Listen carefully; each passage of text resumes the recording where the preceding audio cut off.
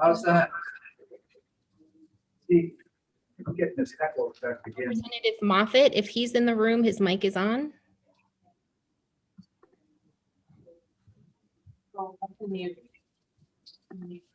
Yeah. How's that? Getting this echo effect again. Representative Moffett, if he's in the room, his mic is on.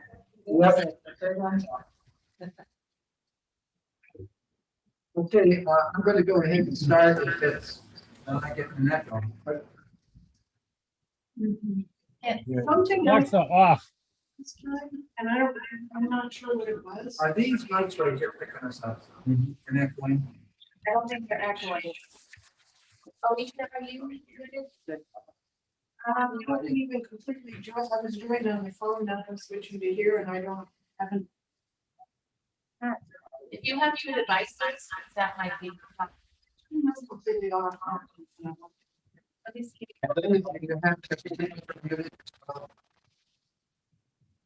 Yeah, if it's me, I'm trying to turn it off. I can't seem to mute you either.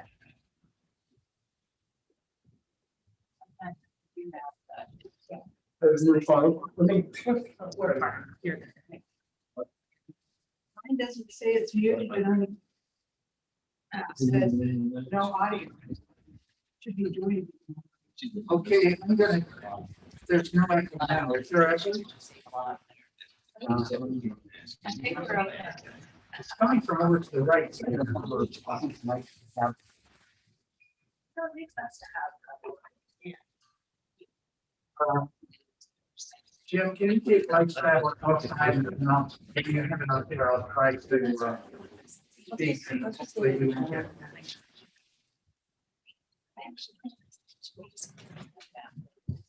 You said one or the other.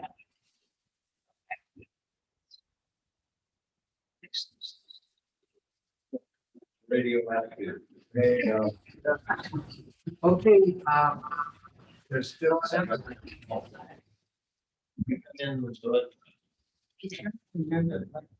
Yeah, last time we had somebody from technology come in and do something. Yeah, they came in last time and It was adjusted on the screen and now they're. yeah, and that's when it stopped. So, Jen, we're gonna need some help with technology here. I will ask for some. I know that staff may be tied up on the Senate side as well, so it might be a moment. Now, we also had some computers on the desk here. One, is that one hooked up on the floor? I think It so. looks like a lot of you in the room aren't muted. The little mute sign isn't in Yeah. front of Representative Moffett, Representative Lakis. Any radio either. So. I completely left the audio off. So I should be- Yeah, so I'm not able to mute Brett Moffitt or Brett Douglas. Oh, yeah, no. No. So, Right, there's no option. You also need to turn off your speaker. If you have your speaker on, not just your microphone, but your speakers on your personal devices. Right. Oh, we don't get the echo. Ken, see, there we go. Try again, Representative Ladd. see if that works. Move that mic in there. Is this, can you hear me? If you speak into the mic, I just turned your mic had come back on, so I just muted that. So if you speak into the room mic, just try that again. Fine. And that, is there an echo there with this now? It sounds good on my end right now. If everyone can just not move a muscle. And get technology up here, please. My Okay, best help, yes. I'll go ahead, read the chairman's script here first. As chair of the House Education Committee, I find that due to the state of emergency declared by the governor as a result of the COVID-19 pandemic and in accordance with House Rule 67 and the governor's emergency order number 12, pursuant to executive order 2020-04. This public body is authorized to meet electronically. This is a public hearing of bills referred to the Education Committee. Executive session on pending legislation may be held. Please note that there is no physical location for members of the public to observe and listen contemporaneously to this meeting. However, in accordance with the emergency order, I am confirming that all members of the committee and select legislative staff have the ability to communicate contemporaneously during this meeting through the Zoom electronic meeting platform, and that the public has access contemporaneously to listen and, if necessary, participate in this meeting by Zoom platform or by telephone. All necessary access information has been made available in the House calendar and through the electronic calendar on the General Court website. The notice up for this meeting complies with House rules and RSA 91-A. Anyone who has a problem accessing the meeting should call 271-3600 or email hcs@ledge.state.nh.us. In the event the public is unable to access the meeting will be adjourned and rescheduled. I want to introduce the staff that are on the meetings assisting us. Jennifer Ford, committee researcher. Please note that all votes that are taken during this meeting shall be done by roll call vote. Let's start the meeting by taking a roll call attendance. When each member states their presence, please also state whether there is anyone in the room with you during this meeting, which is required under the right to know clause. Madam Clerk. Go. Nickel. Representative Cordelli. Here. Representative Bone. Here. Representative Howard. Here. Representative Lucas. Here. Representative Moffett. Here. Representative Hobson. Here. Representative Andrus. Here, I'm at home alone in Salisbury. Representative Ford.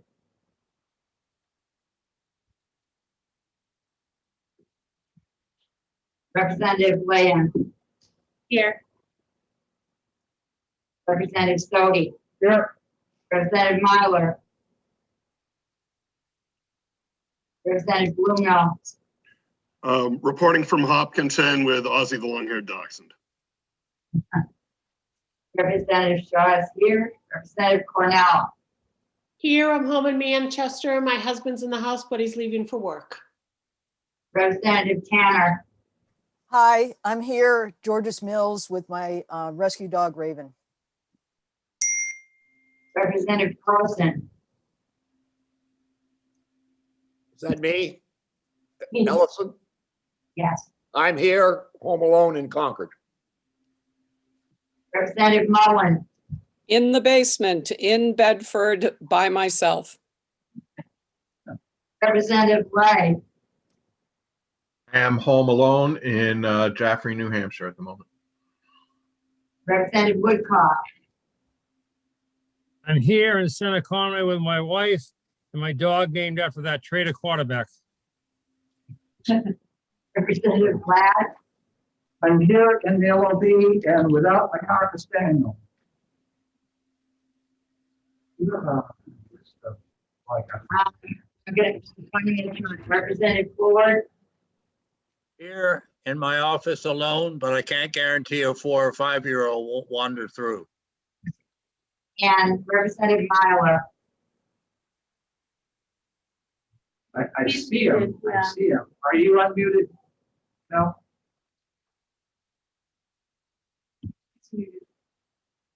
We can't hear you, Representative Myler. Are you unmuted down in the bottom left?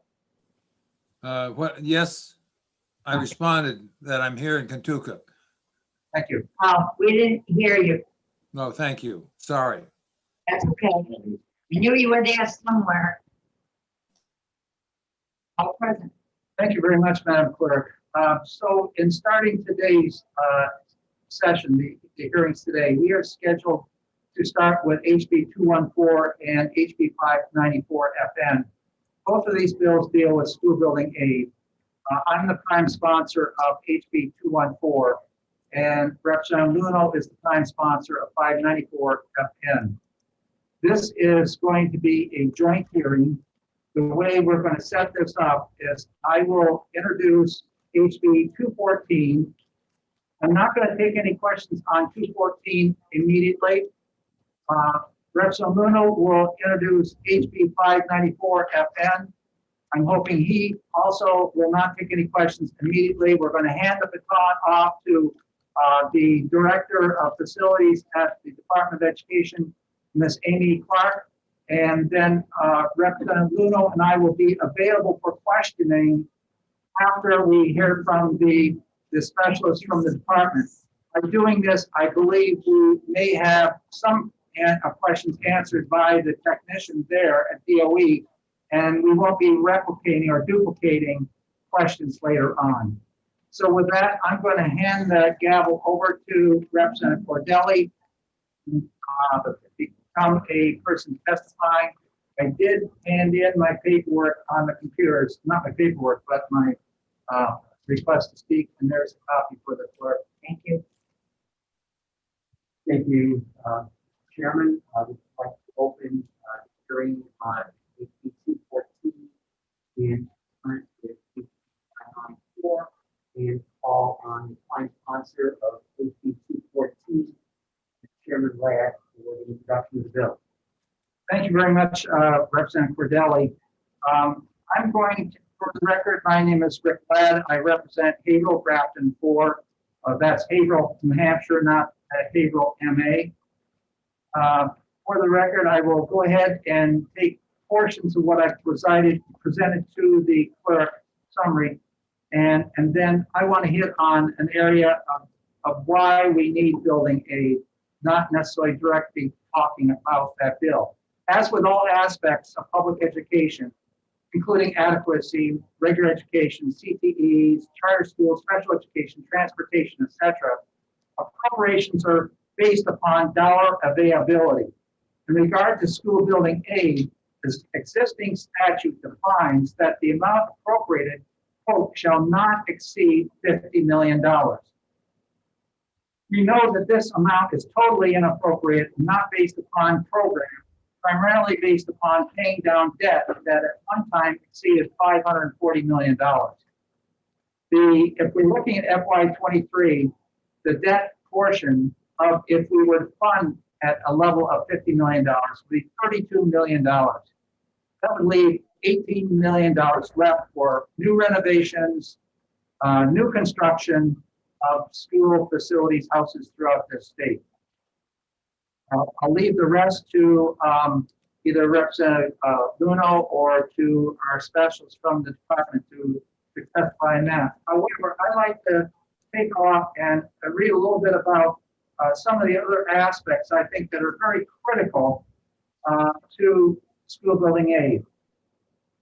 There is a link between student achievement and the condition of school buildings. Poor buildings generally are those that lack appropriate HVAC systems, have poor lighting, are old, unnoisy, lack functional furniture, but have some variation or combination of those qualities. Numerous studies have indicated that students in poor buildings perform less well than students in functional or acceptable buildings.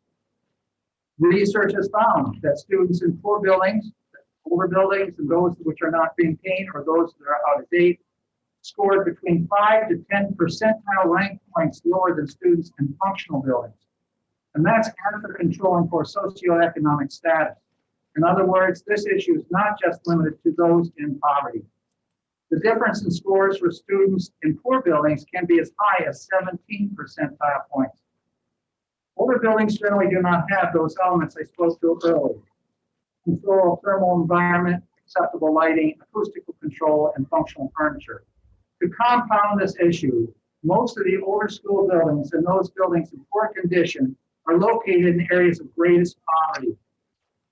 Lastly, there is an abundance of research that directly associates the health and wellness of students and staff to the condition of school buildings.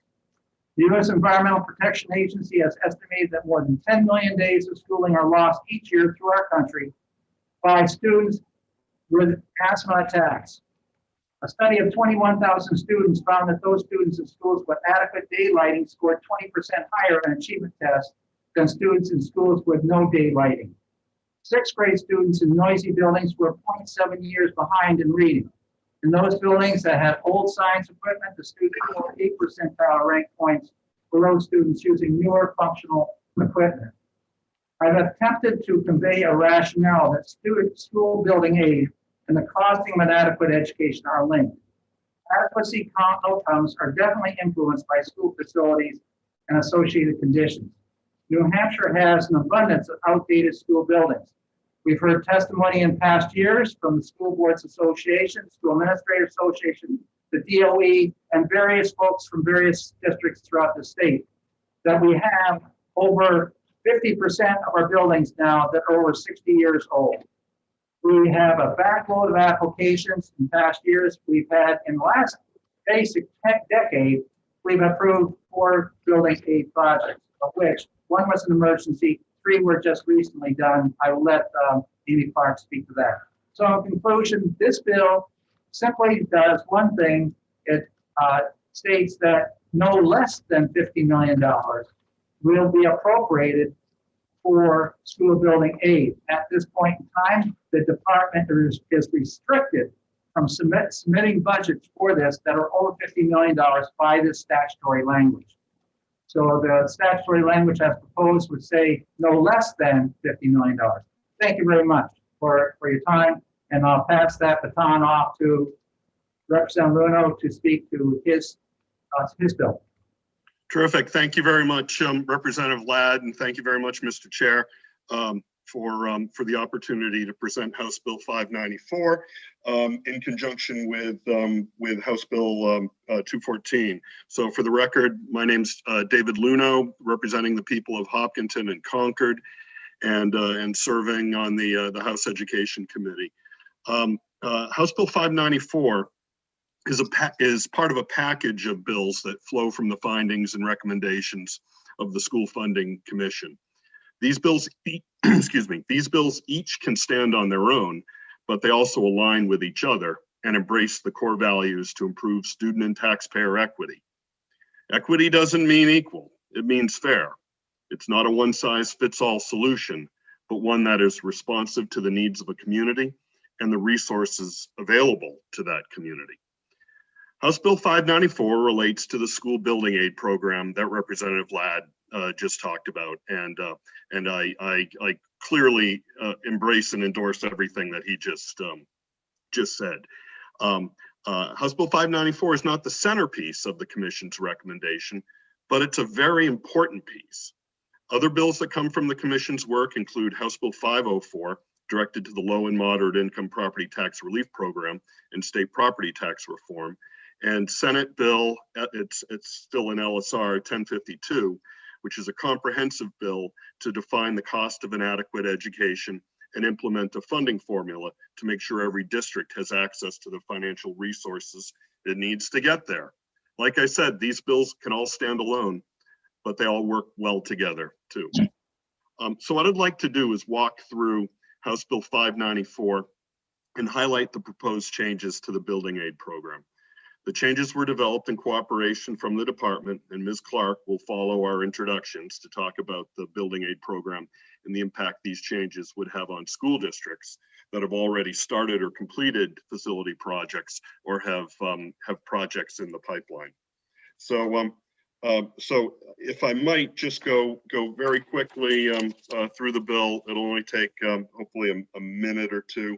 It starts very much the same as House Bill 214 and as what Chair Ladd talked about, bumping the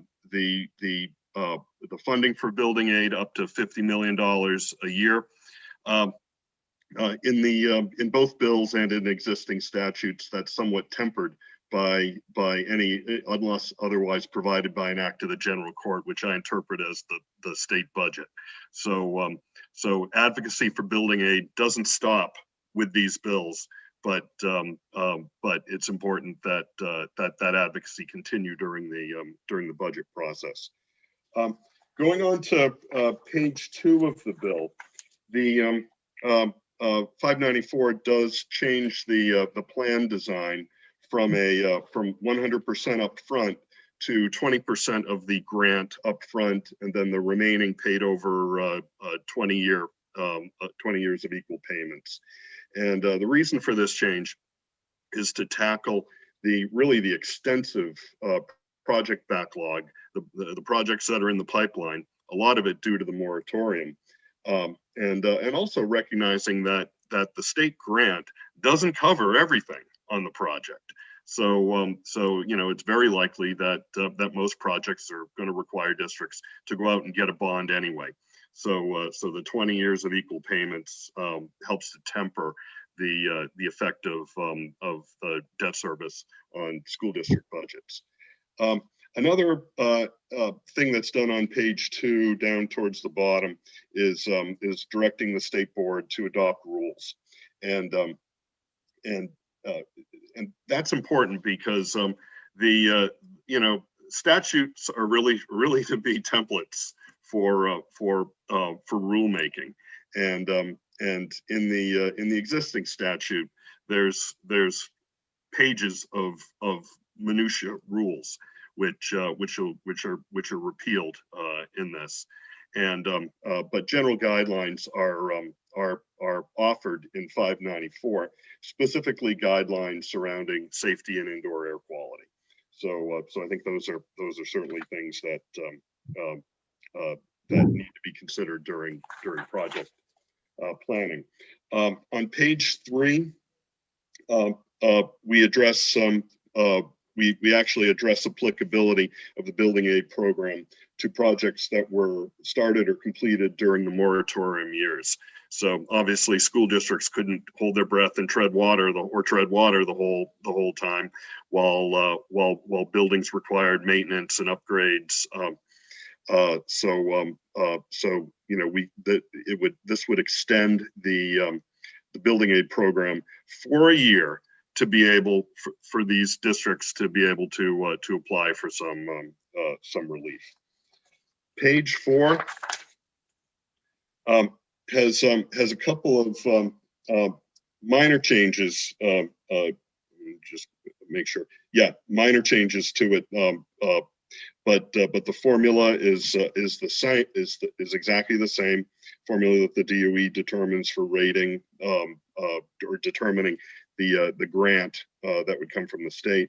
But it does add a reporting requirement that I think lines up very well with what Chairman Ladd just talked about in terms of the correlation between student outcomes and building quality. So this would put some requirements on the department to look at improvements in buildings and look at how that analyze how that may have affected student outcomes in those districts, and reporting those having those reports available to the chairs of the House and Senate Education Committees. And then really the last part on this on page 5 is where we propose to expand the grant range to better align with the fiscal capacity that we see that towns and municipalities have across our state. And with the chair's permission and indulgence, I was wondering if Jen 4 could share just a sort of a quick spreadsheet that illustrates the fiscal capacity range that we see in the state. So thanks very much, Ms. 4.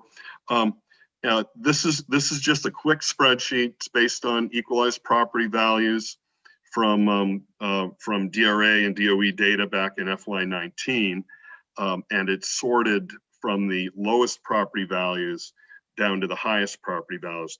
And I didn't plug in all of the grant determinations. Ms. Clark is going to be talking about that next. But you can see where you've got communities that have very low property values per pupil, like Claremont and Berlin, who were under current law getting a 60% project grant from the state. Under 594, that would go up to 80%. And you can see how that also affects, you know, other towns here on the low side of equalized property value per pupil. So towns like Charlestown and Newport would see pretty noticeable increases in their grant eligibility from the state. Haverhill's in there too.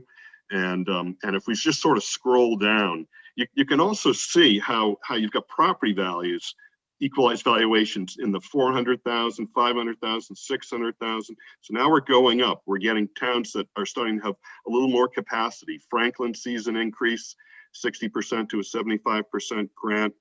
And we keep going down here. I wanted to put Manchester in here because obviously that's the biggest school district in the state, 13,000 kids, almost $1 million in equalized property value.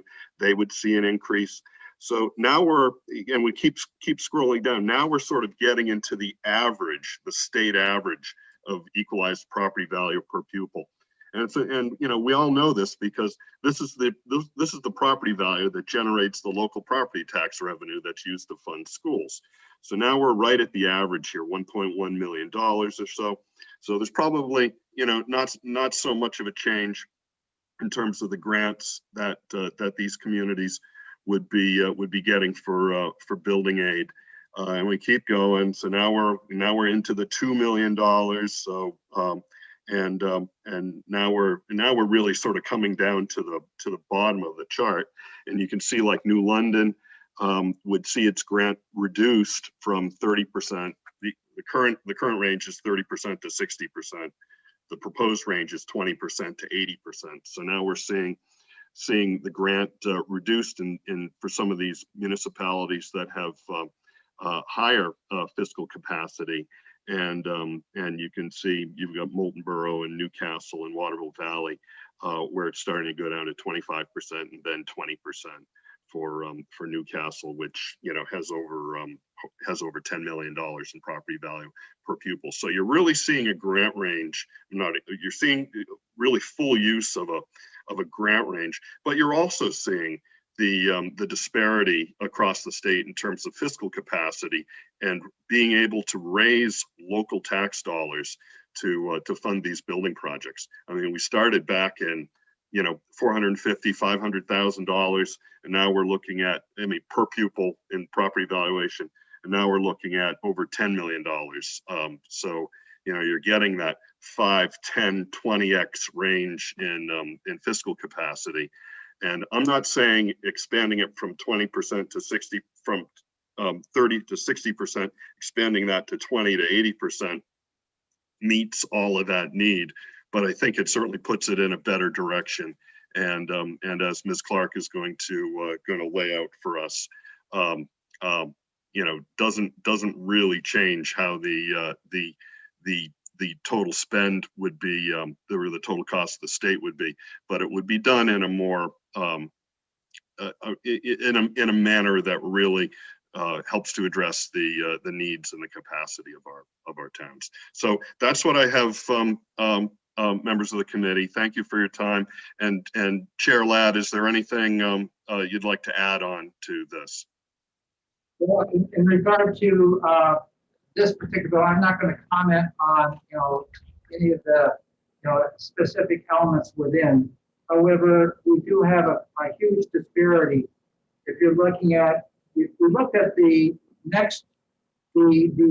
equalized property valuations based on the 20-21 membership, and that's ADM, it's not including utilities. You have the lowest equalized value is Northumberland with $370,943. And then the maximum is Millsfield, which has $93,616,420 per pupil. Huge discrepancies throughout the state.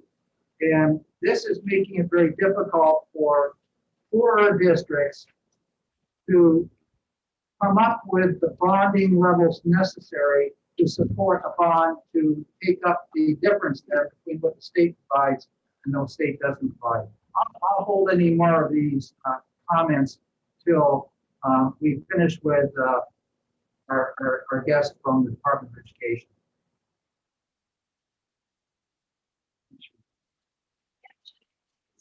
Great. So Chair Ladd and I will certainly be happy to take questions after Ms. Clark presents, if there are any. So.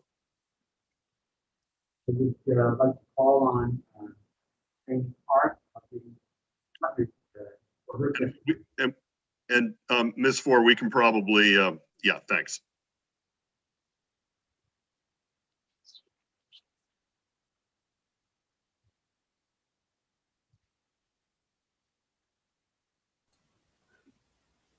Good morning. Are you ready for me, did you say?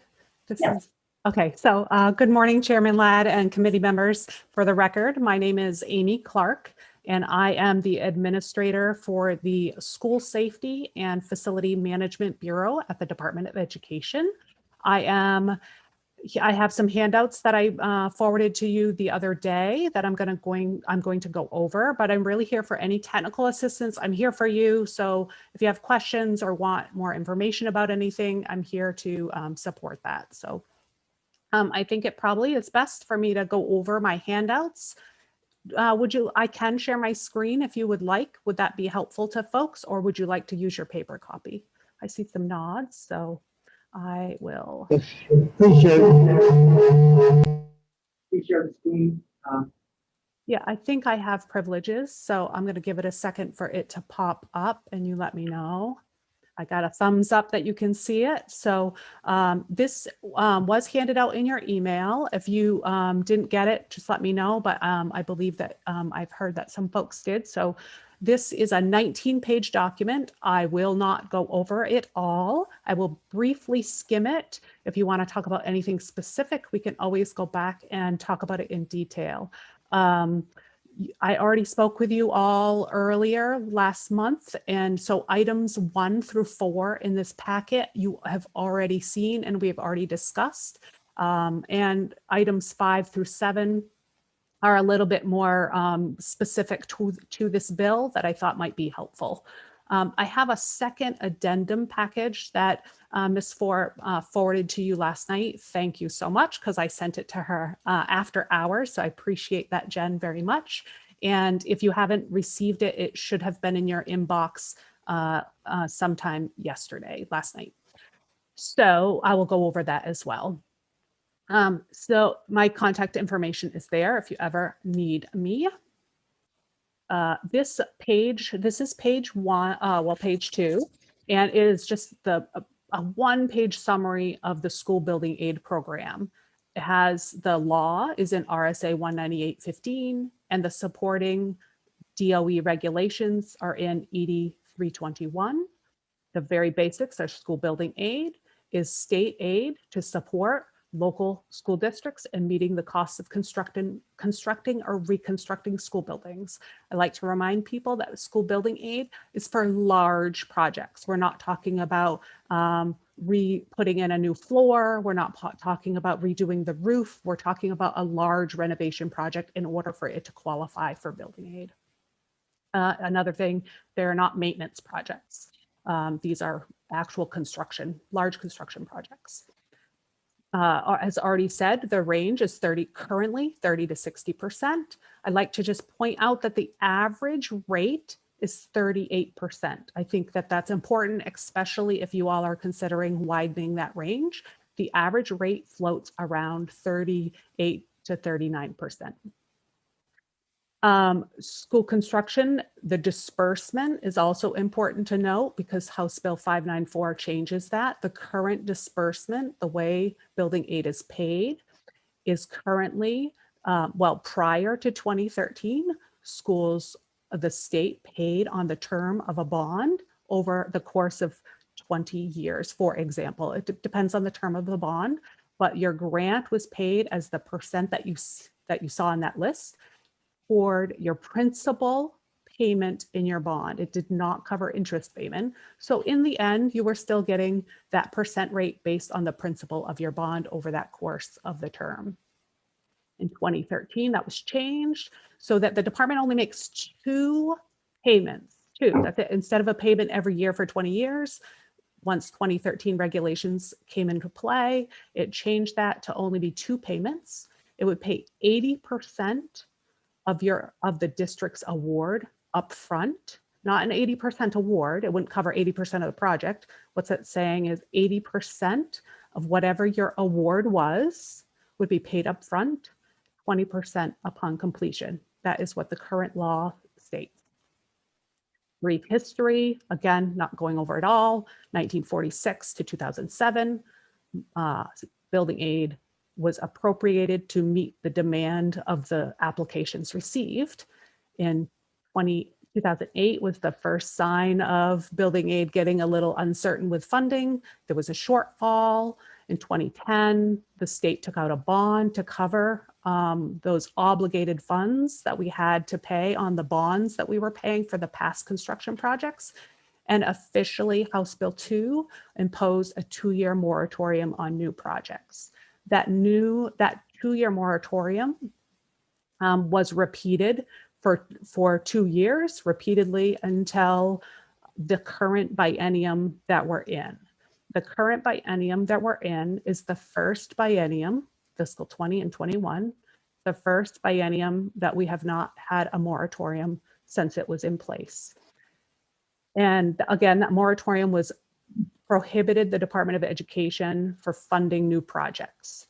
The moratorium ended, and for the first time, building aid was funded fully in fiscal year 2020. And in 2021, it was partially funded. So moving on to page 3 of the handout, it's real quickly just talks about the changes that happened in 2013 and legislative changes in 2013. The key one to remember, especially for these bills, are that in 2013, there wasn't a cap prior, and then in 2013, the cap language was put in to cap that at $50 million per year. Let's see. Again, I know that you've seen all of these before in my prior presentation, but let's see, can I? Not, there we go. So this is that building aid tail graph. This is just something handy I like to have all the time because school districts are always asking me how much money might be available. And I start by saying, well, if building aid is fully funded, then this fiscal 22 and 23, $32 million would be available for new projects during the biennium. And I can take you through this again, but I'm going to leave that to you to let me know if you want me to do this. Just note here that if you look here is the obligated funds, or the total debt service is $35 million for 2022 and $32 million for fiscal year 2023.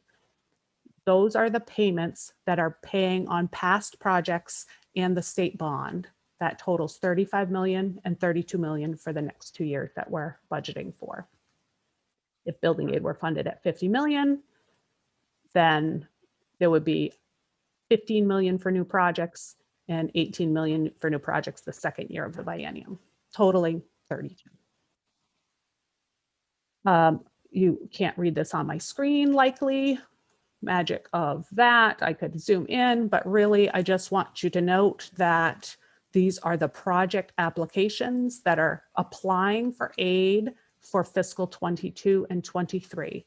There are 12 projects here. Their total construction costs, their total cost of their projects is $270 million. The state aid, if building aid were funded, would equate to $104 million if all of those projects were funded. And that's for a 2-year period. So 104, let's ballpark that and just say, that is average of 50 million for those for each year for those projects. Page 6 through 11 are just, if you want to look up and you're curious to see, how much is the state currently paying on past projects for Interlakes? Well, then you can see the Department of Education is still paying $115,000 to Interlakes. I can see that we're not paying them in 2023, which means that this is our last payment and that project is going to be one more payment and we've completed that. It's likely that that was probably 20 years ago that project started. It could have had a 10-year bond though, so that's just an example. And scrolling through all the way, those are for all the districts. On page 12, so this is new. I think this might be the first time that you've seen this or in your packet. This takes and looks at the current building aid rate in the current law and compares it to the changes made by House Bill 594. Representative Ludo already walked you through some of the comparisons with the fiscal capacity and the rates, but here it is if you want to look it up by town, but it's alphabetized by town. And at the bottom of this list is the regional cooperative districts, if you're looking about districts. So keep in mind that, let's say, Merrimack Valley is not a town, but it accepts students from multiple towns. So how the current law works, and there's no change to that and how it's calculated in the proposed law, but how that works is it's the towns are weighted by the number of students that attend that school district. So Merrimack Valley would use all the different towns that go there, Salisbury, Loudoun, Pennacook, and so forth. And so you can see the changes in those districts. With that last column, you can see the change in their rates. So on page 15 of your handout, let's see how to best look at this one. On page 15 of your handout, I'd like to stress that, well, this is a list of projects that were built during the moratorium that may have been covered by building aid had building aid been available. I want to stress a couple of things about this list. This is an informal data collection.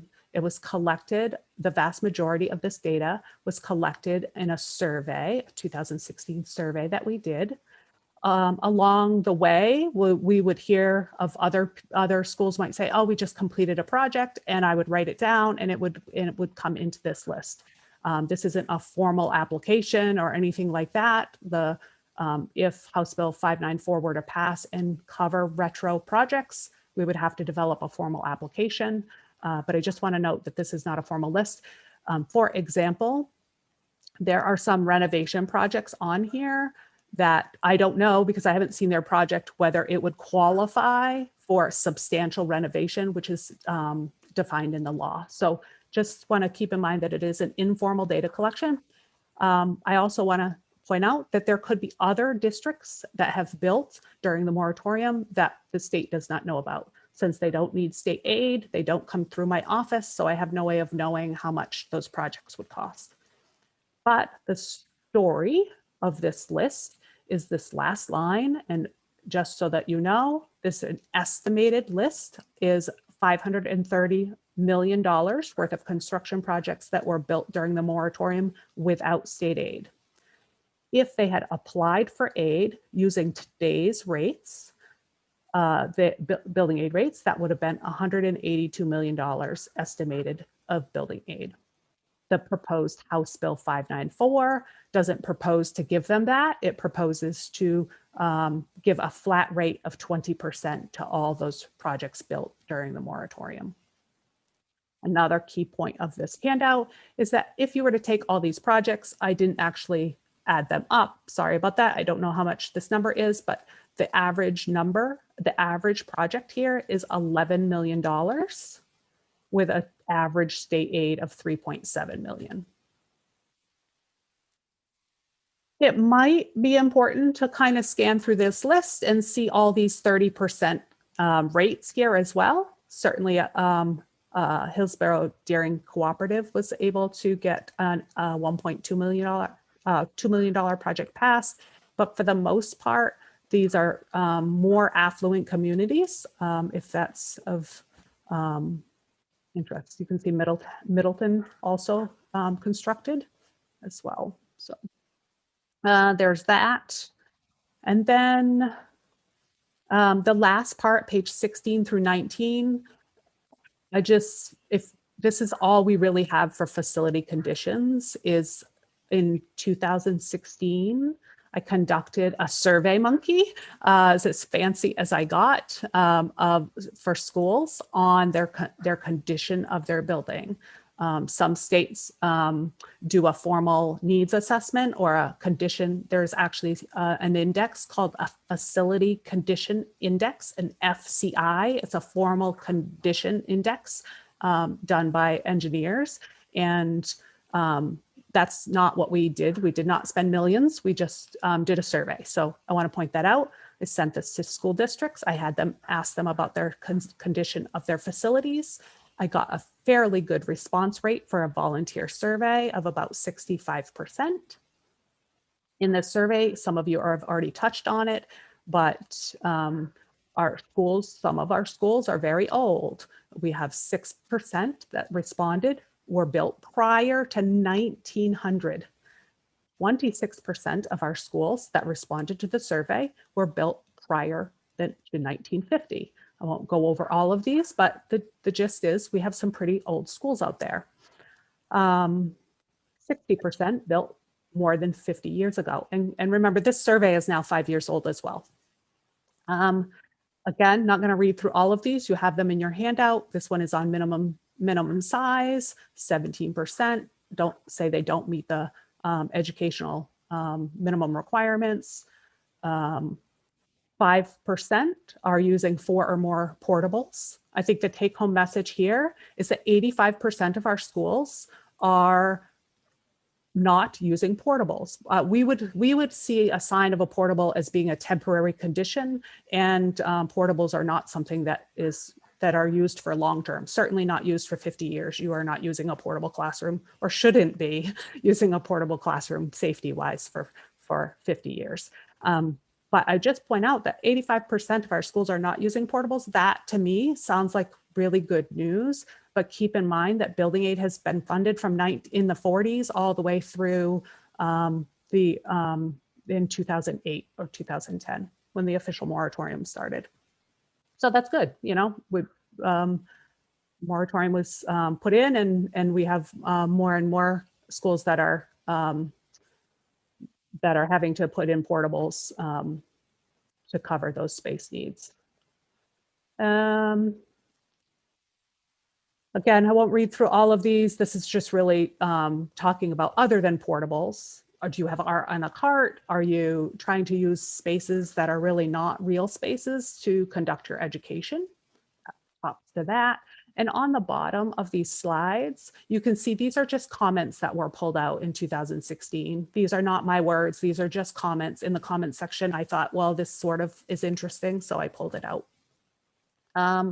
Overall condition of facilities. These are the school districts reporting these facility conditions. And again, you can't probably read this slide, but you might be able to read it in your handout. Again, these are just comments that I thought were interesting. So you could read through those, and that is, again, the school districts reporting themselves on whether they think they're good, adequate, or fair. I'm going to stop share, and I actually have a second document to go over that's not as lengthy. I promise. And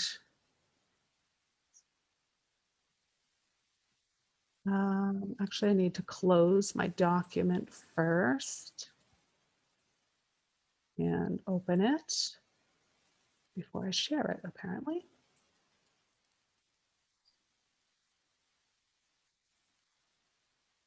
Are you able to see this? Well, let me see.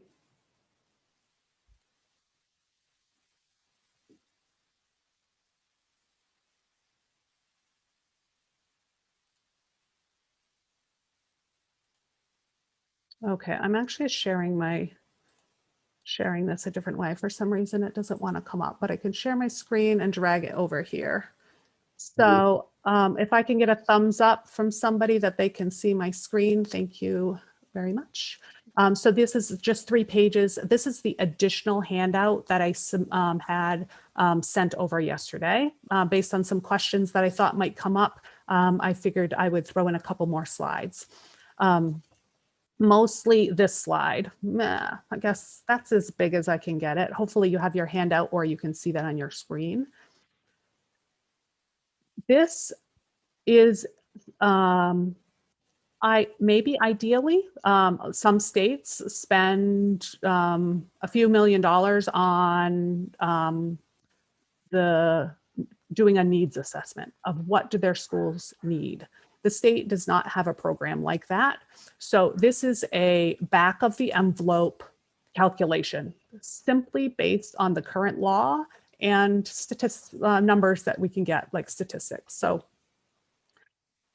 we have about, so this is a space assessment, like how much space does the state have in school facilities out there, and what might it cost to build or rebuild these schools every 40 to 50 years. So there are 450 schools in public schools in New Hampshire. There's about 168,000 K through 12 students. Note that building aid only covers K through 12 spaces. There are, of course, more and more preschool students in schools, but building aid does not cover their spaces. So if a building aid application is received, preschool is prorated out of that calculation and not covered. So that's 168,000 K through 12 students. I'm going to skip a bullet. The average cost, the average square footage allowance in the law is 140 square feet per student. It depends on how many students you have, bigger schools, smaller schools. It depends on if you're elementary, high, but on average, it's 140 square feet per student. Of the 12 applications received for fiscal 22 and 23, only one school is right at that square footage per student. All the other schools are greater than this square footage, which means that that is local taxpayer dollars, not state building aid, that would cover those spaces. But I just want to make that point that special education spaces are increasing more and more. And those square footage is not what typically schools are building, but it is what the cap in the law is. So if you take 140 square feet per student and you multiply that by 168,000 students, you get 23.5 million square feet. So what that is essentially saying is that the state has, for state building aid purposes, 23.5 million square feet to take care of. I'm not here to debate whether the state should be taking care of it or the local taxpayer. I'll leave that to you all legislators, but I will just say that there's 23.5 million square feet of public school spaces out there based on what is allowed by the law. Many schools are closer to 200 square feet per student, we're seeing, if they have higher special education needs. It also does not cover CTE spaces because the CTE program is covered different in a separate program. So the average cost for a construction for a project is about $300 a square foot. Don't use this as a state. Certainly don't use this to argue with your current construction project, because there are some construction projects that are larger than this $300 per square foot, and some that are lower than this $300 per square foot. But this is a rough average that is. So if you take $300 a square foot and multiply it by 23.5 million square feet, you get $7 billion. If you assume that a school is going to be rebuilt or have a substantial renovation project over all of the square footage over their building, you're looking at $176 million per year. Again, not here to argue about who pays for that. I'm just here to say that that is what the needs of an average square footage is. If, for example, the state covered on average 30%, that would equate to $53 million a year. Currently, the law puts their average rate about 40%. Remember, I said it was like 38, 39%.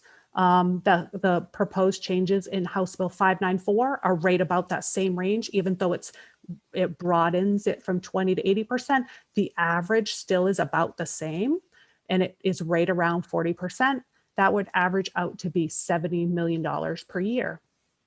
I don't think anybody is going to discuss today whether we should be paying 60% of everybody's costs, but if so, that would be $106 million per year. I just put those out there for numbers for you to see. I also just want to make a strong note that this is for construction and reconstruction costs. This is not maintenance costs. When typically over the life of a building, 50% of your costs are for the building itself, and 50% of costs are maintenance of the building, which means they're equal. What I'm trying to say is they're equal. Your capital costs and your maintenance costs are typically the same. That's a nationwide number anyway on what should be covered. So just with that said, for example, a roof is a great maintenance cost that does not covered by building aid. It used to be a long time ago, but it is not anymore. And so maintenance would be not qualified for building aid. Okay, so I spent a lot of time on that slide, but I don't need to spend any time on this slide. This is just a summary of that 2016 survey. Just summarize that all those 6 pages I thought was a lot. So here's a summary of what some of that says about the age of our buildings. Odds and ends, I just want to remind you all that if you hear the word public school infrastructure fund, that is not school building aid. That was $28 million of state aid for mostly security projects and some life safety projects and some bringing fiber connection to schools.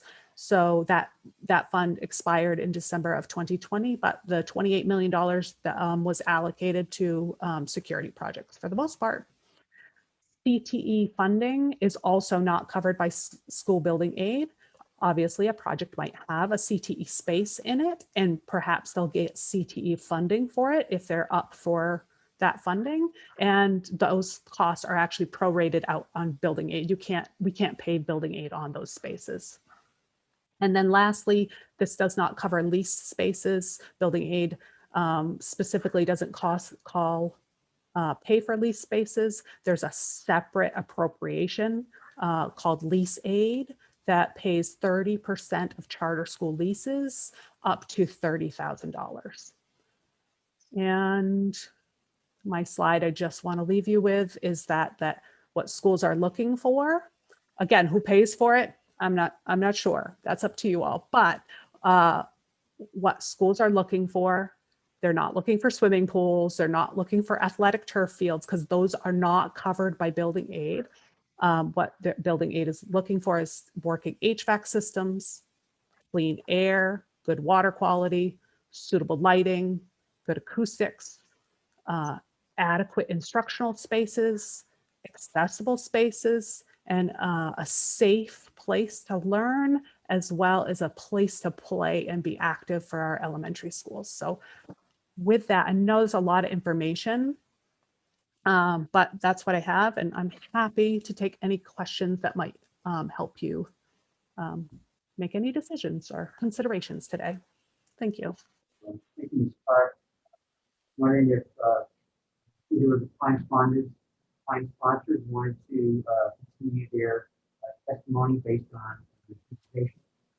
Anything to add to the testimony? No, I have nothing additional. My testimony, and I do of course have questions on the other call, but I'm not going to ask as the person presenting. Representative Bruno, anything to add before we move on to questions for Ms. Clark?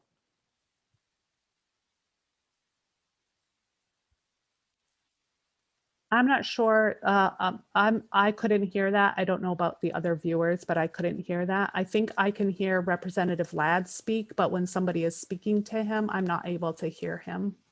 I don't know if you could repeat the question. Yes, Representative Bruno, if you want to add your testimony based on Ms. Clark's presentation.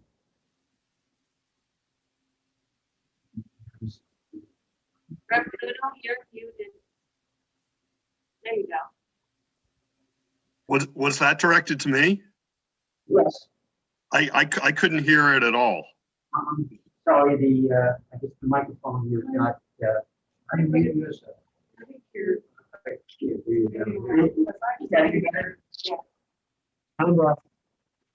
President Kudo, can you hear me now? That's a lot better, thanks. Great, thank you. I just wondered if you had any follow-up testimony based on the presentation you just saw. I missed that last part, though. Did you have any follow-up testimony based on Ms. Clark's presentation? Oh, no, thank you very much, Mr. Chair, for offering. I thought Ms. Clark represented the current law, current program, as well as the proposed changes very adequately. Great, then we'll open up the committee questions for Ms. Clark, starting with Representative Leon. Thank you very much, Mr. Chair. Ms. Clark, I have a question about the 20% of the building that happened during the moratorium. Is that 20% of the $530 million that you shared with us? We've got to hold off here a little bit. Oh. I did hear the question. So if you all can hear me, I think I can answer. So yes, I the way I read the bill, it looks to say that it doesn't define the term of when that is paid, whether it's paid over the course of a year or many years. But the way that I read the current law, it says that, I'm not the current law, the proposed House Bill 594 is that it would look to cover 20% of that 500 or more or less $1 million of projects. Okay, and if I may have a follow-up? Yes, you may. So that would be approximately $106 million over whichever time period. And sort of as an aside, do you know what a fair interest rate would be on these debt service? I would guess 3%, but I'm not exactly sure. I don't know that. I don't know the answer to that question. I'm sorry. Mr. Yes. Chair? Oh, Did I hear someone? Yes, I'd just like to add to that to address Representative Leon's question. Go ahead, please.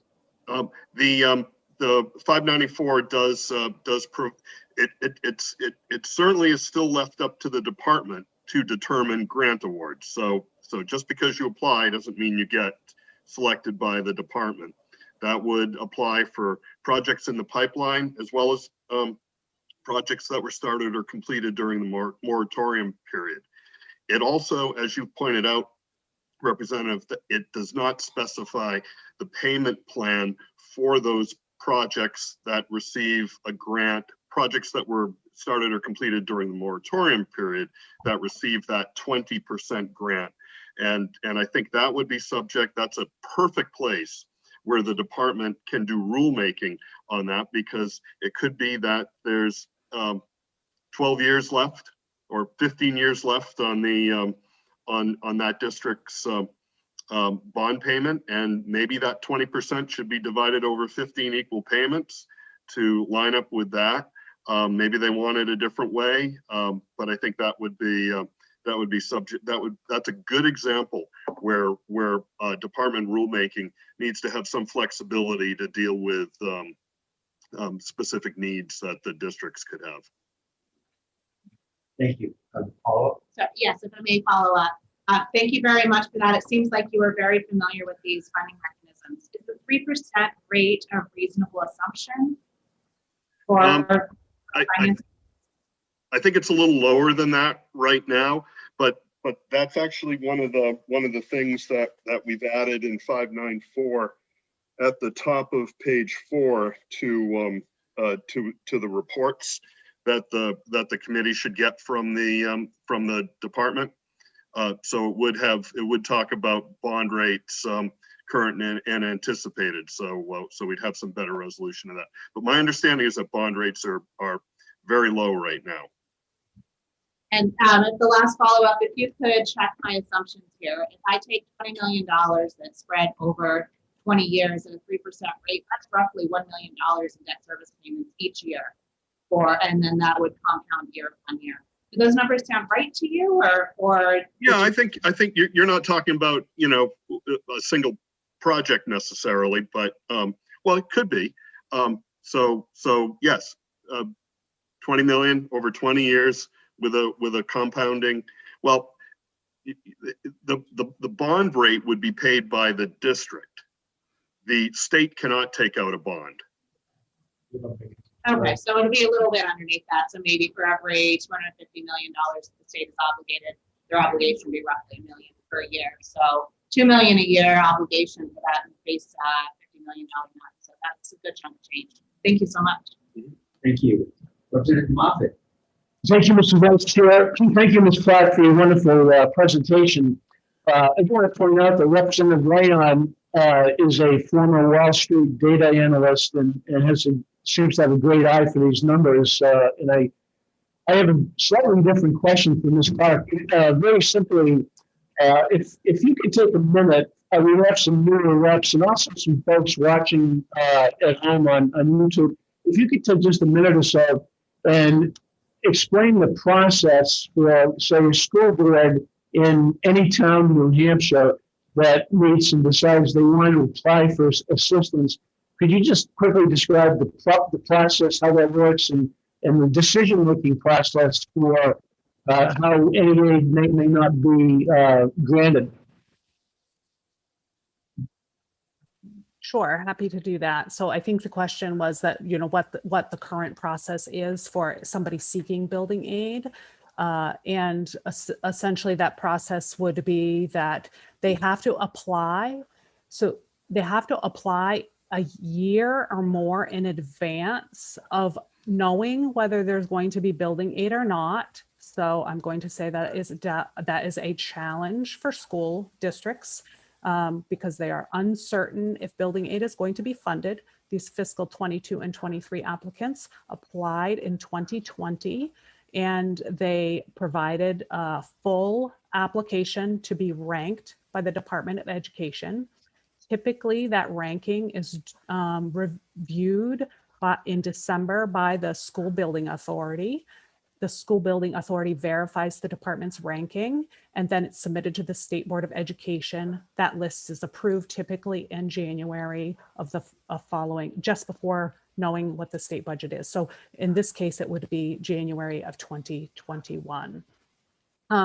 That process by executive order was bumped out, but that's the months were bumped out, but that is the standard, what's in the current law. They're ranked based on a ranking is based on lots of different criteria, overcrowding, school safety issues, structural issues, ADA corrections that they might be making, educational deficiencies and so forth. I don't know if that answers your question or not. That's very helpful. Thank you very much. Welcome. The further questions from the committee. I just have one, if I might. I saw air quality listed on one of your slides as a common renovation project. And I believe ESSER 1 and 2 funds come into play possibly with that. Could you explain those funds and how they are allocated? I think Representative Cordelli, I'm not sure I heard all of your questions, so I'm going to try to repeat it and answer it. I think I know what your question is, but please raise your hand or wave if that's not what you wanted.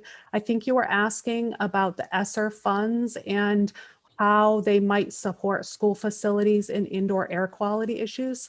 And so the ESSER funds, I'm not the ESSER fund grant manager, so I have to defer that a little bit. If Caitlin Davis is on the phone, she could probably answer that. What I can say is that how they might differ from building aid is that the ESSER funding covers facility projects that would address indoor air quality, but I'm not familiar of how much per school that would be. And I can just say indoor air HVAC systems are expensive. So when you're looking at ESSER funds, HVAC systems are hundreds of thousands of dollars, depending on the square footage of a building, all the way up to $1 million+. So I guess it would depend on the ESSER funds, what they need them for and whether they'll apply. But you are correct. The ESSER funds do have a criteria in them that says that facilities can cover those projects.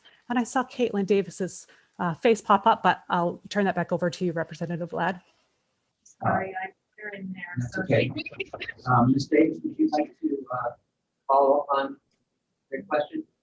Sure. So there is a lot of flexibility with the ESSER 2 fund as opposed to the ESSER 1 fund, which was distributed in the spring of 2020. ESSER 2 was received by the Department of Education about 3 weeks ago. The Department of Education put out preliminary allocations to school districts on Friday. However, they have not been finalized and they are in the process of being distributed by the department. There is certainly some flexibility that air quality systems could be an allowable use of those funds. However, it's kind of limited by the amount of funds that a certain school district receives. Some school districts received only a few $100s, even under ESSER 2, which is a new $140 million package. Some school districts like Manchester received or are going to receive an estimated $26 million. So they are semi-limited by the availability of the funds. The other issue is, there's some fairly complex construction standards that school districts will be required to follow if they choose to build any sort of air quality system or anything like that. So these are actually relatively new regulations that the department will be dealing with. We haven't had funding that allows construction in the entire time that I've been at the department. I'm not sure if ever, federal funding that allows construction. So this is something that we are in the process of working through. We are actively looking to get more information from people who are experts in using federal funding for construction. But right now we don't have a great idea of who will or won't be able to do these projects. If I just follow up and ask, there will be an application with specifications from the local district for the use of the allocated funds for that district? Can you repeat that? I'm sorry. There will be an application process of sorts for use of the allocated funds from ESSER 2 by the district? Yeah, so with all of our funds, school districts are required to provide an application to the Department of Education. The Department of Education's responsibility is to review that application to make sure that the activities are allowable. So that will be no different from this. We can certainly, I can send Jen for the list of allowable activities for ESSER 2 to distribute to the committee. That might be helpful for you all to have too. Thank you.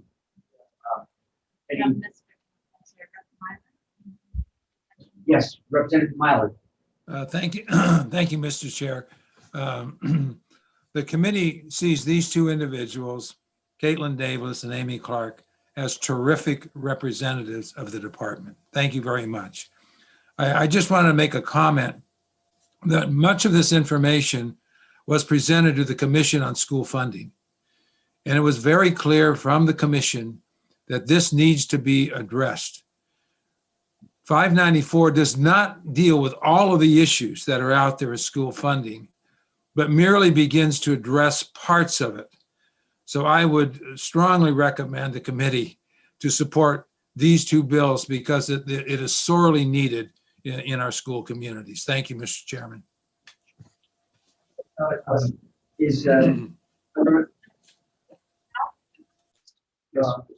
Okay. Are there further questions for either Ms. Davis or Ms. Clark? Mr. Chair? Oh, yes, I'm sorry. No, thank you very much, Mr. Chair. And while we have Ms. Clark with us, I had some little bit of crosstalk or feedback when Representative Leon was asking couple questions about the program design, particularly for moratorium projects, and then the bond questions. And I think the bond and or payment question should have been directed to Ms. Clark, and I was wondering if Ms. Clark could take that up. It had something to do with the question about $20 million and how that would look over time. I think we can. Do you have a quick answer to that before we continue? Okay.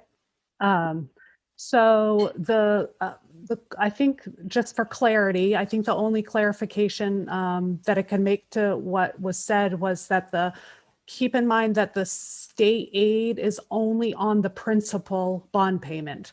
So that's all I guess I would add. I thought that you did a good job explaining it. It would be 20%.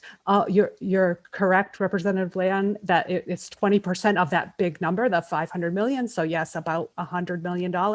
And I think House Bill 594 identifies that the Department of Education would make rules, or at least to me, it is not clear that House Bill 594 states how the term of when that is paid. So I would assume that the Department of Education would have make that clarity in rules. But the only thing I would say is that principal would be the interest is covered by local taxpayers currently and in the proposal as well. Thank you. Sorry, very, very quickly. Just trying to understand this. Does that mean that the 20% of that ongoing funding would just be if you had a $10 million loan, you paid $2 million up. We had a $10 million paid construction project. $2 million was paid up front, $8 million was split evenly over those 20 years. Is it that simple of math? And then whatever cost of the bond is borne by the towns? Or is it sort of? So I think there might be two competing things with House Bill 594, again, the way that I read it. So there is a retro projects piece. That's I get that. I'm sorry, I'm trying to talk about the ongoing obligations. Thank you. I could ask you questions all day, but I don't want to take everybody's time. I'm specifically asking. Is there a question still that you're specifically asking about?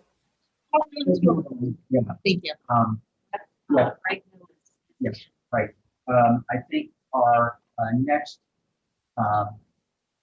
testifier is up, and I wanted to thank Ms. Clark and Ms. Davis for their time and testimony. And next call on Representative Greg Hill of Merrimack. I assume everyone can hear me. This is Representative Greg Hill. I represent the town of Northfield and 1/3 of the city of Franklin. I'm here to testify, I guess, against both these bills.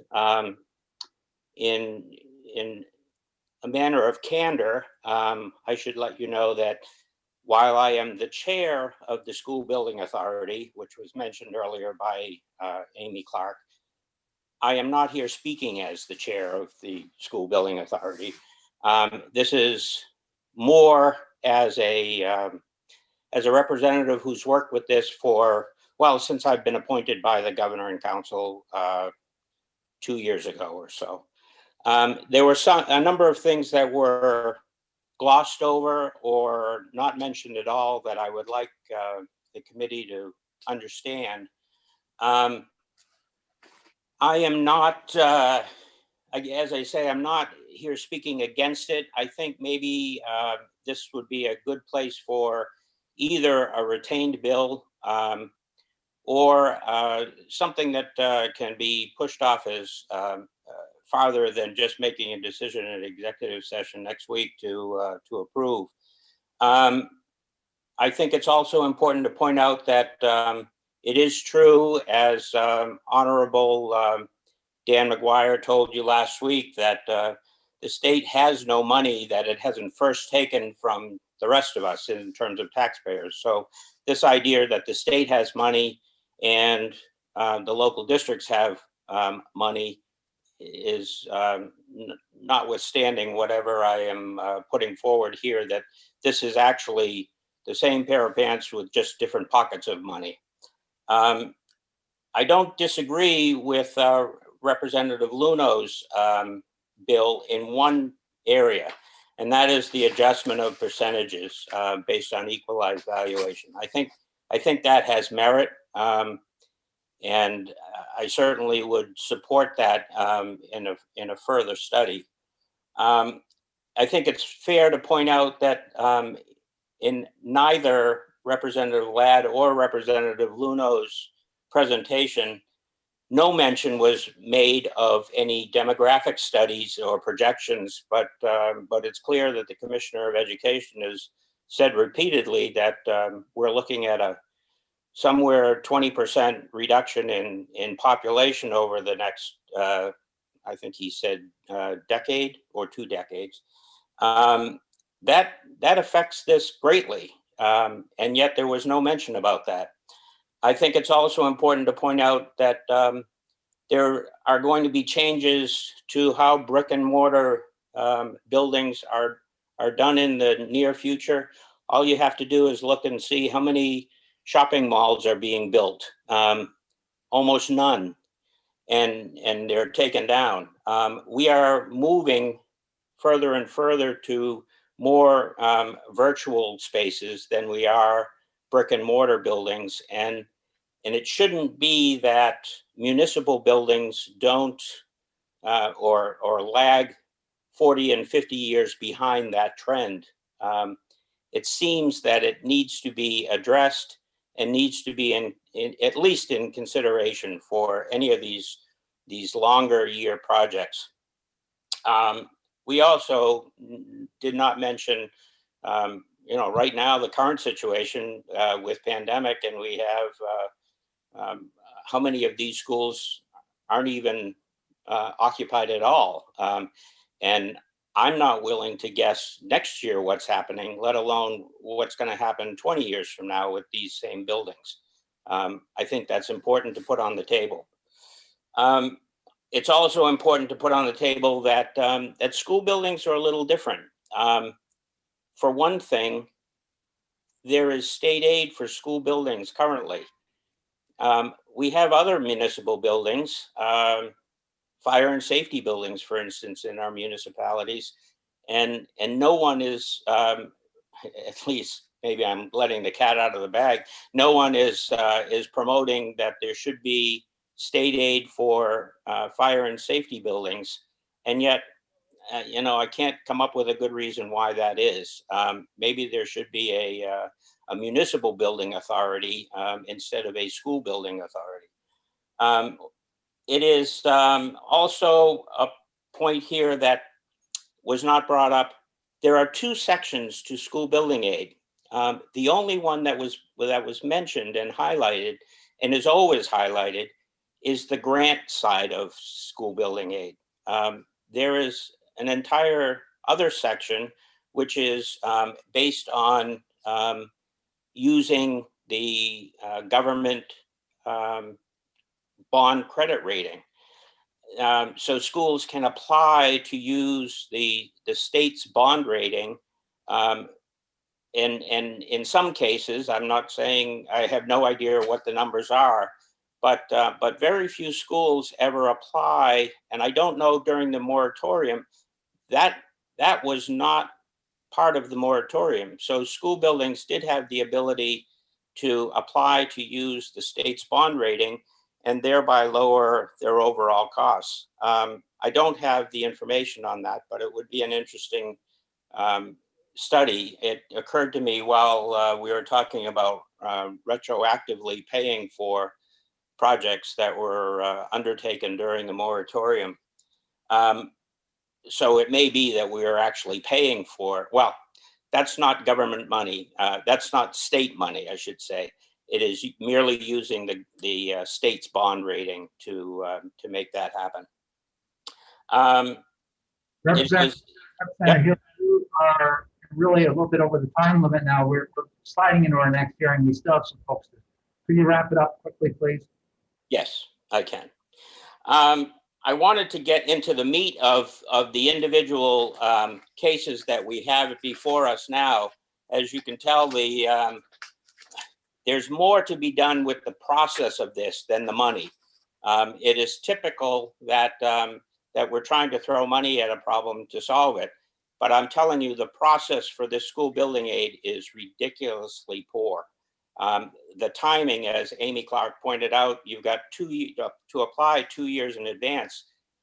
What's important for the board to know, or the committee to know, is very often the voters in that community have not yet weighed in on whether to approve or disapprove this project prior to all of this work by Amy Clark and everyone else actually having to evaluate the project. It's absolutely ridiculous. It cries out for a summer project for somebody here.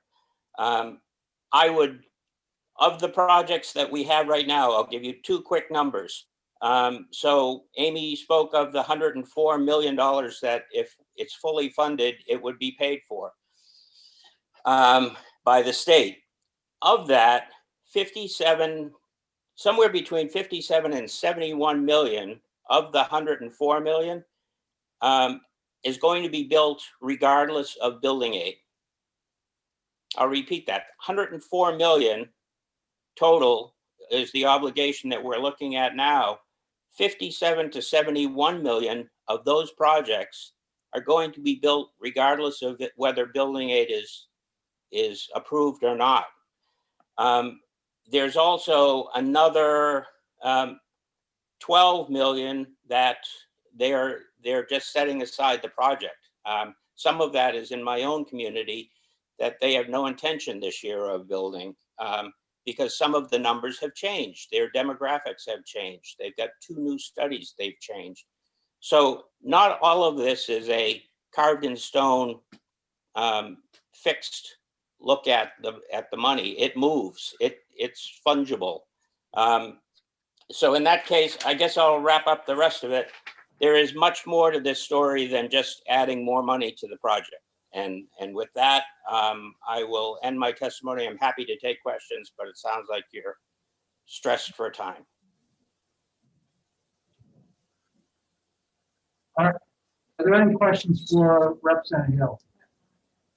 I have a question, Mr. Chair. Yes, go ahead. I guess I am concerned about Representative Hill's comments, because if you listen to the governor, if you listen to the parents, there's a hue and outcry to return to schools in buildings, not remote. And secondly, I'm not aware of any state requirement of this, right? My question is this.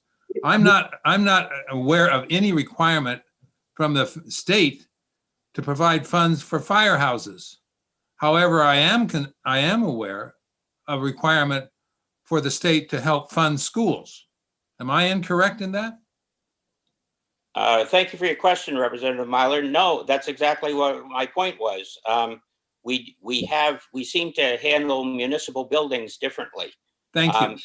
There is no requirement for fire and safety, and yet there is for schools. Yes. But that was my point. And that's my point. It's mine as well. As far as the other position on, or your other question, it escapes me at this point. I can't remember what you were talking about. Thank you very much. Are there further questions for Representative Hill? Representative Woodcock. Thank you, Mr. Chairman. Very quick.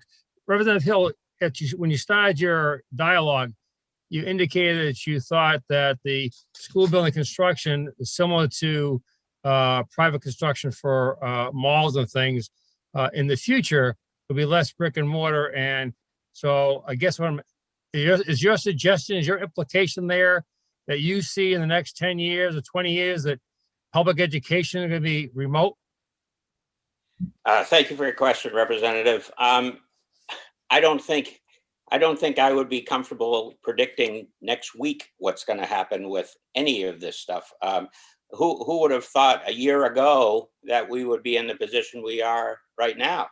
So, you know, the idea that we're obligating the state and the state taxpayers and the local taxpayers for what this entire school project looks like 20 years from now seems crazy, is in light of the fact that we're not taking into account our current conditions. That's all. That was my only point. Thank you. Further questions? Not seeing any. Thank you very much, Representative Hill. Thank you. Have a great day.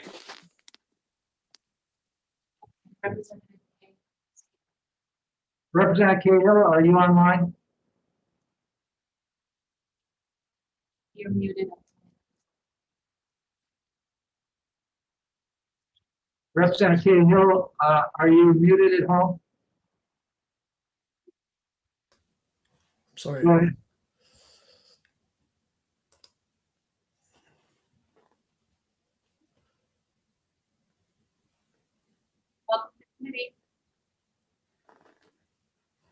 Can you hear us, Representative Cahill? Oh, yes. Yeah, sorry. Is it my opportunity to testify? Yes. Thank you so much. Thank you so much. And I would like to share my screen here, if I may. And I know that we were all interested in getting kids back in person. And unfortunately, we had an experience here in Newmarket. We'd been able to have in-person and remote, but we had a student and a teacher, a student exposed and tested positively. And so they've had a lot of contact with the teacher and other students. So today we're remote only. But let me get to my presentation. Right. So as you know, Mr. Chairman, I did sign in to HB 214 because it's better than nothing, which is what we've done so far in all the years that I've been in the House. And I know you've been working on this before that. I strongly support HB 594 because it addresses projects undertaken under the moratorium, which had stopped funding but not time, deterioration, overcrowding, or obsolescence affecting many schools in our state. The state should serve as a reliable partner with property taxpayers in our communities as we invest in schools to assure students, their families, and businesses considering New Hampshire that education is a priority. HB 594 would also make adjustments to grant percentages as determined by the economics of the district, putting a bit more where there is less ability to fund these projects. Failure to invest in state funds leaves communities with no good options. Projects are delayed, costs increase, and students are adversely affected. Over time, conditions become untenable, and property taxpayers are forced to fund the entire cost. Yet another downshifting from the state to local property taxes. I begin with what I'm most familiar with, the struggles in my own town, Newmarket. However, we are certainly not alone in this effort to provide education. Yes, sir, I'm getting to it. I know I'm reading to it. Here's what we had, here's what we were working with. You see this collection of additions. So we started in 1925, added some in the 50s, then in the 60s, and then we skipped the 70s and waited till the 80s to add a new gym. That's this before picture, students 6 through 12.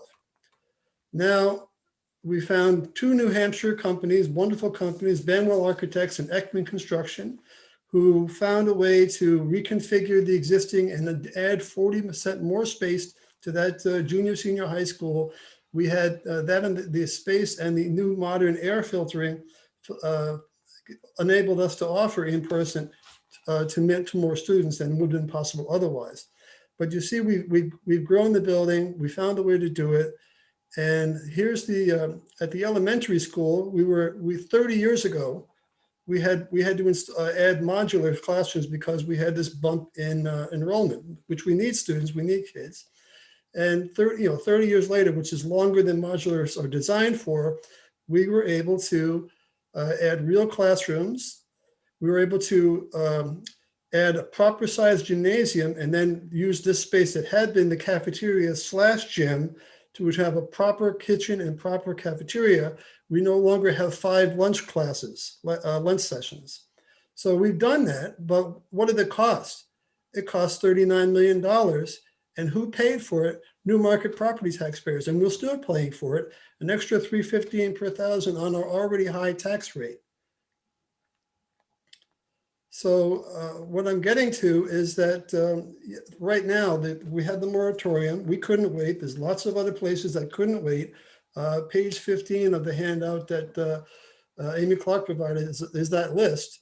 And that list will grow if we don't fund school building aid, get started doing something. And I would like to see those on that list retroactively helped just to the extent possible, so that we can be the better state that we should be, provide the education that our students and our families, and yes, our businesses are entitled to. Thank you very much, Representative Cahill. Are there questions for Representative Cahill? Yes, Representative Cahill, have you sent in as an attachment this testimony? I did send this testimony to the committee. I also sent 2 letters from that Banwell and Ekman wrote in 2017, which, that was in support of another bill, which didn't get very far. So I'm hoping that this will lead to a change so that we can accomplish this. Yeah, my question is, so we are in possession of the written comments that we're seeing on the screen right now? Yes, Mr. Chairman. Thank you very much. Questions for Representative Cahill? Who put up the Representative Cahill, can you please take down the screen share? Oh, sorry. Yes. Stop share. There we are. Thank you very much. Yes, we'd like to invite this time Gary Abbott.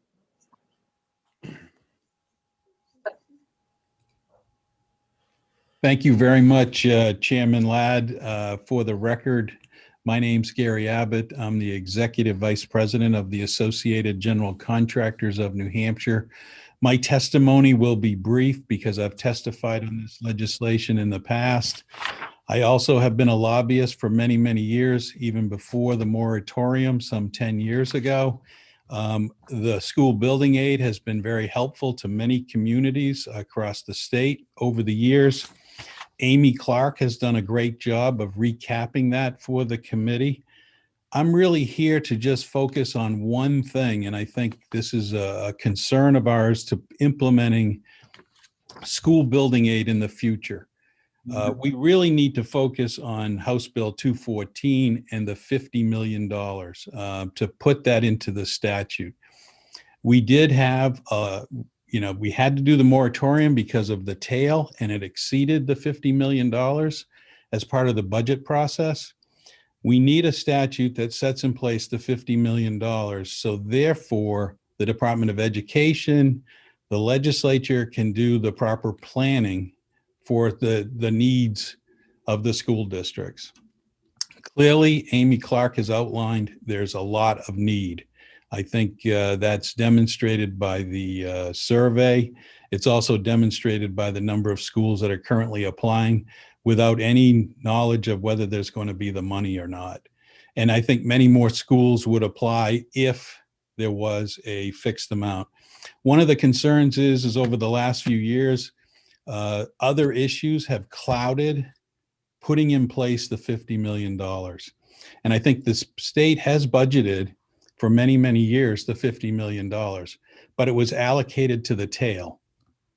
So what I'm trying to do here today is I think that is the key piece. I think years after that's locked in or other legislation should then talk about those other issues. But my concern is if we don't get that in place, we'll be having struggles every budget cycle. So with that, I'm just here to support getting in place the $50 million. I support both bills because they both have it in it, but I think the issues get clouded under 594 because you end up with winners and losers. You end up with a whole host of different discussions, and almost should be a separate, but you need to get the money locked in for the Department of Education. With that, I would end my testimony and answer anybody's questions. Thanks. Mr. Abbott, seen you in the hallways and seen you in education prior to this, so welcome back. Are there any questions for Mr. Abbott? Yes, Mr. Chair, actually a question for you, and I really shouldn't be asking Mr. Abbott the question, seeing as you and I presented the bills. But I just want to point out that there is a difference in 214 and 594 with respect to the. I think you and I should either be talking. There's a lot I'd like to add too regarding ESSER and some other comments, but I'll have to do that after this hearing is over. I think you should do the same thing. Okay, no, happy to do that. Just wanted to clarify the understanding. Thank you. Thank you very much. Thank you. Are there further questions? Not seeing any. Thank you very much, Mr. Abbott. Have a great day. It's David Smith. Representative Smith. David Smith, I guess. Yes, this is David Smith. Can you hear me? Yes. All right, let me turn on my video. It might be helpful. So one moment. All right. So I prepared a statement here pulling it up here. So my name is David Smith. I'm a resident of New Hampshire, Hampstead, New Hampshire, and a school board member. I want to say first, thank you, Representative Ladd, and esteemed members of the committee for letting me speak to you on the importance of school building funding.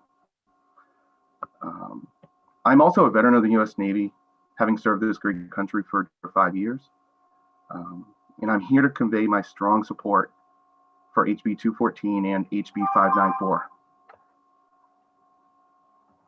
As stated, I'm a veteran and very proud to have served this great nation. When I served in the U.S. Navy, I had the great honor to travel overseas and visit over 24 countries. I was able to visit the wealthy countries in Western Europe to the poorer countries in Eastern Europe and throughout Asia. It was a great experience because as a young adult, it made me very proud to be from a country that is wealthy and prides itself in investing in the infrastructure to provide the foundational needs for its citizens to prosper. So 20 years later, I have a few more gray hairs. I have 4 beautiful, smart daughters, and I've added a few more pounds. I'm here in front of you with many life experiences collected. I've been able to dabble in industries leading from the technology sector. I've worked for the largest defense company in New Hampshire. I've also worked for the largest financial company in New Hampshire. And over the last 2 years, I've had the tremendous opportunity to serve on the Hampstead School Board, providing leadership to our community and to the administration to serve the students at our school district and do whatever I can to support the 21st century educational experience of those students. During those 2 years, I've experienced more than I ever anticipated. I've learned about all the amazing techniques our teachers incorporate to educate our children. I have learned about all the tireless hours our teachers and administrators put in before the school bell rings, what they do during the day and between their classes to help a student with extra learning needs or to answer the simplest or strangest questions from our parents and community. And I've seen the countless times when they partake in events in the community with our families. They do this in the after hours when they could be with their own families. Excuse me, Mr. Smith, we're running a little bit late with this hearing. You could go directly to your comments on the legislation. Yes, I will get there, I promise.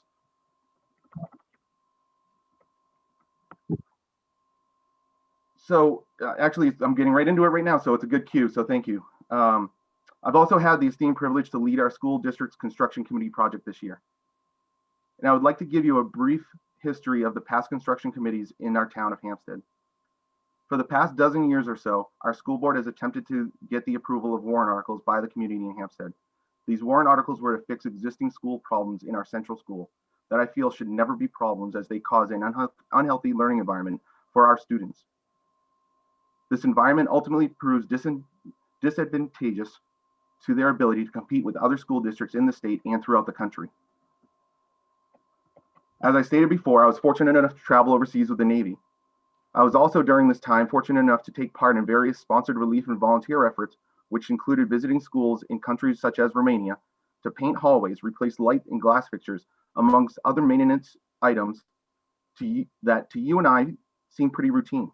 However, in those countries, having the resources to fix such small items was anything but small. Now in Hampstead Central School, I'm able to see firsthand issues that remind me of those schools that I visited while in the Navy, of those countries that were in the Iron Curtain, behind the Iron Curtain in Eastern Europe. Please address the bill itself, the bills, either one bill or the other. I thought I was Representative Ladd by providing, I'm going into providing what, as an example, a school system is finding trouble to raise such funds and is looking for from the state. I'm about to provide just some examples of a local school district that is struggling to provide a proper environment for our students. Go ahead. Representative Hill was allowed to talk for 20 minutes. I just said, go ahead, please, Representative. Okay, thank you. So here are just a few of the building issues that are facing Hampstead right now that we're going to vote, that we're providing to the taxpayer to vote on in March. These are 5 items. I could have easily given you Dave's top 10 list, but I'm going to limit it to 5 to be respectful of the time, Representative Ladd. Thank you. First one, we have exterior walls with an R value of 1.2 in one area of the building that provides education space for 8 classrooms. To give you an understanding of what an R value of 1.2 is equivalent to, if you built a tiny house made just of particle board, you would have greater insulation than what these students have in this school building. This is not an exaggeration. In the winter, we have to turn up the heat of an antiquated HVAC system very high just to get the temperature that is barely comfortable. The noise from our HVAC is disruptive. And then in later spring months, when our kids return from summer break or are about to go to summer break, it is quite unbearable. And I'll give you the story that one of those spring days, I was able to visit my daughter's classroom in this area of the school. It was in June to celebrate the end of the year of the classroom. I was blessed to be able to hear her and other students speak so proudly of a year-end project. When I walked into the room, it was unbearable. They have a thermometer hanging in the middle of the room. It was 92 degrees. This is not an exaggeration. I have pictures of this. This is not okay for our students. Number 2, we have intake vents in the same part of that building that is sucking in exhaust from the cars that are dropping off our kids and picking them up throughout the day. These intakes are in the same part of that building that I talked about with the lack of insulation. This section of the building serves 8 classrooms, as I said, 4 for our kindergartners, 4 for our 3rd graders. This is unhealthy and simply unacceptable. Number 3, we have small and inadequate rooms. Classrooms that the square foot are under the recommended space by the DOE in numerous studies about having adequate spacing. In some cases, these rooms are 30% under the recommended size. And only about 25% of our classrooms throughout the central school are actually larger than the recommended size by the DOE. The only reason we're allowed to have these spaces is because we are, quote unquote, grandfathered in. Again, this is unacceptable. Number 4, we have very small spaces dedicated to the special education population in our school, and it is growing, as we had just heard from Amy Clark. We pride ourselves in providing the highest quality education for these students. We want to take care of them and keep them in district. We officially have only 3 small spaces that our paraeducators refer to as the closets. The total space allocated to special ed does make DOE guidelines when you combine them together, but they just barely make that.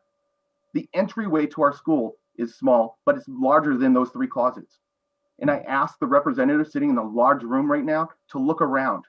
Look at the size of the room you're in right now. Now divide that in 5 parts. The size of these 3 closets is the equivalent to one of those parts that you're sitting in. Just imagine being a professional trying to provide the best care for our special education students in a space that's called the closets that is the equivalent of that desk that you're sitting at right now. Number 5, and lastly, Hampstead's student population is on the rise. We currently have a student population of 420 students. That's serving pre-K through grade 4. Next year, we're adding north of 500 or 80 kids to bring our student population in the school to 500. And the forecast have us growing an additional 60 or more students over the coming years. And this number is conservative. We are growing and we don't have the space. However, what we've done to accommodate and to provide the space that we need, this year we've taken over half of our library. The library that our students would traditionally go, sit, do projects, get extra help, work with a librarian, to read, to get away from the classroom, to really just get into those books. They no longer can do that. We don't have the space for them to sit in the library. They can go and find a book and go back to their classroom, maybe to the hallway. Who knows where they'll go, but they will not be in our library. I'm afraid of what is next after this year as we continue to grow, because we are utilizing 100% of our learning space. I cannot commit to anyone what the future boards and administration in Hampstead will have to do because we don't have the adequate funding to provide the adequate education. However, I feel that without doing anything, it'll continue to be inadequate and be a detriment to future students. Which brings us to why I'm here today. Again, Hampstead Board has brought forward articles to raise the money to take care of the issues I've spoken to and many other issues I've not spoken to. We're doing everything possible to inform and educate our wonderful and supportive community of the needs. We are out there every day on social media, knocking on doors, making phone calls, having Zoom sessions with our community to show the cost, the value, and other efforts to reduce the impact of the cost to the taxpayers will bear. Even though past warrant articles attempted to fix these issues, they have failed. Our community is already seeing this in their taxes, and they're afraid that by raising the taxes, they're not going to be able to live in these towns. We don't want to force our community members out because the taxes get that high.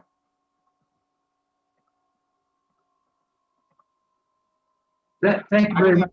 Go ahead. Can I just finish? I'm sorry, I am almost done. I believe that our town is not unlike any others that have been spoken to date. I believe that we have hardworking community members that are fiscally conservative and are very cautious to improve investment of millions of dollars that will impact their taxes.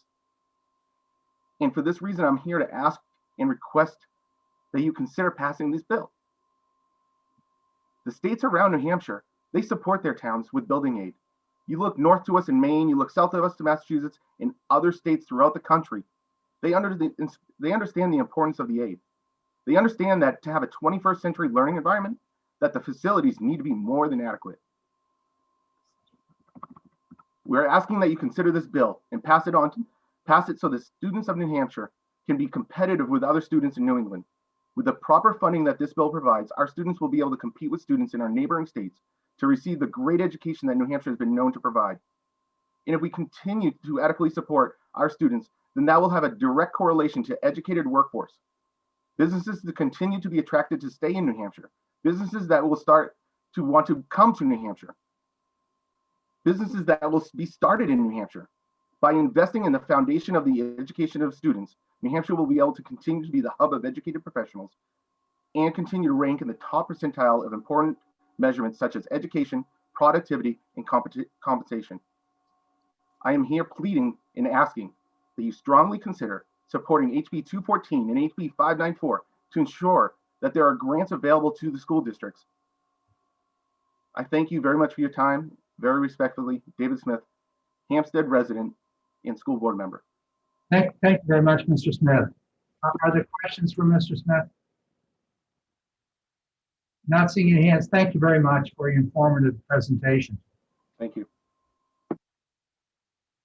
Who's up next? Jim O'Connell, welcome. Good morning, ladies and gentlemen. Thank you, Chairman Ladd, and thank you for the opportunity to speak this morning. My name is Jim O'Connell. I'm a school board member at large from the city of Manchester, and I'll be very brief this morning. I'm here to speak in support of both of these bills.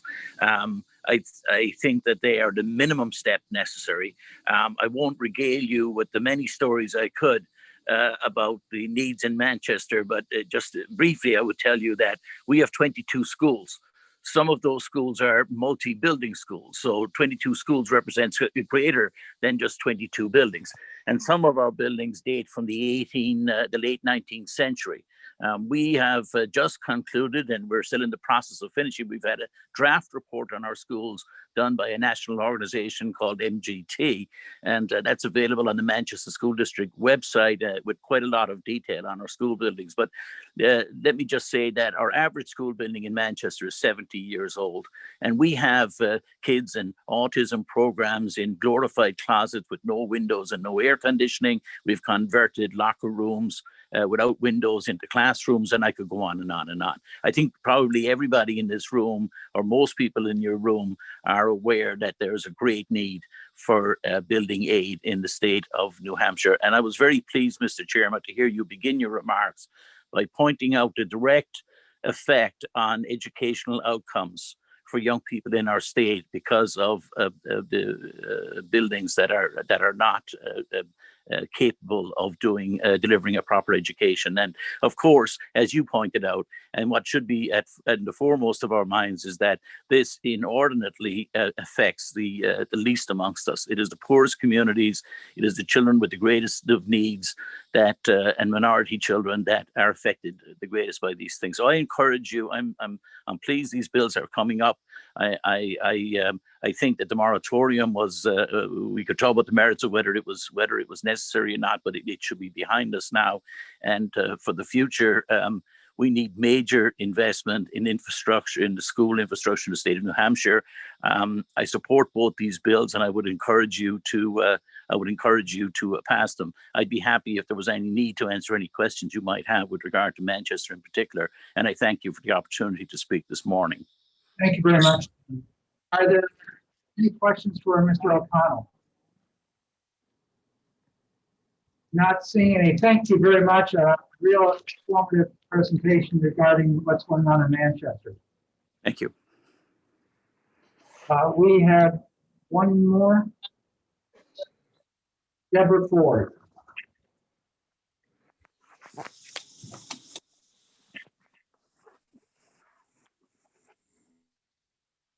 Can you hear us, Deborah? Yes, I can.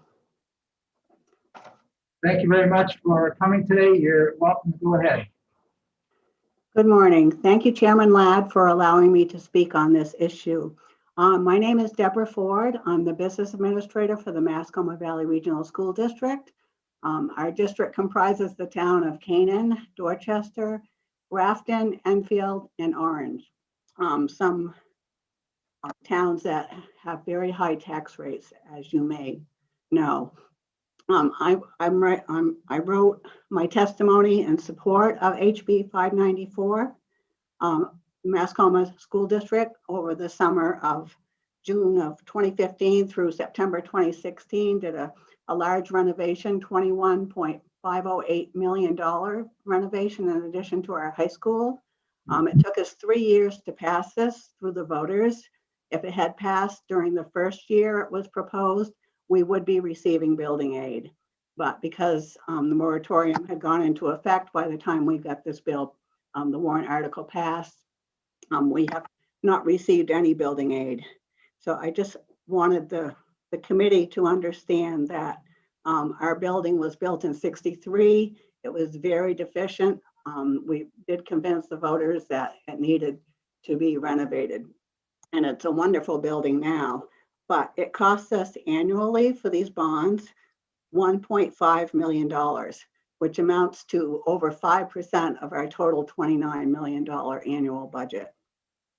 So I'm just asking the committee to consider our situation as you debate the merits of HB 594 and what it would mean to the taxpayers of the Mascoma Valley Regional School District. Thank you very much. Thank you very much, Deborah. Are there questions for Ms. Ford? Thank you very much. It's always good to hear somebody right out of the school district giving us this basic information. Thank you. Thank you. I don't have any other further folks that are asking to testify on this, on either of these bills. So at this time, I'll close the hearing for the two bills dealing with building aid. So with that, this is closed. I don't have the sheet in front of me as far as how many people signed up for one way or the other to speak. Representative Ladd. Yeah. We have Barrett Christina, Nate Green from the Department of Education, and Carl Ladd signed up to speak. But I'm not sure if you have a sponsor to introduce the bill in the room. Okay. On the attendees, I don't see any hands raised, but are they signed up on the sheet there? The names I read are the only people who registered to speak. Okay, well, let's take, who's the first one you have there? Because I don't have that information and I don't think. We don't have a representative to introduce the bill. Oh, you're not talking about the bills which we just did, which are the 214 and 594. I'm sorry, I thought you were moving on to 242.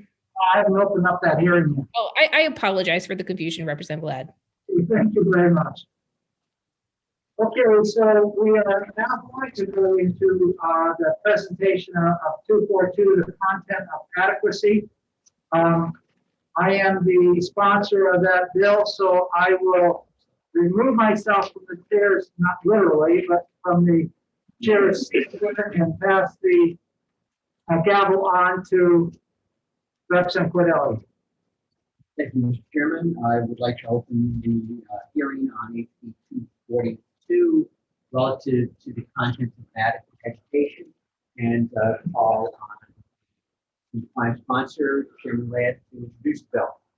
Okay, thank you very much. Representative Ladd comes from Haverhill, New Hampshire, and I'm here to speak on HB 242. I'm going to. Point of order. Yes. Thank you, Mr. Chair. I was a little confused by what Ms. Ford was talking about too, but I think she was saying that there were 3 more speakers signed up to speak on the previous bills, 214 and 594 before you closed the hearing. No, I'm very sorry. I didn't mean to cause any confusion. I thought Representative Ladd was saying he didn't have the sheet for the upcoming bill. And so I was just letting him know what I had recorded for the upcoming registrations. Oh. So that was my confusion. I'm sorry. All right, so not people that were signed up to speak on the No. previous bills. Okay, thank you. Thank you very much. I'm sorry. I'm sorry, Chair. Has signed up to speak on the prior bills has had that opportunity. Okay, so now we are in 242, and I will go ahead and for those of you who have a copy of the bill in front of you, I'm going to walk through it and explain as we move down from page to page or line to line. This is a bill that deals with the content of adequacy, and it also deals with the costing of adequacy. So on page 1, if you're looking at lines 10 where you'll see some changes, and of course there's a change at the top of line 3 where we see the opportunity for an adequate education. But going down to line 10, there is what I call a significant change in regard to the criteria for an adequate education. Adequate education shall provide all students with the opportunity to acquire and apply. Now, we've learned that through all our CPE programming and through what's going on in education today. It's just not the knowledge and the skill you learn, it's the ability to apply that knowledge and skill and know how to communicate your skills and make that knowledge work for you or for your employer. Going down to line 14, knowledge and skill. We added the word knowledge, and to parallel what we have elsewhere in definition, we use knowledge and skills. Line 16 deals with knowledge of biological, physical, and earth sciences to enable them to understand and appreciate the world and be around them. That's the way it used to be, but we've added in engineering, social, economic, and geopolitical challenges. This past summer, when I was working with Dr. Jeffries, who's the technical director at the Coal Region Science and Engineering Lab in Hanover, New Hampshire, working with the Corps of Engineers. This is a well-guarded facility in Hanover with wire, and you can't get in the place. It's huge. It's the size of the LOB and the Capitol building combined. And they're dealing with issues dealing with climate and dealing with the sciences which deal with those challenges that I speak to, that adding in there. in regard to our world. The challenge of understanding engineering, I think that's fairly obvious. The socioeconomic and the geopolitical challenges around us are huge right now. If you were to look at the Arctic, where I lived for 25 years, very close to the Arctic and northern Alaska, there are changes going on in our world. Back in 1980, the ice cap had approximately 7.8 million kilometers. Now it has 3.6 million kilometers. That has tremendous geopolitical issues and challenges for us in terms of that's becoming a prime sea lane going through there. It's being claimed by many countries, aside from Canada and the United States. We might add in China and Russia. So there's geopolitical challenges going on that our young people coming out of school should be prepared to address these. Going down to line 26, skills for lifelong learning, including interpersonal technological skills to enable them to work, communicate. We've had the directors at the Career Technical Education facility saying one of the most important things we can have kids learn is how to communicate in an effective manner. So that word has been added in. Under line 29, what is the substantive educational content of an adequate education? I don't think I have to remind the legislature and members here attending today that it is the legislator's responsibility to define the delivery of an adequate education as well as what is an adequate education. So this phraseology that's been inserted now, taking out reference back to 2008-9, we have to do that just more of a technical change. An adequate education is one which instills students with essential knowledge derived from rigorous academic study and applied learning. Again, the word applied. Therefore, opportunity for an adequate education shall be defined as rigorous academic study and applied learning in the following core knowledge domains. Those domains are listed down below. One of the things that has been done and working down through on line 7, you see it used to be just plain science. Now we're opening that up to biology, physical science, and earth science. Under social studies, it used to be social studies. We've heard from many geography teachers throughout this state that geography is kind of a missing subject now in a lot of our social studies classes. So going back and opening up civics and government, economics, geography, and history. If we look at 306, Rule 306, you'll find these subjects are required to be taught in our schools. Jumping down, we've had a lot of discussion on line 15 before in the past regarding the need for personal finances to be taught to all our young people. Obviously, how to balance a checkbook is important. So that is also inserted as one of the core knowledge domains. What we changed is the area where we used to have computer science and digital literacy as a separate domain. Teachers shall use academic and applied instruction to teach the core domains under paragraph 1. The following skills shall be integrated into the core domains. The concept here is that computer science and digital literacy is a part of mathematics, it's a part of history, it's a part of every domain that we have. We're using computer technology today in communicating. I'm certainly not doing mathematics now, but I am practicing a language arts skill. Looking at logic and rhetoric. Logic and rhetoric are simply thinking skills, which we all believe that that's one of the prime things we have to try to instill in kids is how to think and how to use that ability to learn. And rhetoric is the ability to communicate both speaking and written wise. Those are skills that also belong immersed into all the subjects above, or those domains. Going down to line 22 on page 2, upon receiving a valid completion certificate from a state board approved alternative program on high school under RSA 194:23 shall grant equivalent high school credit leading to graduation to a student has completed such alternative program. And you'll see down on line 29 that we have program also included on what is an academic standard, means what a student should know, be able to do in a course, which we have at high school, middle school, or at a grade level, which we've had because in the elementary schools, K through 8 is considered elementary as well as middle school at the top end. We teach by grade level, and subjects are taught oftentimes thematically throughout but we have programs as well. We have programs, for example, career technical education. Those are programs and leading to certification. But they are academic standards that can lead towards graduation. Through the CTE centers, you can get concurrent and dual enrollment as well, and credit.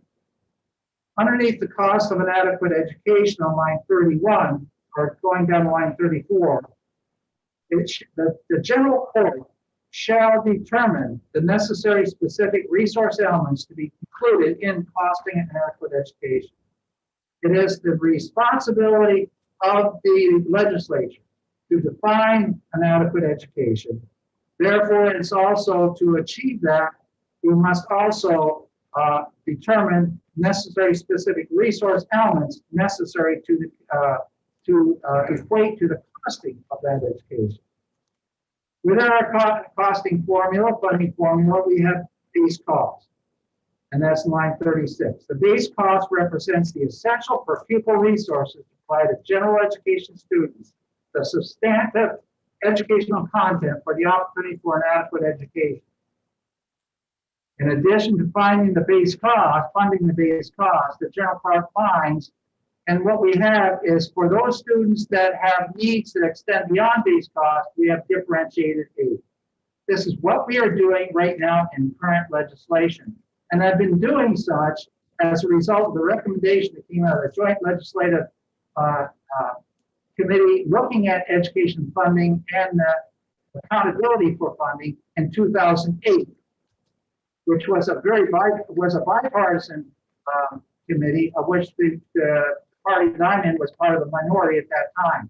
In 2018, this was also endorsed by a task force that studied education funding, by a task force that had a chair which was of this party that I'm a member of, and the opposite party was in the minority. But it seems that both of those groups have agreed that we need to have differentiated aid, which matches line 6, 7, and 8, the education needs of special education students, which extend beyond the base in order to achieve adequacy, for English language learners, and for economically disadvantaged students, free and reduced. I do not have the third grade reading component in here. That we've discussed that even on the funding commission, and it's an element which, yes, it can be achieved and should be achieved. However, there are other sources of revenue for that, including Title I, and it amounted to approximately not a huge amount of money. So I've taken that out. That came in several years back. I'm not objecting to it being included either, but it's not there in this particular bill. In this section, base cost means the per pupil resources necessary to provide a student with the opportunity to acquire an adequate education, as defined by the RSA, in situations where no additional differentiated aid is necessary to address the increased costs of providing that opportunity to students who have additional educational needs. So the base cost is comprised of, and you'll see that in line 16 through 20. This comes been extrapolated right out of the 2008 Joint Legislative Recommendation. All of us may have concerns about how much is provided in regard to each of these elements. This just identifies the elements. The legislature still has the responsibility in working with the department, saying, is the pupil teacher ratio going to be 25:1 K through 2? Is it going to be 30:1 for grades 3 on upwards, or is it going to be changed? That this bill doesn't address that. It just identifies the elements which are required to be funded under base adequacy, base cost. And statute prior to this has never had the ratio, for example, 25:1, 30:1 in statute. That is done by administrative rule, done by the Department of Education. On line 23 through 25 there, schools shall demonstrate that it provides the opportunity for an adequate education, and that's same language we've had before, and it replicates those key domains that are evidenced earlier in the bill. And lastly, on page 4, there is a section for accountability that's been added in beyond what we have currently in law. The commissioner shall provide the legislative oversight committee identified in RSA 193C:2. We do have a legislative oversight committee that looks at this aspect of education with an annual status report by November 1. The report shall include any school that is unable to demonstrate that it provides an opportunity for adequate education through the input-based school accountability system. We have two systems. We have performance outcomes, and we have this. I support both methodologies. We need both. Outcome is extremely important. However, I do not believe outcomes should be defined as a certain cost number to meet the average cost of a student based on our DOE 25 forms. That does not thoroughly define what those elements, those key domains are in education. Going on in line 10, the department shall implement corrective and technical assistance in accordance with RSA 193E3E.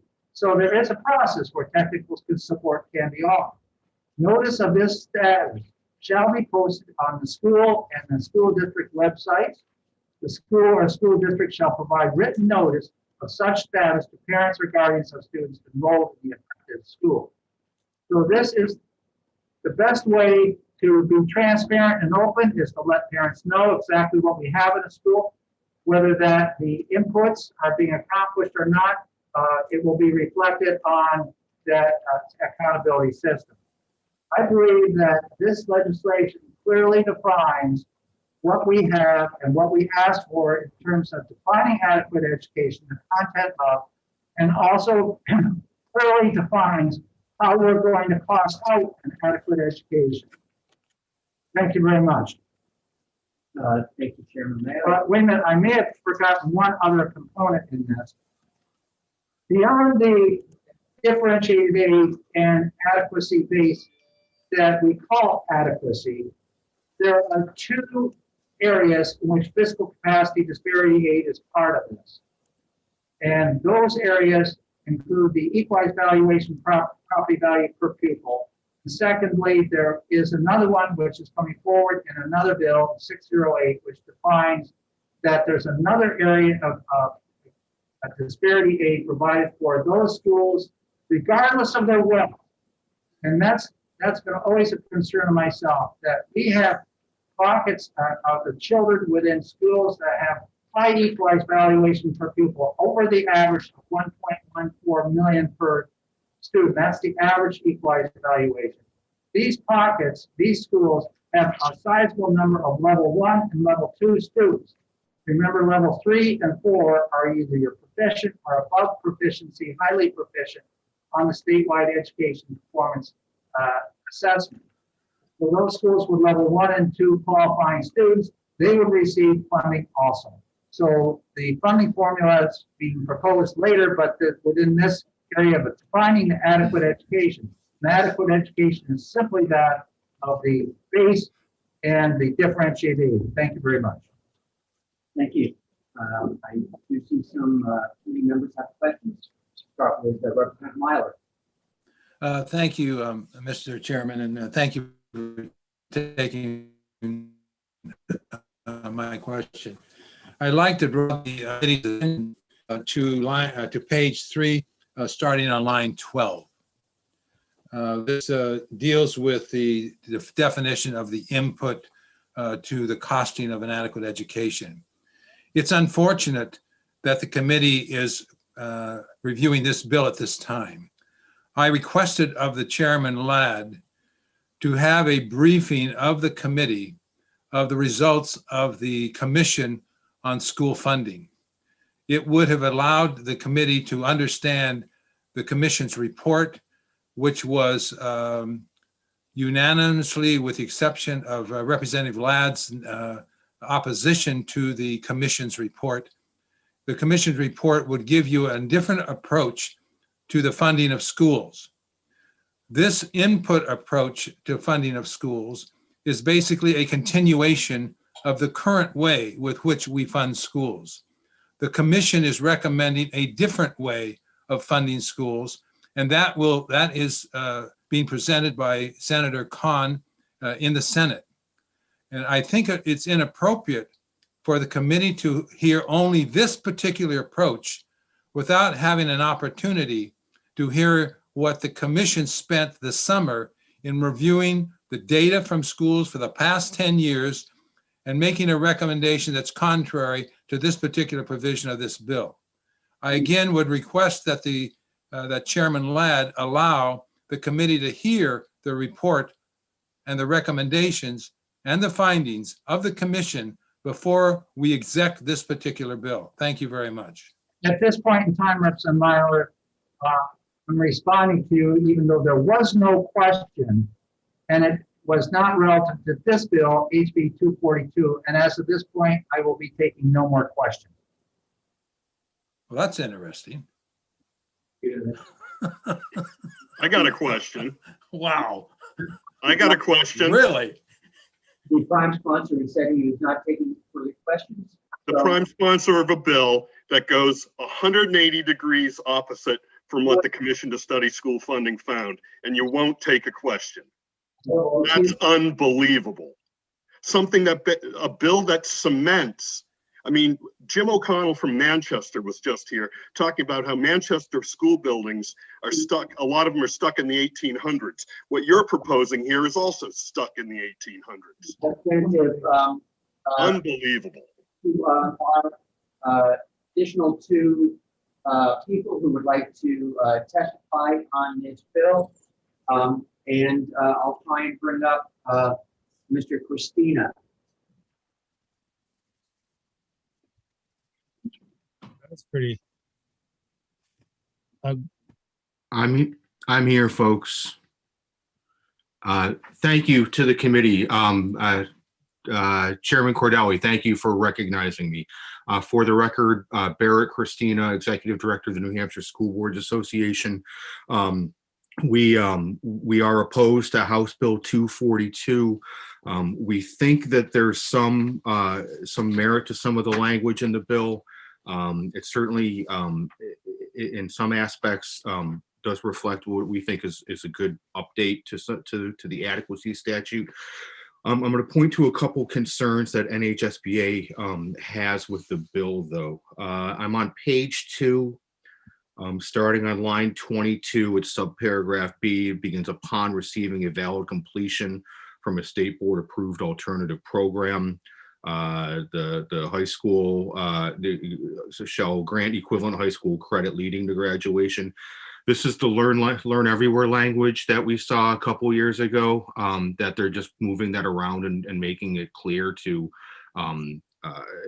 follow the Department of Education regulations about learn everywhere, that if a kid goes off and takes an alternative program and from an approved learn everywhere program, the high school has to give them credit. Alternative programs should be defined. There are multiple places in statute in which an alternative program is referenced. There are provisions in the Department of Education Rule 306. There are alternative programs under RSA 193:1, which is the mandatory attendance statute. And Governor Lynch put that in back in like 2008, basically for at-risk kids who are at risk for dropping out. School has to develop an alternative plan for them to hopefully graduate from high school. So by just saying alternative plan, we've got 3 or 4 different places in law where there's references an alternative plan. It doesn't indicate which one. The other problem with putting that language about these alternative programs, if it does relate to sort of a Learn Everywhere program under the DOE, the 1400 rules, you're putting it in the adequate education statute. There's a simple argument for a parent to make that the state then has to pay for that alternative program. So the state has to pay for adequacy. We know that. So if this alternative program is not being offered by the local school district and it's from some outside vendor, Girl Scouts, Signum University, I believe, was just approved as a Learn Everywhere program. My argument is that the state's going to have to pay for it then because it's part of an adequate education. That's one challenge that we have with the bill. Moving on to page 3, I'm on line 12, the subparagraph about 1A, where it talks about base cost. And we have listed out teachers, specialty teachers. And we're glad to see facilities operations and transportation included in there, because those really are not currently funded as part of the adequacy formula. But we think that there should be other things included within there. I see on line 16, it does relate to, it speaks to specialty teachers. I don't know if that's intended to cover special education, but to the extent that special education is going to be included in this, I think that should be clarified. Also, to and I understand that the rules and the statutes don't always match up, and they should. But we've heard a lot of testimony and a lot of bills the last couple of years about workforce development, alternative learning programs, extended learning opportunities. It would make sense that extended learning opportunity coordinators would be covered for our high schools as part of an adequate education. If that's what we want to move to, I don't see that in here. So if that's a prerogative of this committee, and certainly statewide, we should include extended learning opportunity coordinators as part of the adequate education. I'm on page 4 now, the last paragraph, subparagraph E, and sort of that new bold language. I get that there needs to be oversight from the Department of Education. There needs to be oversight of the legislatures and the status of our schools. But I read this about corrective action, technical assistance, noticing it on the district's website. When I first read this, my first thought was that we had reverted back to No Child Left Behind back in 2001 and 2002, when we had to provide all these notices if a school was not making it, or based on whatever criteria had been established by the federal government at that time. It just we've sort of moved away from that. So I mean, I don't know why that's necessary. And the last objection NHSBA has to the bill, and I may be off on this, I don't always understand sort of the legislative processes and what bills get a fiscal note and what bills don't. But if we're talking about, what an adequate education, the base cost of an adequate education, and we're making significant changes to not just the curricular aspects of what a school district has to cover, but again, that language on page 3, line 12 about base cost means, and then it lists the teachers and specialists, guidance counselors. It seems that there should be a fiscal note attached to this too, as to what all those things are going to cost. And I know that we've got issues with the study commission and bills relative to that, and bills relative to funding, but I think there should be a fiscal note included with the bill as well too, or at least some analysis as to what all those changes are going to ultimately cost. So that's NHSBA's testimony. I'm happy to take any questions. Thank you. Do you have any questions? Seeing none, thank you very much for your testimony. Thank you, Chairman Cordelli. We'll move on to Carl Ladd. I think is our last sign up for testifying today. Ms. Bill.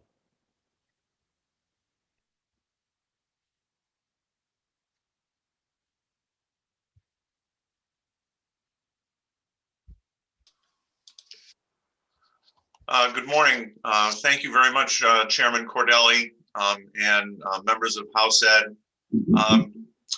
My name is Carl Ladd. I'm the Executive Director of the New Hampshire School Administrators Association. NHSAA has not taken a formal position on this bill. We are neutral. We do have a number of questions. One of the reasons why we're neutral on this bill is because we recognize Representative Ladd's passion about the content of an adequate education. He's been a strong voice in this area for many years, and we understand the intent of what he's trying to do. We do have some significant questions and concerns about the bill, some of which Mr. Christina brought up, so I will not I'll not reiterate those, though we do share the same concerns. I do have a few questions about some of the language of the bill and what the implications are. At the top of page 2 on line 1, where it says knowledge derived from rigorous academic study and applied learning. Unless we're going to use the definition of I know it when I see it, we need to have a clear definition of what is going to constitute rigorous academic study, because that may mean very different things for Hanover High School as opposed to another school in the state. I'm also a little concerned about the definition of logic and rhetoric. I think that needs to be much more clearly defined because if we're talking about critical thinking skills, those are already in the minimum standards. On line 22 begins the section about the valid completion certificate. If these alternative programs are going to be awarded the same type of credit as the core academic standards up above, do these alternative programs, do they have to meet the core requirements that are listed above? Or is it just any state board approved program? And then as I was reading through this, I was really confused about why we're not talking about competencies. Because the state has identified competencies. Competencies are in the minimum standards for school approval. All of the instruction and assessment that go on in public schools now are based on competencies. So I think that there's some confusion around here and that we would need to get some clarification. Again, on line 36, when we start talking about the cost of an adequate education, it says the base cost represents the essential per pupil resources. Again, I would just ask for some clarification. On line, on page 3, beginning on line 9, when we're talking about the costs of fiscal capacity disparity aid provided to municipalities with the lowest equalized property valuations per pupil. I'm unsure whether that means the lowest quartile, the lowest third, the lowest half of the state. So I think that would probably need to be further defined. And then I do believe that the next section is a step forward in that we have never had all of these categories included in the cost of an adequate education, including facilities operation, maintenance, and transportation.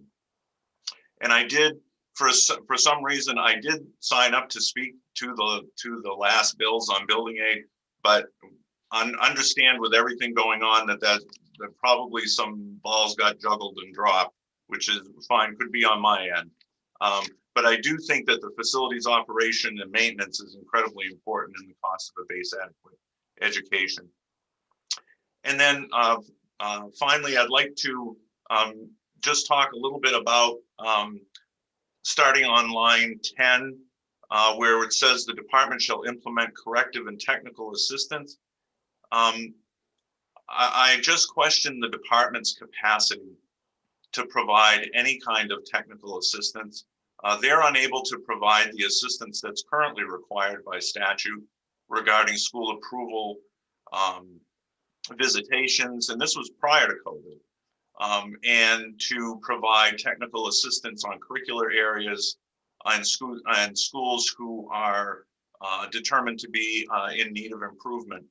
So as we look at this bill and we look at a number of other bills that says the department will provide oversight, I think we have to really think about the totality of what we're asking the department to do, because they simply do not have the capacity to provide the kind of oversight that is imagined in this bill. And then finally on line 14, it says the effective date shall take effect 60 days after the passage.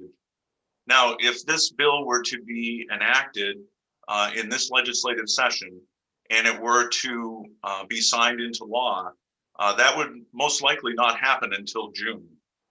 All of the high school schedules are long since written. Students are assigned to classes in May. Budgets have been approved in March, so there would be no opportunity to be able to meet the requirements of this legislation if it was to be enacted that quickly. As a recommendation, and certainly if the State Board of Education is going to go into rulemaking around this, it needs to be a much longer effective date, something like 2 years from now, in order to be able to make this effective and purposeful for school districts. Again, you know, we're always happy to support and help where we can. We're not taking a position on this bill, but it does raise serious questions. With all due respect to Representative Ladd, I don't think it's ready for prime time just yet.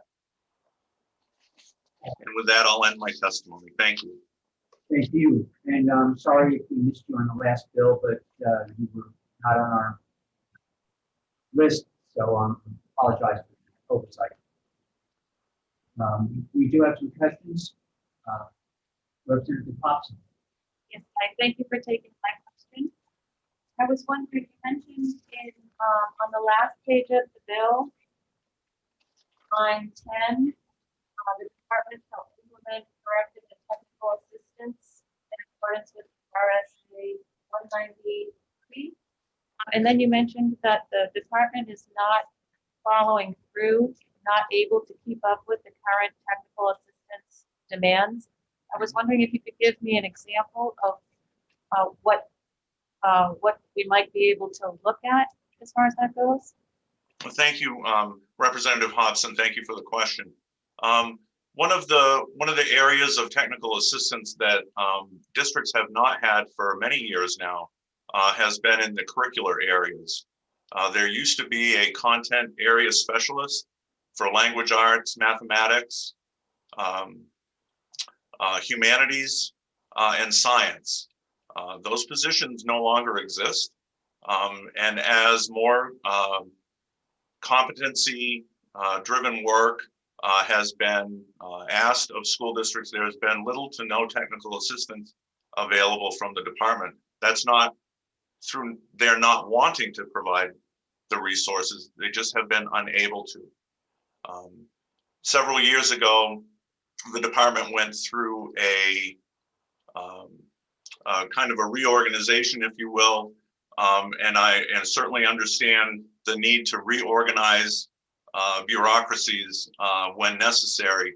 But there was a school approval process where representatives of the department would go out into the field and actually visit the schools and look at both their curricular and building needs as they were going around to ensure that students were, or that school districts were providing the correct inputs. Now it is really just based on a survey that is sent out because there's only one person in the department who does yeoman work, but it's impossible for her to get out into the field to visit every public school that's up for school approval within their cycle. It's not possible, not physically possible, not because she doesn't want to, it's because she can't be there. We'd have to hire her a helicopter in order to do that. So I just think that as we look at this and as we look at innovation schools and as we look at scholarship programs and we look at all these things that we're anticipating the department to provide oversight and technical assistance on, I just want us to be cautious that it's really not realistic.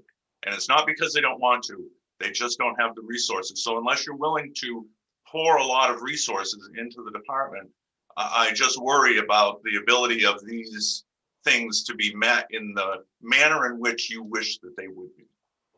I hope that answers your question. It does. Thank you very much. Thank you. Any further questions from the committee? Me. Oh, yes. Representative Mullen? Thank you, Mr. Chair, and thank you, Mr. Ladd, for taking my question. So with regards to looking at this, this sort of formula for funding here, do you feel that it addresses the differences between, let's say, someplace like Manchester, which we know is experiencing tremendous upheaval in trying to meet the demands and the needs of their diverse student body, and some of the suburban towns? I mean, what does this do for the inequities between the suburban towns and the city? That's a great question, Representative Mullen. And again, with no fiscal note attached to this, it's very difficult to actually see what the implications of the bill are. I do think that because of the way that there is some fiscal disparity aid written into the bill, that may be a supplemental support. But again, without seeing a fiscal note, it's hard to determine. So just to follow up, Mr. Chair. So what you're saying to me then, Mr. Ladd, is that looking at this, you wouldn't be able to make predictions on how much academic improvement Manchester was going to be able to achieve with what's written in the bill? Thank you for your question. Yeah, because it's an input-based system, that would be very difficult to determine. And again, especially without a fiscal note, to determine what kind of resources are going to be targeted to those most at-risk students. Thank you. Thank you. Any further questions from the committee? Seeing none, thank you very much, Mr. Ladd, for your testimony. Thank you, Mr. Chairman. Is there a Mr. Green who wanted to testify? Been alerted that you might want to testify, but we don't see you on the list.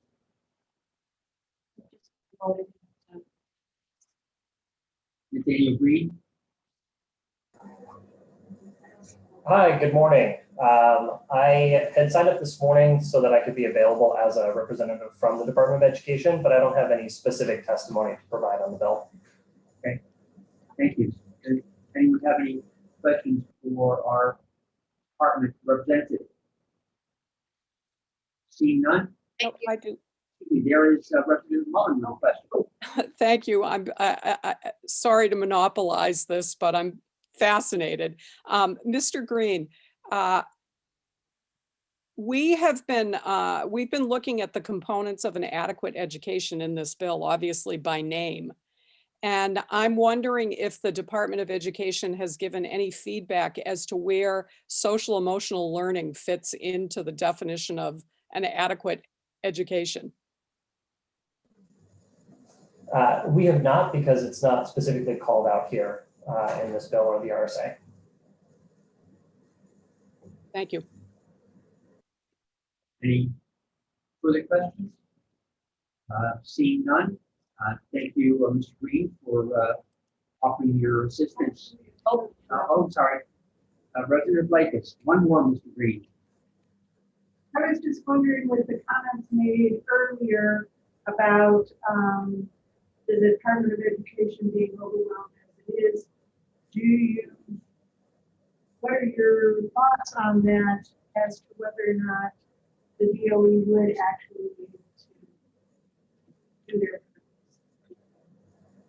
So we do hope to create a more robust school approval system that's based upon the minimum standards and the school approval standards that are currently outlined in the RSA and in the ED 306s, the administrative rules here with the department. We do have a position for a school approval person that we've recently hired for. That individual will be starting at the department on July 1. So I'm hopeful that bringing on that full-time position starting in July will help to alleviate some of the burden that the department has. Thank you very much. Thank you. Thank you. Going once, going twice. I don't see anyone further. So, thank you, Mr. Green. And thank you, Mr. Chairman. Sure. With that, I'll conclude the testimony on HB 242. And I guess we can break for lunch at this point and come back at 1 o'clock for HB 320. Thank you.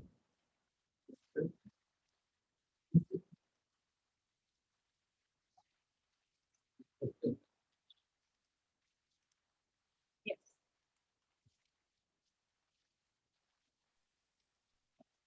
Okay. Sorry.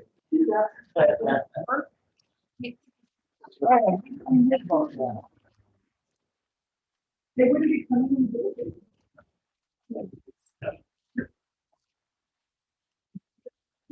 No, we shattered the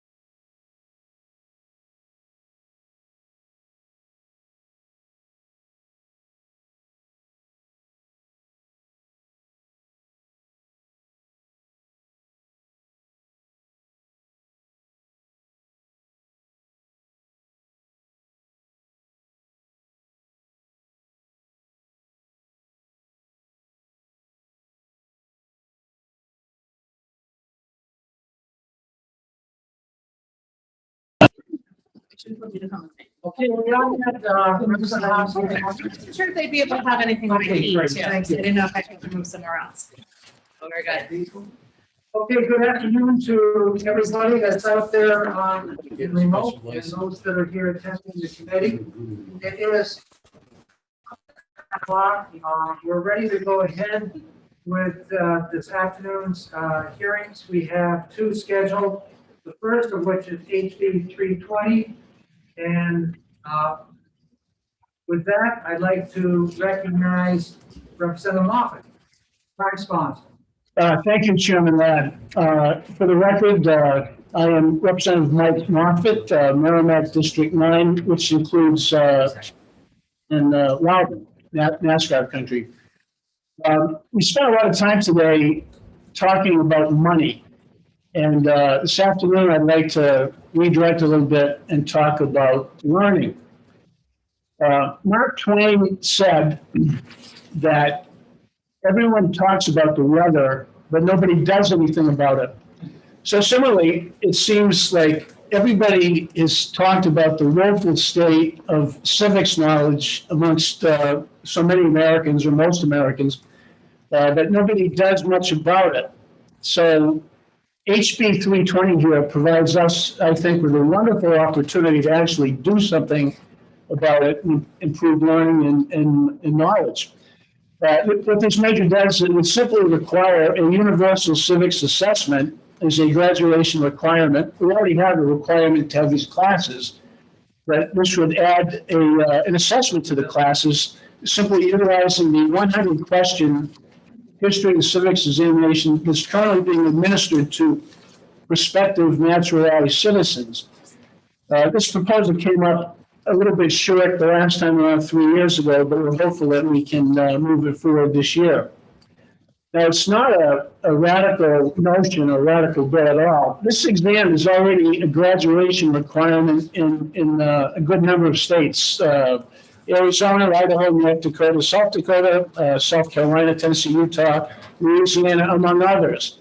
So this is already being done. So why do I and so many others want to see New Hampshire join these other states in requiring this exam, this instrument, this assessment? It's because we want to do something about the woeful state of civics knowledge. We think it's crucial that we have citizens who understand a little bit, hopefully a lot, but at least a little bit, about government.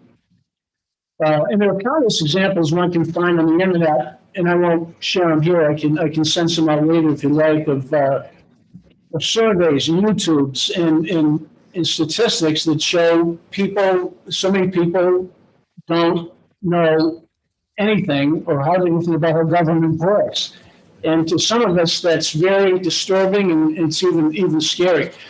Some people are less worried about this this lack of knowledge of this ignorance, and I'm not amongst them. And I think this lack of knowledge reflects badly on their educational experience. It especially resonates with me because I'm a former civics teacher, and as someone who's taught for 3 different colleges in New Hampshire, I've been consistently disappointed. I've been out in those trenches, so to speak. I've been disappointed, if not appalled, at the utter lack of civics knowledge displayed by college students. And I could give you examples, and I won't at this time. Now, every school district handles civics education differently. Some do better than others. Now, what this assessment would do would be to establish a common baseline of fundamentals for all schools. Now, what concerns many of us is that so many schools do not give students the basic civics instruction we feel they deserve, that their parents expect, and that society needs. And some schools conflate contemporary issues classes with civics classes, and they're not the same. They shouldn't be the same. The result is that many so-called civics classes end up focusing on talking about contemporary issues, climate change or whatever, which is fine, but we think that before you start to talk about some of these contemporary issues, you should understand the structure of our government.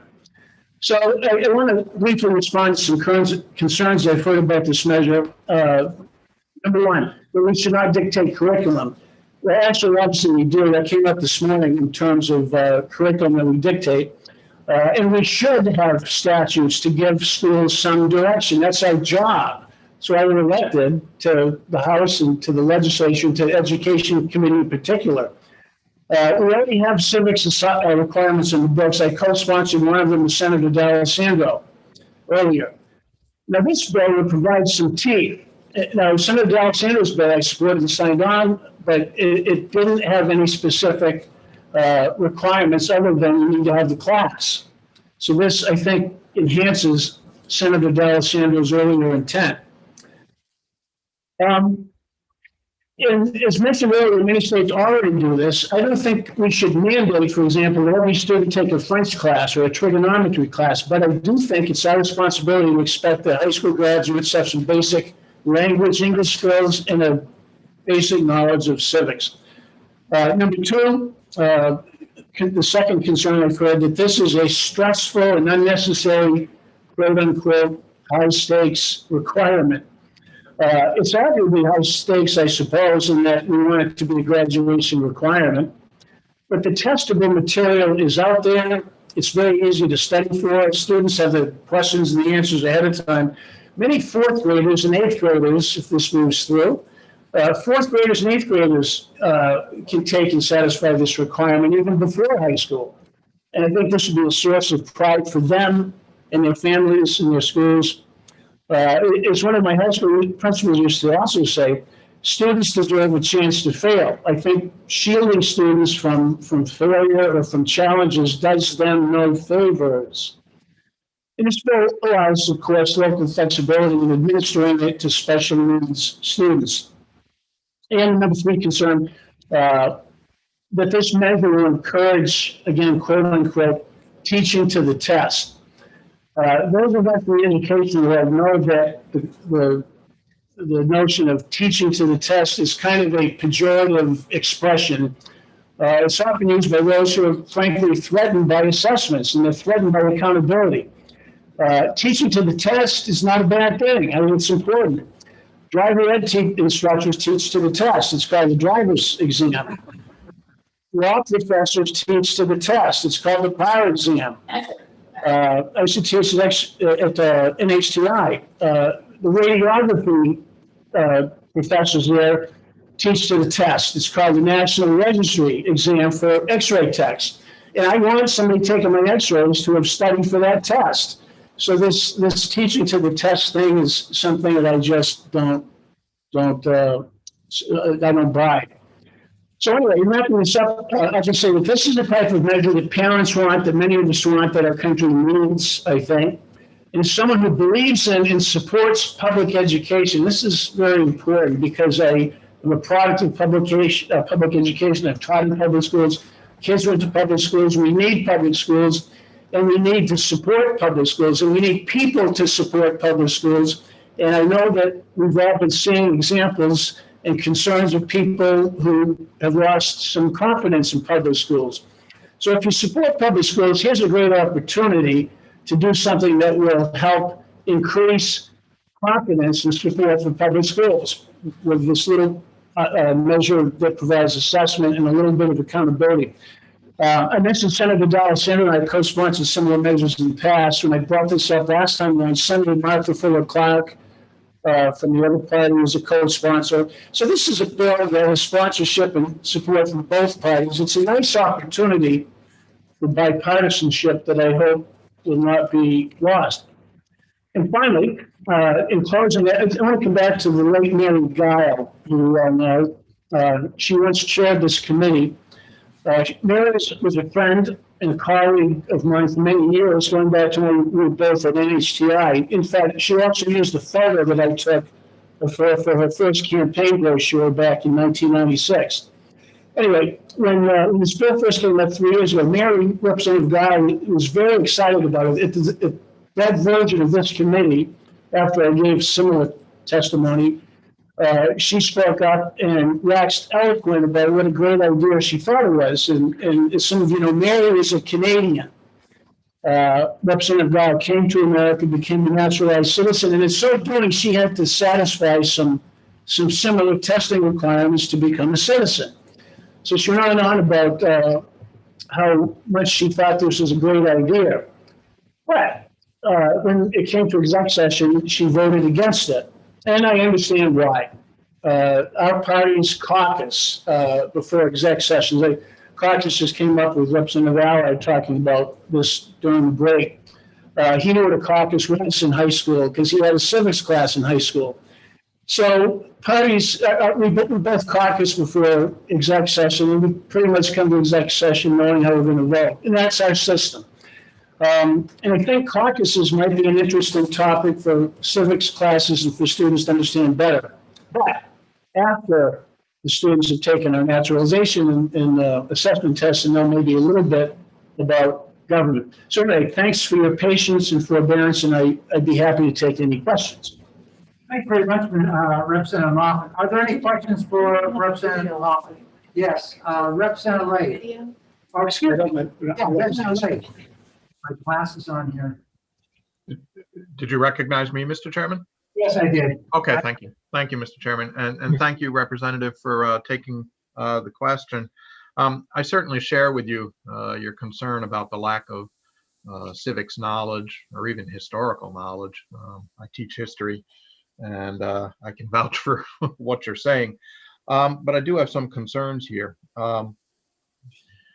You noted that the answers are all out there, and I've looked it up. I mean, you can find them anywhere on the web to the 2020 exam. So my question is, at least initial question is, what is it that students will learn? I mean, all they need to do is just look at it online, memorize the answers, and that's it. They can take the test and they will probably pass it. I had a test like that in college where the prof gave us all the answers in advance. I don't remember a single damn thing from it because he gave us everything in advance. And that seems to be what would happen here. So how would you characterize this as rigorous academic study if all the answers are out there and available in advance? Sure, Representative Lake. Thank you for your question. I said it was rigorous academic study. I think it really is pretty easy. It's pretty much basics. To your point, I think that students need that broad baseline. I know, and I've taught, as you know, in several colleges as well. And one of my concerns is that oftentimes in college classes, students or professors will talk about certain things that require a knowledge. For example, to go back to the climate change thing I mentioned before, if some contemporary issue class or civics class is talking about climate change, and people say, well, we need a law, well, we need to do this. Well, I think that if some of these classes encourage some activism, which is good, if the students talking about climate change don't know how to take action in terms of influencing the legislature, if they don't understand about how a bill becomes a law, I mean, look what we're doing here. I think that these are just basics that we need to build on to do what you're talking about, I think, which is to have higher level, pedagogical experiences. Mr. Chairman, just a brief follow-up. Yes, you may. Thank you, Mr. Chairman, and thank you again for taking the question. The naturalization exam, as it's currently administered, my understanding is that in order for one to pass it and be eligible for citizenship, you'll only be asked 20 out of the 128 questions, and you need to answer only 12 of those 20 correctly, i.e. a grade of 60. So is there any particular reason why you want to have the students take all 128 questions and attain a grade of 70, which in my structure, it would be a C-. Sure. Thank you, Representative. That's a good question, and you're correct. The 100 questions are out there, of which the prospective citizens, as you said, do take 20. They need best of. That's the standard for immigrants, some of whom obviously didn't go to school here, and maybe have some language requirements. I think to have a somewhat higher bar for New Hampshire high school graduates is important. And it's not a very high bar. And the prospective naturalization students presumably would have to study all 100 questions. Of course, they don't know which 12 they would get. It's like a driver's test. You study the whole driver's manual and hopefully know the whole driver's manual. and then you get 20 questions out of that. So, yeah, I think it's a very low bar, 100 questions, 100 pieces of knowledge of civics, government, and history that I think would be good for everybody to study. Some schools do, but my concern is are the many schools that really don't do as well as they should here, in my view. Thank you. Thank you very much. Are there any further questions from the instruction and Lilac? Thank you, Mr. Chairman. There's no question that civics knowledge is very important. In fact, I was thinking as you were making your testimony, Representative Moffett, that perhaps a requirement must be for representatives in this august House should pass that exam before they become officially recognized as a representative. But that's another issue. The question I have for you is that it appears to me that this is now a high-stake test for students. And I just need a clarification, because once a student has passed all their other course requirements, et cetera, that they have this one exam that they have to take in order to get graduation. Is that correct? Do you consider this a high-stake test because you have to pass it in order to get your graduation certificate? Yeah, thank you, Representative Myler. I also spoke directly to that earlier. I specifically mentioned that this would be perceived as a high-stakes test, and it is. Obviously, if this is a graduation requirement, yes, it is a high-stakes test in that sense. I don't think it's a hard test. I think it's a very, very easy test. As I said, I think fourth graders and eighth graders probably cannot, if this moves forward, junior high students can knock off this requirement. In some cases, would a senior still need in some school to take it over, whatever, that probably will happen, and that's okay. And as far as legislators taking this exam, I had a very similar thought that you had, and I did not give expression to it, but I'm glad that you did. Well, just as a follow-up.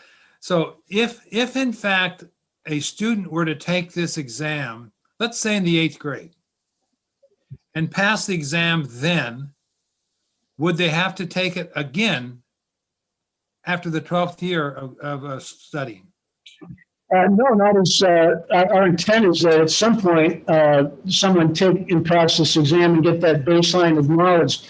We know fourth graders and eighth graders, we see a lot of fourth graders we used to here at the State House because that's a fourth grade class. I think fourth graders could take this and pass it and knock it off, and the school district would have a record of it. And I think it would be a wonderful source of pride. I think that would create a great deal of excitement for fourth graders or eighth graders to compare schools and study for this. And honestly, I think this requirement in many districts could probably be knocked off in junior high school. But this isn't part of your bill at this point in time, correct?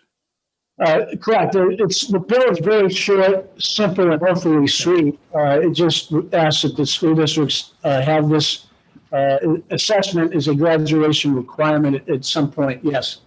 Thank you. Are there further questions, Representative Cordelli? Thank you, Mr. Chairman.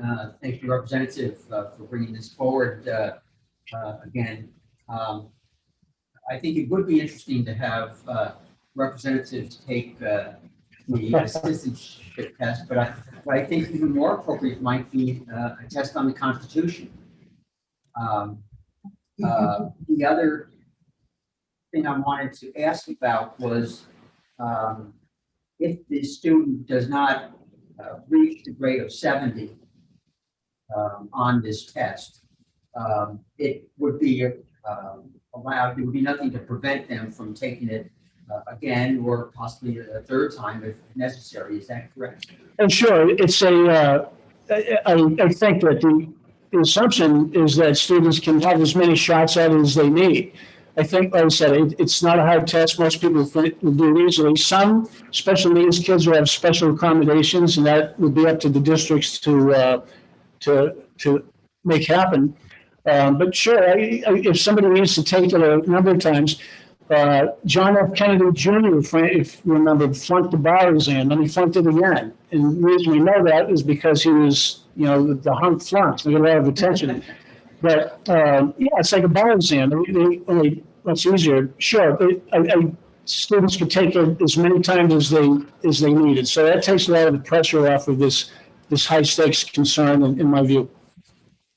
Yes, you have a follow-up? Thank you. So based on what you just said, I think rather than teaching to the test, wouldn't it be more like learning to the test? Well, I like that. Yeah, learning to the test is, yeah, in fact, this is a test that really doesn't need to be taught. It needs to be studied. The material is there, study it, learn it. And hopefully it's part of this process is this basic knowledge foundation is grown. It'll excite some students to ask questions beyond some of the basics of tripartite government or whatever, and get them excited about government and history and become better citizens ultimately. Thank you very much. Representative Cornell? Thank you, and thank you for taking my question. So if you're a senior, you've passed all your classes and worked really hard because you're not that great of a student, but you've worked really, really hard. It comes to the end, you've been accepted into a college, and then you don't pass this test. So you don't get your high school diploma. You probably can't go on to college. So what do you do for the next year when you've passed all your classes, but you haven't passed this test? Do you go back to high school and just keep taking this test? Or what do you do for that year? Yes, thank you, Representative Cornell. Yeah, we anticipated that type of question. I tried to address it in my earlier remarks and my earlier statements. That scenario theoretically could happen, but it depends on every school. I envision this being taken care of in 8th grade or 9th grade. But if for some reason some senior, and this is on them, if they didn't study for it, didn't take it, if the school didn't make sure that they took it, what you described could happen.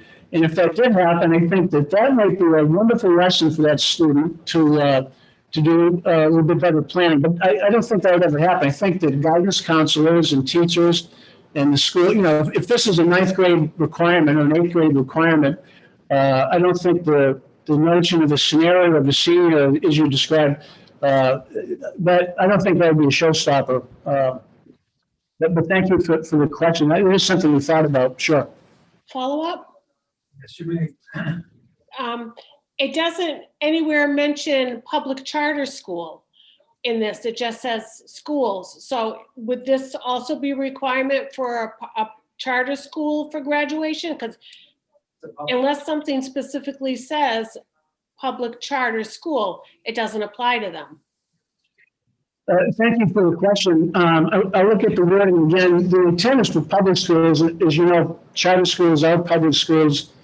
And it's a very short bit, but we look at the wording again and make sure that it's clear. And if we need to fine tune a word or two before exec session, we certainly will. But yes, the expectation is that any approved school that in New Hampshire, be it chartered, public, or public, this is a requirement that we would like to have on all schools. Yes.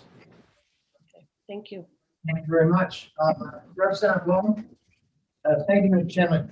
Question, a lot of schools, high schools accept courses that students that take in the 8th grade. Would this be one of those things that could have been done in the 8th grade and the high school would then accept that grade? Yes, good question, Representative Bone. Every district is different. I know when I was in 8th grade, I was able to take a French class in my district. A lot because it was an upper level French class, I got high school credit for it. So to answer your question, it's up to the districts, but absolutely, I would think that, as I've said earlier, that it's not a class, it's a test. And so if you pass a test, if you pass a driver's test when you're 16, it's even better than passing when you're 18. So yes to your question. Representative Woodcock. Thank you, Mr. Chairman. And thank you, Representative, for taking my question. I actually have two of them, but if I read the New Hampshire requirements correctly, we already have a half credit requirement in civics education already. Is that correct? Yes, I believe that's so, yes. So that Senator D'Alessandro, actually, as I mentioned earlier, he and I got a bill to that effect into statute, yes. Okay, so my follow-up question, if I may, Mr. Chair, that regards that, my concern is two parts. A, what would you take out of the current civics curriculum that they're trying to get in there in half a year to put this test, the training for this test in there? That's the first part. And secondly, what happens to the concept of local control of content and curricula? Thank you for the question. Nothing would need to be changed in terms of curriculum. This is just a test that could be given via Blackboard. It could be given in junior high school. There's no need for any school district to adjust its curriculum whatsoever. They just would need to, in some fashion, that's up to the local control, up to the district, to administer this assessment at some point during the student's journey. So we have no impact on existing curriculum or civics instruction. One of the concerns, as I alluded to earlier, is that yes, we have civics classes, but candidly, some schools do better. All schools teach it differently. And some schools, and again, my experience in teaching with 3 different colleges has been that I'm concerned that many classes don't cover some of the basics. So no change to curriculum. This is just an assessment that could be administered at the discretion of the school district. Follow up, Mr. Chairman? Yes. Go ahead. Thank you, Mr. Chairman. So based on that, Representative, if it's not going to be something taking out of the curriculum to fill a time span, then it's going to be a standalone test, because obviously the curriculum time in the classroom is already complete. So we can't add more time. So we have to take something out of the curriculum. So if it's going to be a standalone test, it doesn't necessarily have to be in a civics class. It's just a requirement for high school graduation, period. Is that correct? Thank you, Representative. That's a good question. And it comes down to time management. For example, sometimes guidance counselors or whatever ask teachers to administer some sort of questionnaire, assessment, exam, or whatever, and is required as comes up. And so it's a simple case of time management. I don't think that this involves taking anything out of existing curriculum whatsoever. It's just something that needs to be worked in some fashion. I want to leave that up to schools and classes to integrate. I think this is a test that some people can take in 15 minutes, really. If they study for it, they zip right through it. So the notion of the concern of this, preempting other learning, it really is not a significant issue. I do not believe. Mr. Chair, I just have one final comment. Representative, based on that, if this is going to be that high stakes of an examination, the kids cannot graduate from high school without passing, I don't think there's any school that's going to just put it aside and give them 15 minutes. You move this to the highest level of the diploma. Thank you. Yes, thank you, Representative. Again, the schools can do this however they want. I said 15 minutes. My point is that many students will finish in 15 minutes because it's not that hard, really, for most students. But no, I was not suggesting that a class allocate 15 minutes for a 100-question assessment. That was my point. My point is it's just shouldn't take very much time at all to administer. Thank you very much. I have a question for you, Representative Moffitt. And it's directed at the intent of this bill. Currently, under current legislation, the school district or school can administer a locally designed competency assessment. Then if they opt not to use that, they may use the citizenship and the immigration test as developed by the United States Citizenship or by the USCIS. Is it your intent that they have to pass both of those, whereas in the past, if you passed the local test, then you didn't, they may not use the other test, or they may opt to use the citizenship test if they didn't use a local test. Now in your legislation, you're asking for the local assessment test to be passed and the immigration test. Is that your intent? Yes, Mr. Chair, that is the intent. The intent is that every student in New Hampshire have the chance to take and do take this 100-question test. In addition, and I understand existing statute does have some provision for locally administered tests. Again, the concern is that some localities do better than others at these locally developed instruments or assessments. So this common assessment, which would be common to everybody, the intent to your question is that, yes, every student take it. And also to an earlier question with regard to, I believe it was Representative Cornell that asked about if this applies to charter schools. RSA 189:11, Section 1, that does refer to requirements like this being applied to all public and private schools in the state. Thank you for your questions. Thank you very much. Representative Bowen. Thank you, Mr. Chairman, and thank you for taking the question. Back to what we mentioned before about local control. So could be the local school district decides that we will make this test as part of our civics course. That could also be done? Sure, I think that makes a lot of sense. Again, we want to let should this move forward, we want to let the districts locally decide how to implement it. But civics exam, it's part of the civics, some government history is part of this, but it's part of the civics class that would seem to be, yes, natural. Further questions? Representative Lake. No additional. Thank you, Mr. Chairman, and thank you, Representative, for taking the question. One is just simply actually just a technical suggestion. The bill refers to the 100-question test. It's actually 128 questions as of 2020, not 100. So you'll probably need to change that.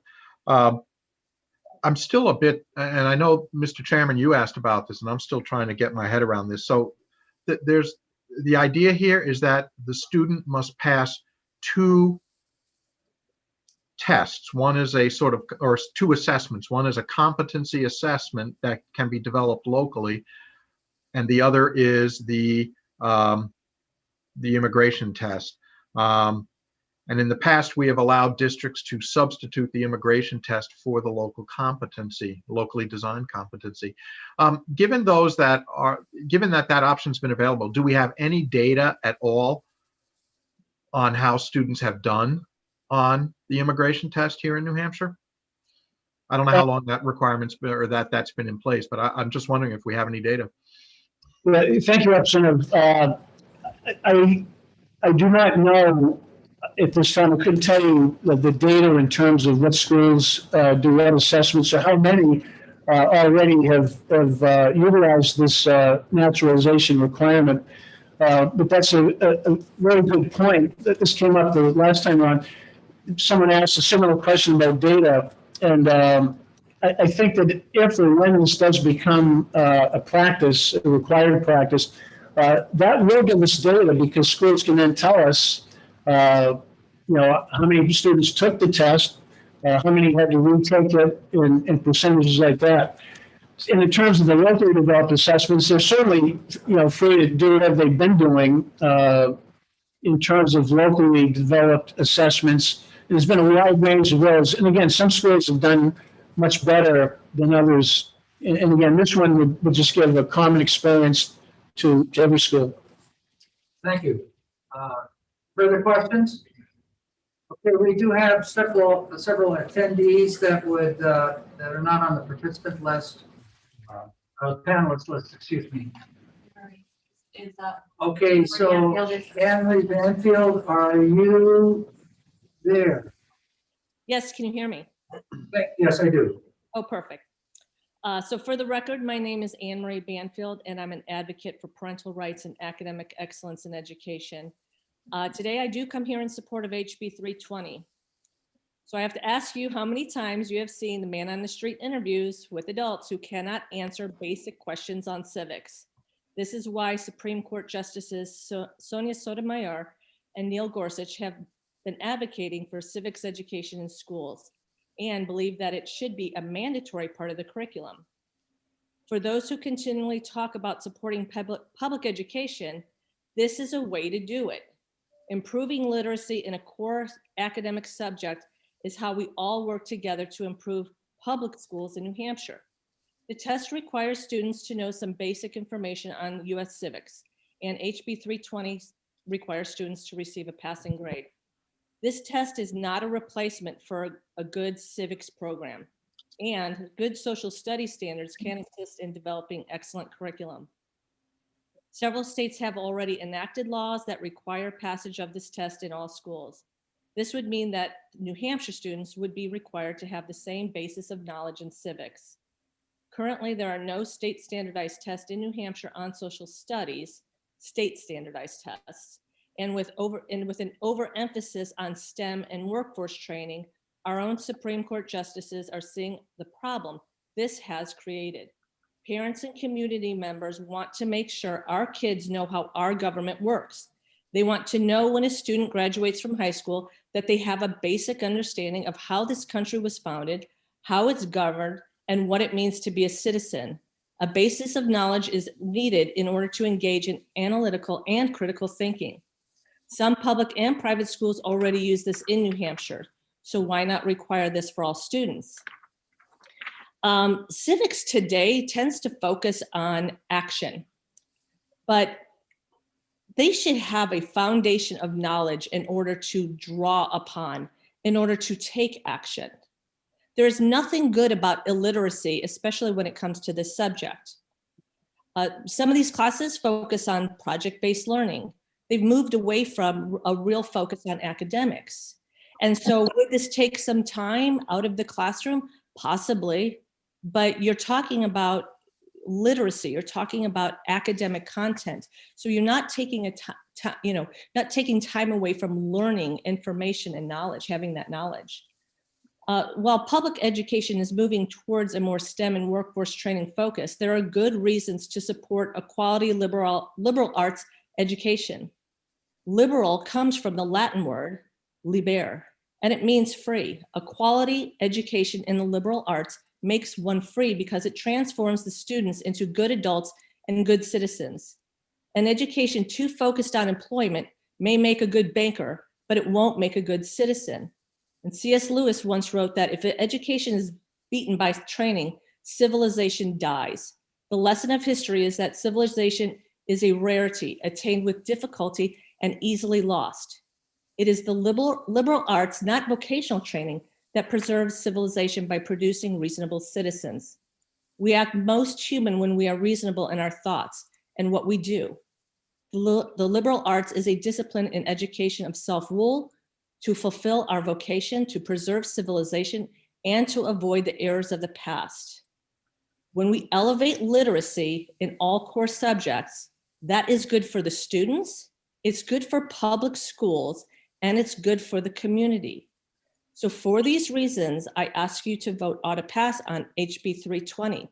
And I'd just like to add that some of these are basic facts, basic information, but if we moved away from teaching math facts, would it be a problem to come back to focus on math facts? I think we can all see the benefit when we go back to teaching math facts, especially as a math tutor myself. And finally, if you want to give the test to the reps, I'm all for that too. So thank you for listening. Thank you very much. Let's see, I think the next person to speak was Carl Ladd from the School Administrators Association. I have voted.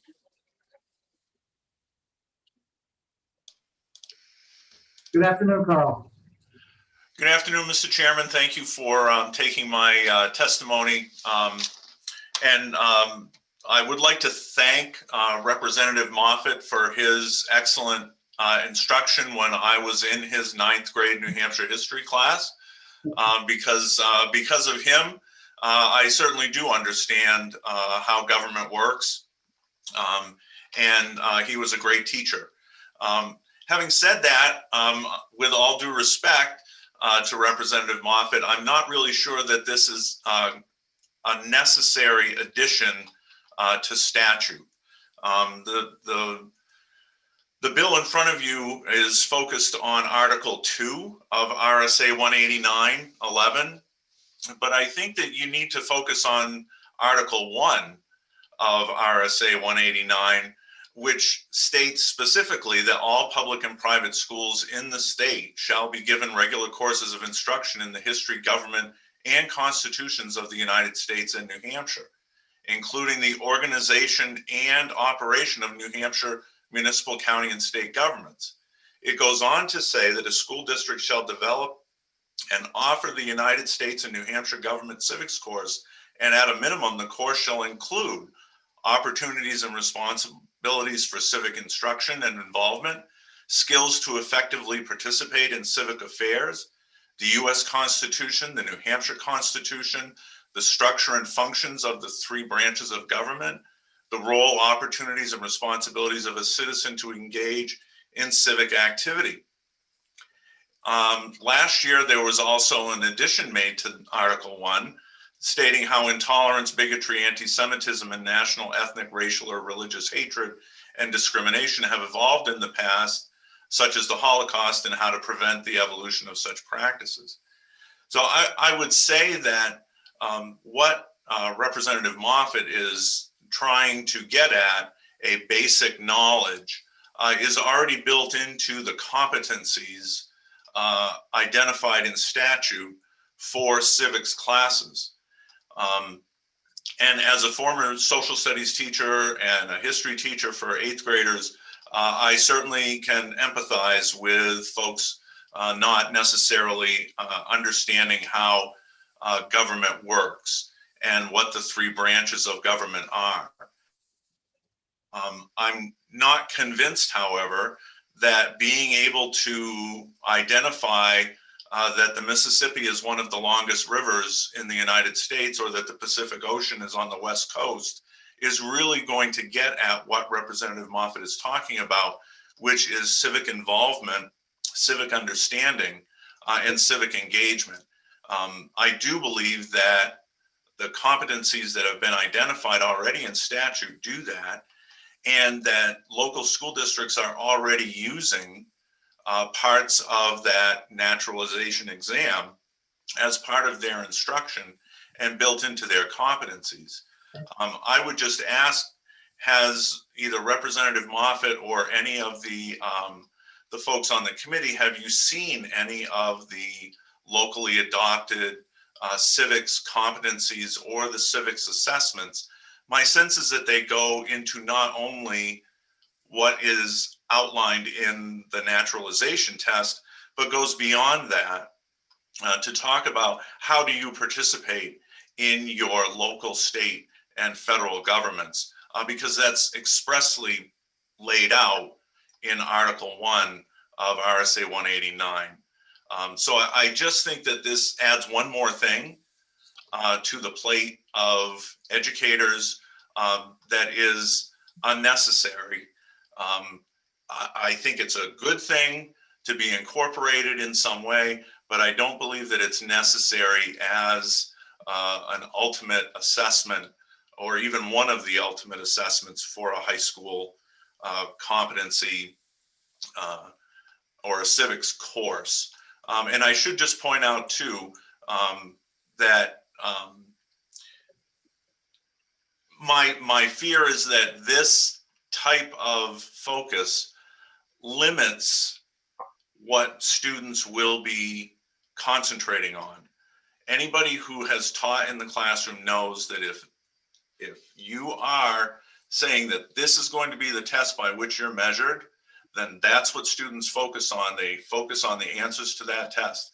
How many folks have passed the driver's test when they were 16 and then blithely go out and break every rule that they just learned about when they're driving their car.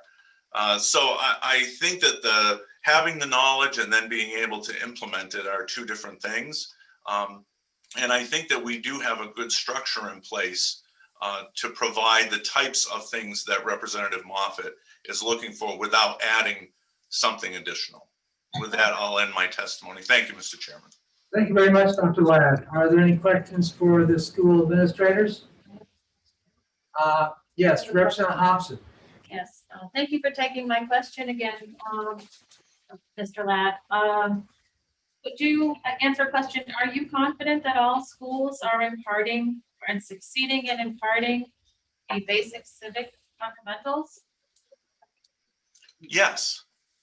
The assumption by all of us has to be that school districts are following the law, that they are developing curriculum, that we have quality teachers and administrators overseeing that. Do certain districts have more resources and ability to provide above and beyond? Yes.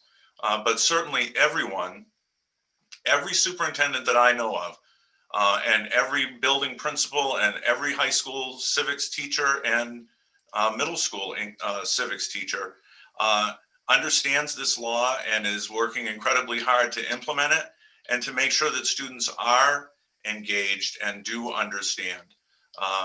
So my answer is yes. Are they all being able to provide it at the same level? No, because in one school district, you may have a college professor who's teaching a high school college or a high school civics course because they're retired and have a doctorate in history. And somewhere else, you may have somebody who doesn't have that background. But the content is still being covered in the same way. Will you take a follow-up question to that? Follow-up? Sure. Representative Hobson. I just wanted to point out an experience that I know was happening in our school district, and I thought it was amazing. And I wished I had had the opportunity to do this when I was in school. Our students were able to watch immigrant students come in and take the citizenship test in a ceremony. And I asked if our students knew the citizenship test and what was on the test and if they could pass it. And I was told that they're not given that test. So I thought that was a disadvantage for them, that they're watching people become citizens in our country, and that it's an honor. Are you going to follow up with a question? Don't you agree? Yes, I do agree that it's an honor. And I do know that several school districts where there are naturalization ceremonies that are conducted within the schools, the teachers who are involved with that certainly do have their students take those exams and are aware of them and what they look like and what prospective citizens have to do in order to become a citizen. But I don't think those tests aren't then recorded and put on a transcript. They're provided to those particular students. And I'm not saying that everyone gets the same experience, and not everyone, even if this gets passed, will get the same experience that your children were fortunate enough to get, because they may not have a naturalization center that's either in location to their school or actually some are located in the schools. Thank you very much, Dr. Ladd. Are there any further questions for the School Board Association? Not seeing any hands, I'd like to invite Megan Tuttle to testify. I am promoting her. Go ahead. Welcome, Megan. Ms. Tuttle. So, Megan. You're still. Hello, Chair. How are you? Sorry about that. My thing kicked me out again as it did yesterday. I am here, my name is Megan Tuttle, but I am here testifying as an individual today, not as the president of NEA New Hampshire. I just want to make that clear. I taught social studies for 18 years in 8th grade, and I just came out of the classroom a few years ago. And while I do like the intent of this bill, because I do agree with everything that's been said, especially with Dr. Ladd and everybody else who's spoken, the only concern, or one of the concerns I have, is that it's a little vague and it's not really clear on when this would be, administered, the test, when it would be given. There's a lot of talk about it being given in 8th grade and that it wouldn't take time out from the classroom. And I can speak as an experienced educator of social studies of 8th grade for 18 years that, time is already precious in the classroom. I was teaching about Washington, D.C. one day a week because we go visit our nation's capital and on a field trip. And that was important. The kids knew what they were going to see. I was teaching from the 1800s up through after Reconstruction. So that took, a few days. I also took one day a week to talk about economics and teach about that because that's not something that's typically taught as much. So my kids had to get jobs as if they were high schoolers. They had to learn to, balance a checkbook. They had to have a job. They got to put in their hours every week, and they had cards that happened. Then they had to be a, homeowner. So we did all that. It does take time into the curriculum to do something like this if it is looking for 8th grade. I did give this immigration test as a test before they actually could come into my classroom as 8th graders. We gave it as kind of the first day of school for me. Okay, here's the naturalization test that people get to become naturalized citizens of the United States. How would you do on it? And very often they didn't do too well, but then I gave it at the end of the year as well. And, they did acquire the knowledge. And I would say over 18 years of teaching, most of them did learn a lot more throughout the year without a focus on just learning the facts. That being said, I do support the concept. I just think this bill is a little vague in it. I do think that we need to have much more civics taught in the terms of what it is to become a citizen and how can you be a productive citizen in society.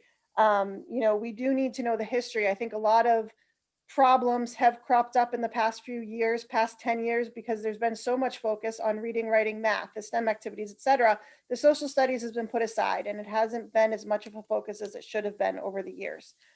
So I just wanted to put that out there, not as president of NEA New Hampshire. I'm not speaking for the members.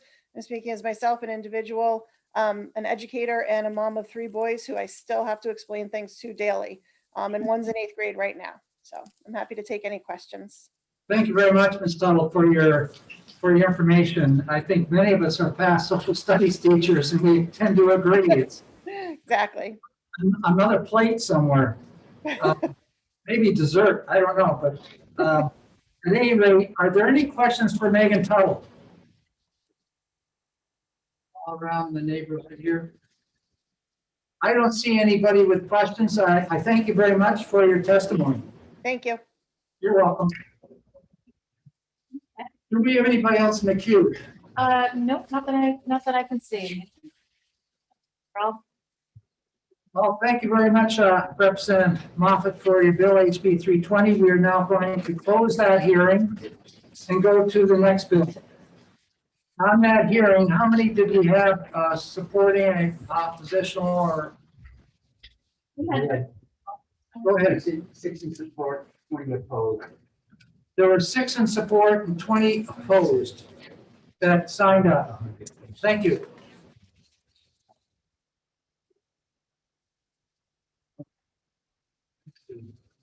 $255.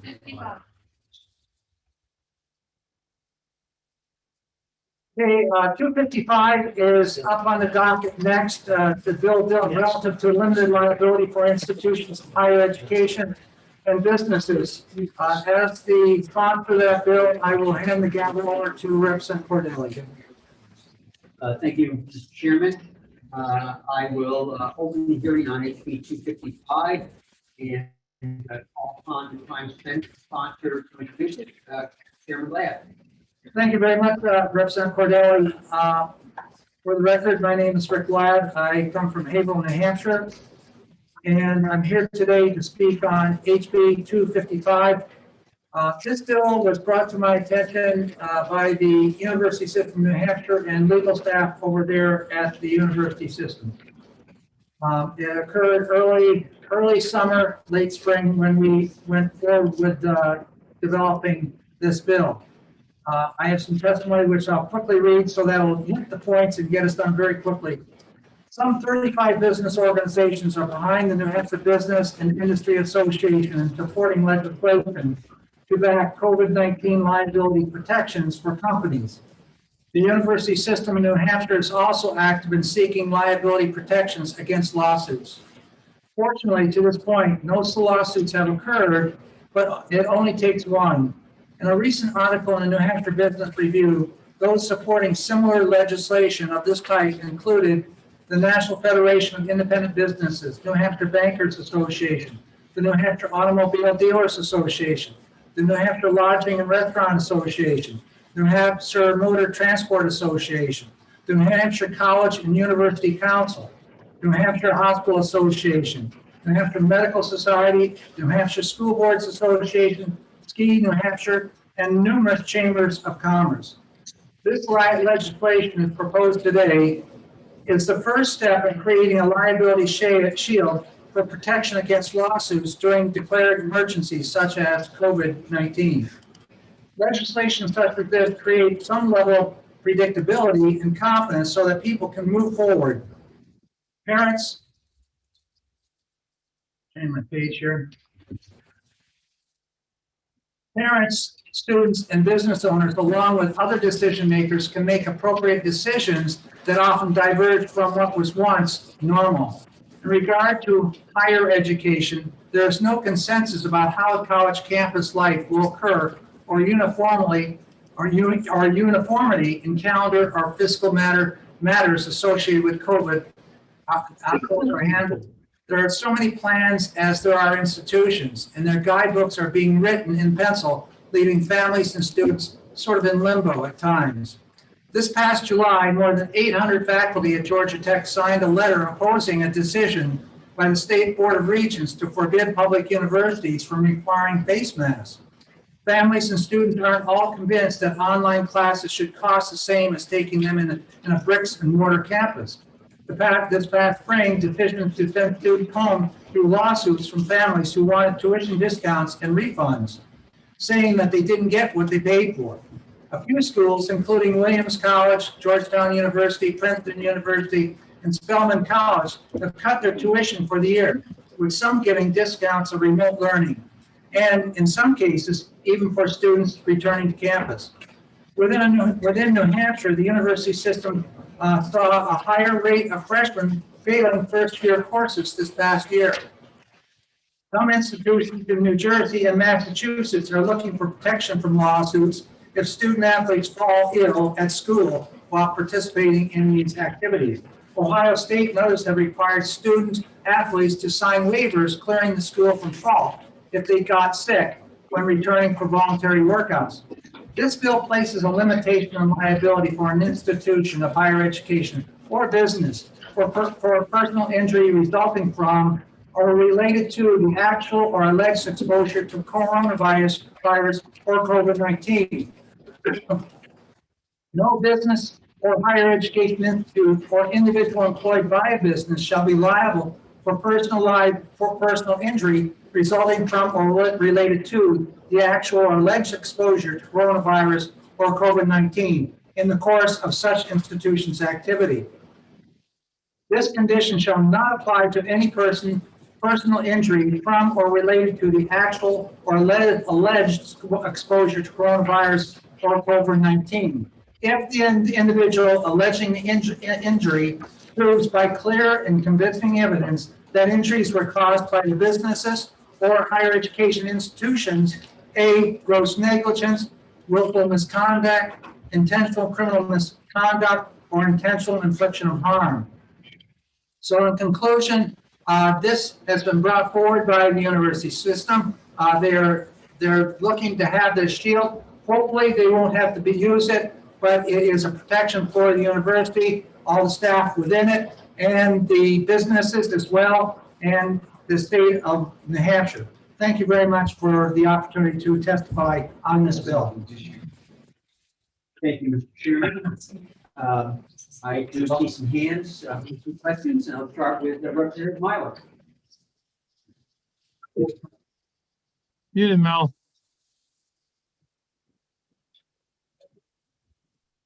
Thank you, Mr. Chairman, and thank you for taking my question, Representative Ladd. Why just the higher education? Why wouldn't we have public schools that would also be included in this particular piece of proposal? Because they've got the same potential liability as a higher education institution, don't they? I'm not really, Representative Myler, I'm not an attorney, but this was written by the university system and opened up the businesses because it mimics legislation that was proposed on the congressional level in Washington, D.C. And it's similar to the many business and industry associations throughout the country. In terms of dealing with K through 12, for example, we're dealing with a situation there where you also dealing with minors. You're not dealing with adults as you would be on the other two fronts. So would you be opposed to putting public schools in there? I'm not opposed to trying to get a liability shield like this for any group that is open to. It could possibly happen on the K through 12 level as well. There's a lot of activity occurring where there's some folks very disgruntled about their students not going to school every day of the week, being home 3 days a week, and on the various, it's scheduling is like at the colleges. It's different for every place you go. Thank you. Thank you. Thank you, Representative. Do I see any further questions from the committee? Representative Land. Sorry, thank you, Mr. Chair. I'm not sure if there'll be a lawyer speaking on this later. I don't know if I can ask a question there, but I guess Chairman Ladd or Mr. Representative Ladd, since I guess you're not in that seat right now.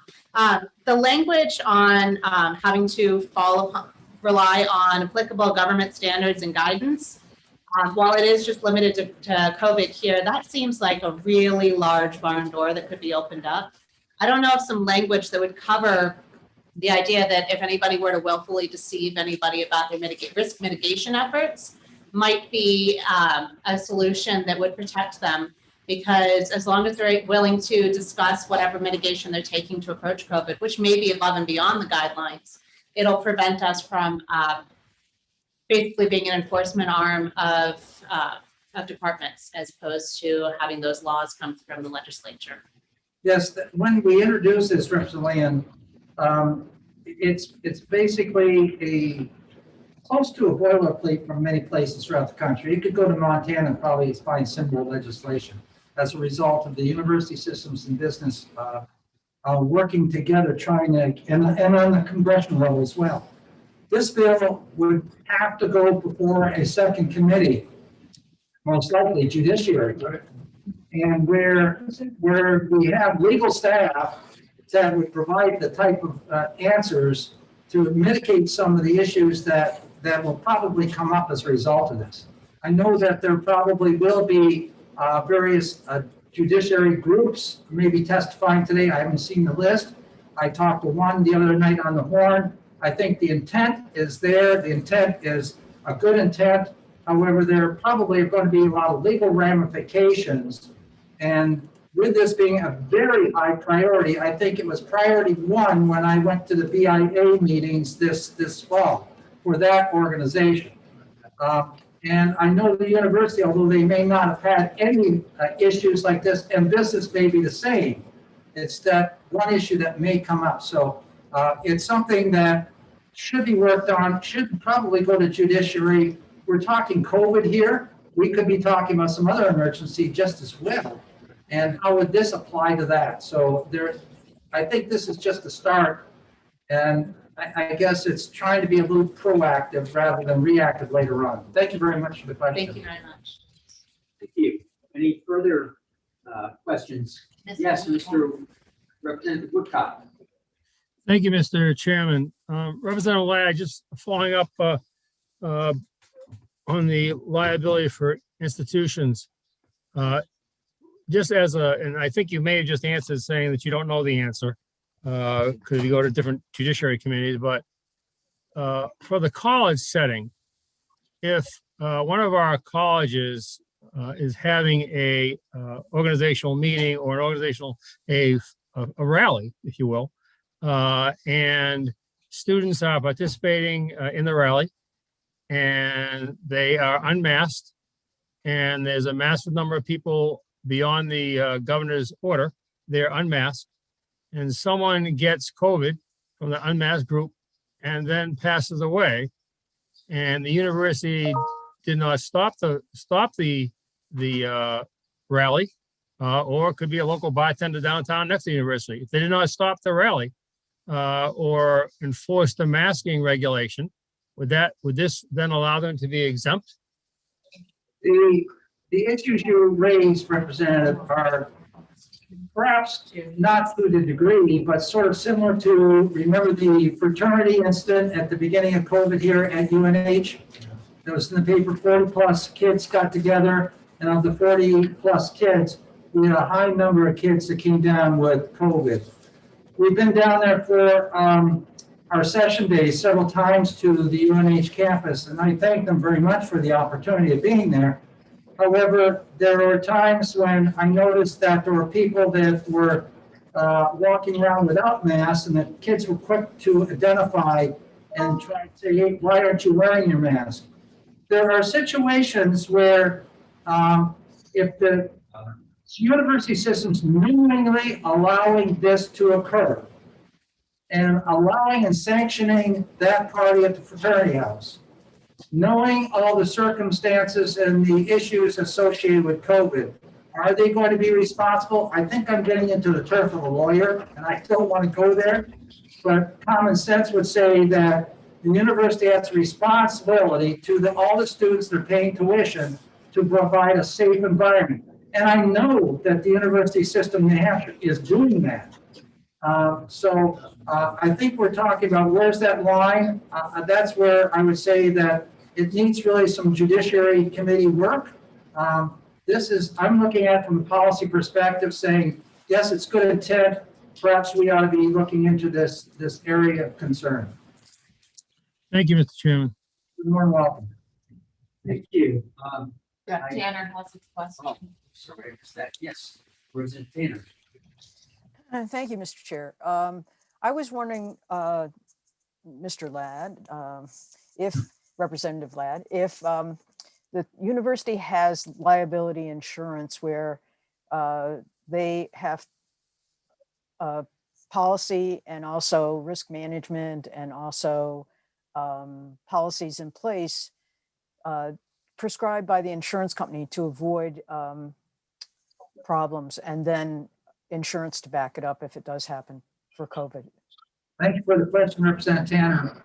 As a trustee for the university system, I have the opportunity to work with Tom Cronin, who is their public relations / part of the legal counsel division of the university system. I don't have the answer for you at this time, but I'd be pleased to try to seek that information for you. Thank you. I'm not seeing any further questions from the committee. We will go on to our next Testifier speaker, is Israel Pedro. Representative Pedro. Oh, I'm sorry. From Manchester.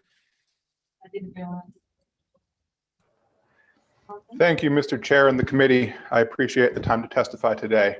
I'm testifying in opposition of this bill. As the chairperson said, I am a representative. I represent Ward 2 in Manchester, and I'm also a lawyer, a practicing attorney, and part of my practice is representing folks injured due to negligence.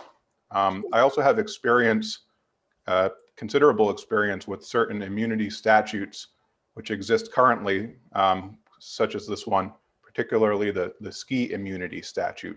So I'm somewhat qualified on this topic. I'm opposed to this bill for a simple reason.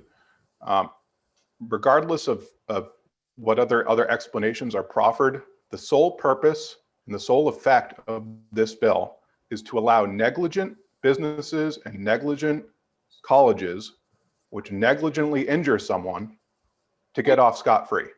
That is 100% the only effect of this bill. And why is that? Because under current law, a college or a business, and I say both because I think the chairman really only mentioned universities, but this bill actually cuts much broader than that. It also includes businesses generally, for-profit businesses. Under current law, those entities are only responsible, they're only legally liable if they're negligent. You're not liable if someone gets injured or COVID on your property, just on your property. You're not liable if one of your employees gives COVID to one of your customers. You're only liable if you are negligent. And so what this statute or what this bill does is to immunize negligent behavior. There's a couple exceptions in here that create exceptions to this immunity bar to negligence. One, and I'll go through a couple of things here in the bill. One is that it creates an exception for grossly negligent conduct in paragraph 2 or 3 here. However, I'll just point out that the way that it defines gross negligence is not in accord with the common law. It's not in accord with the law. Well, in New Hampshire, we actually don't recognize degrees of negligence, but the law generally elsewhere.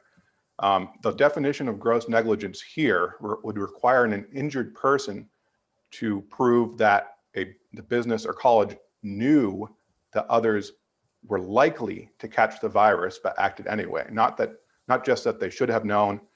You have to actually, under this bill, prove that person's state of mind and that they consciously disregarded an extreme risk.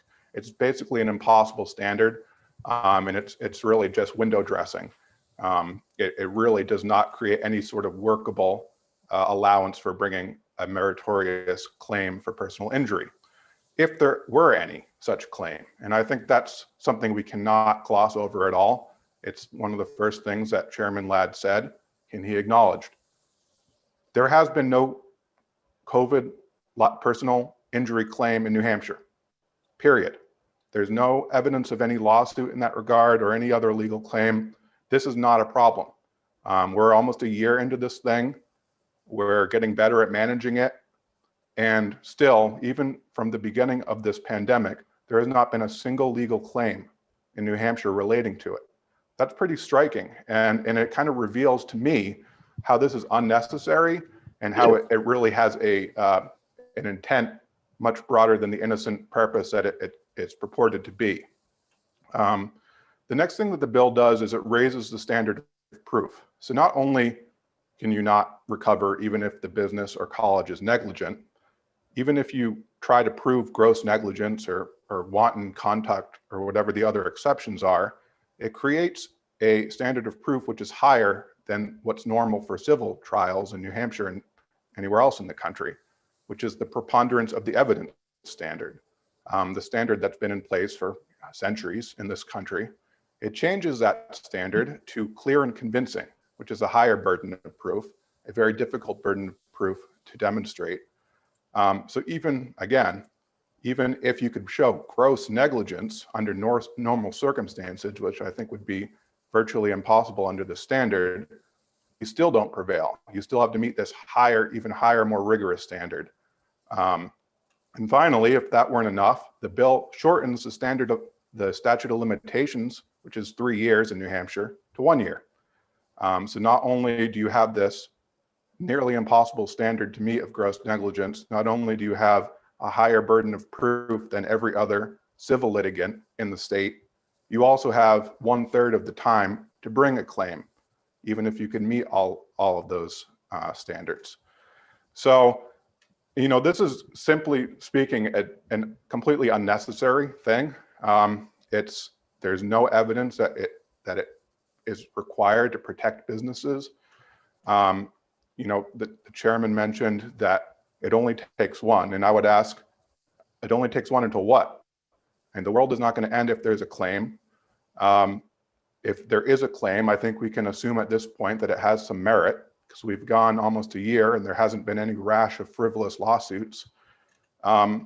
The entire purpose of the judiciary system and our justice system is to allow folks to bring their claims into court and have a jury of their peers decide whether that claim is valid. You know, that system has worked for hundreds of years, what our framers intended, our founding fathers. And what this bill does is essentially have the legislature dictate who gets access to the courthouse. It's an activist, it's a paternalistic, it's an unnecessary measure. And really all it does is protect negligent conduct. I'll also add, just as an aside, that we're, as one of the representatives mentioned, we're really talking about insurance companies here. It's insurance companies spending the money to, if there is such a claim, to defend it, to pay a settlement or to pay a verdict. And finally, it's not going to prevent cases from being filed in the first place. That's something I've heard some proponents say, yeah, they couldn't prove it under current law, but we still have to pay to defend it. That's going to be the case anyway, even with this bill passed. Even if there were a unmeritorious claim advanced, there's exceptions under the statute, and a lawyer or a plaintiff could still advance a lawsuit under those exceptions. So you're going to defend it either way. All this bill does is immunize negligent conduct. So I'm happy to take any questions, but that's why I oppose this bill. Thank you, Representative. First question is from Representative Myler. Thank you, Mr. Chairman, and thank you, Representative, for bringing this forward. Is there this may be an impossible answer, but is there a simple definition of negligence? Yes, it's the failure to use reasonable care under all the circumstances. And it's purposefully a flexible definition. What is a reasonable care under the circumstances depends obviously on the circumstances. So if you're driving a car and you fail to stop at a stoplight, we define that as a failure to use reasonable care. In this situation, if you are a business owner and you're aware of the risk of COVID in the community and the rates are rising, and you fail to take any measures to mitigate that risk or prevent customers from being exposed to that risk, then a jury would have to decide, is it reasonable for that business to act the way it did? And I think in many cases, a jury is going to understand that this is a very difficult, dynamic situation. Businesses can't guarantee a customer's safety, or colleges can't guarantee a student's safety. And a jury, I think in many cases, would conclude, yes, despite the fact that someone got injured due to COVID on the property or whatever, despite the fact they may have been able to do more, they acted reasonably. And therefore, there's no negligence. And therefore, there's a verdict for the defense. So that's why the existing common law and the existing state of the law now is flexible enough to handle a lot of the concerns brought by proponents of this bill. The standard adapts, and it has adapted for hundreds of years. Thank you very much. Thank you. I see Representative Moffitt. Thank you, Mr. Chair, and thank you, Representative, for taking my question. In terms of torts or personal injuries, those cases happen all the time, and it's often very easy to prove negligence or gross negligence or who's at fault. But with COVID, even if a university has bad practices or is delinquent in some practices, isn't it true that there is absolutely no way to prove that anyone ever got a virus here or there? It may be likely, but isn't it impossible to prove that anyone got a virus anywhere? I think that's absolutely correct, Representative. Thank you for that question. And that illustrates very well why this is unnecessary. Because under the current law, a plaintiff would need to prove not only that a business was negligent or a college was negligent in some way, but also that the person who contracted the virus contracted it more likely than not from that business or college. So under current law, I would say that it's difficult, if not impossible, for a plaintiff to prove that they contracted COVID from a negligent actor. All this bill would do is, if in a certain case it were provable that someone caught COVID, you know, as a more likely than not reasonable likelihood from a particularly negligent actor, that under this bill, they still would not be able to bring a claim. I can imagine some hypothetical situations where you could prove more likely than not that someone contracted COVID from a particular actor. If someone literally did not leave their home except to go to a business for one thing and caught COVID, I think a jury could conclude more likely than not they caught it from that source. But as you say, that's extremely unlikely. People go out into the community, they interact with other people. And I think in 99.9% of cases, you would not be able to prove that to a jury, which is exactly why this bill is unnecessary. Thank you, Keith. Thank you. Yes, Representative Leon. Thank you, Mr. Chair.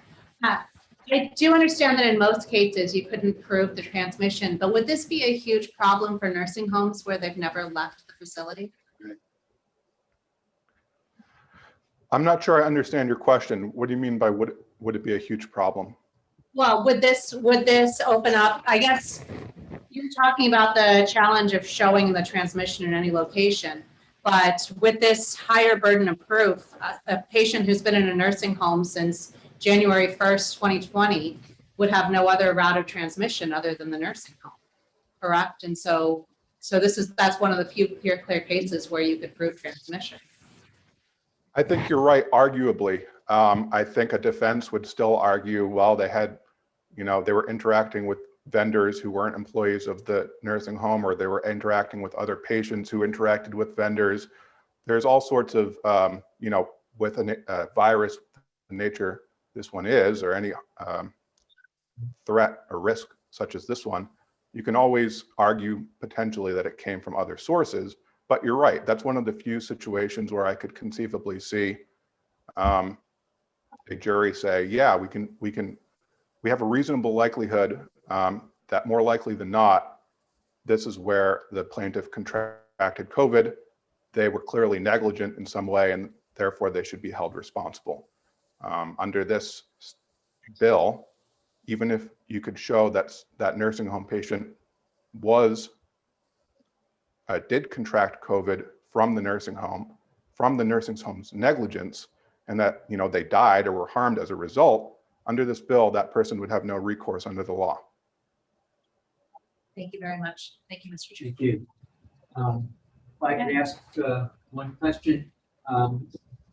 What happens when a college allows students to walk around campus without masks if the college does in fact have a mask policy but doesn't enforce it? Sure. So I think that goes back to the centuries-old standard of reasonableness and negligence. There isn't any requirement that a business or college take literally every measure possible to prevent a risk. There's no requirement that they make their campus perfectly safe.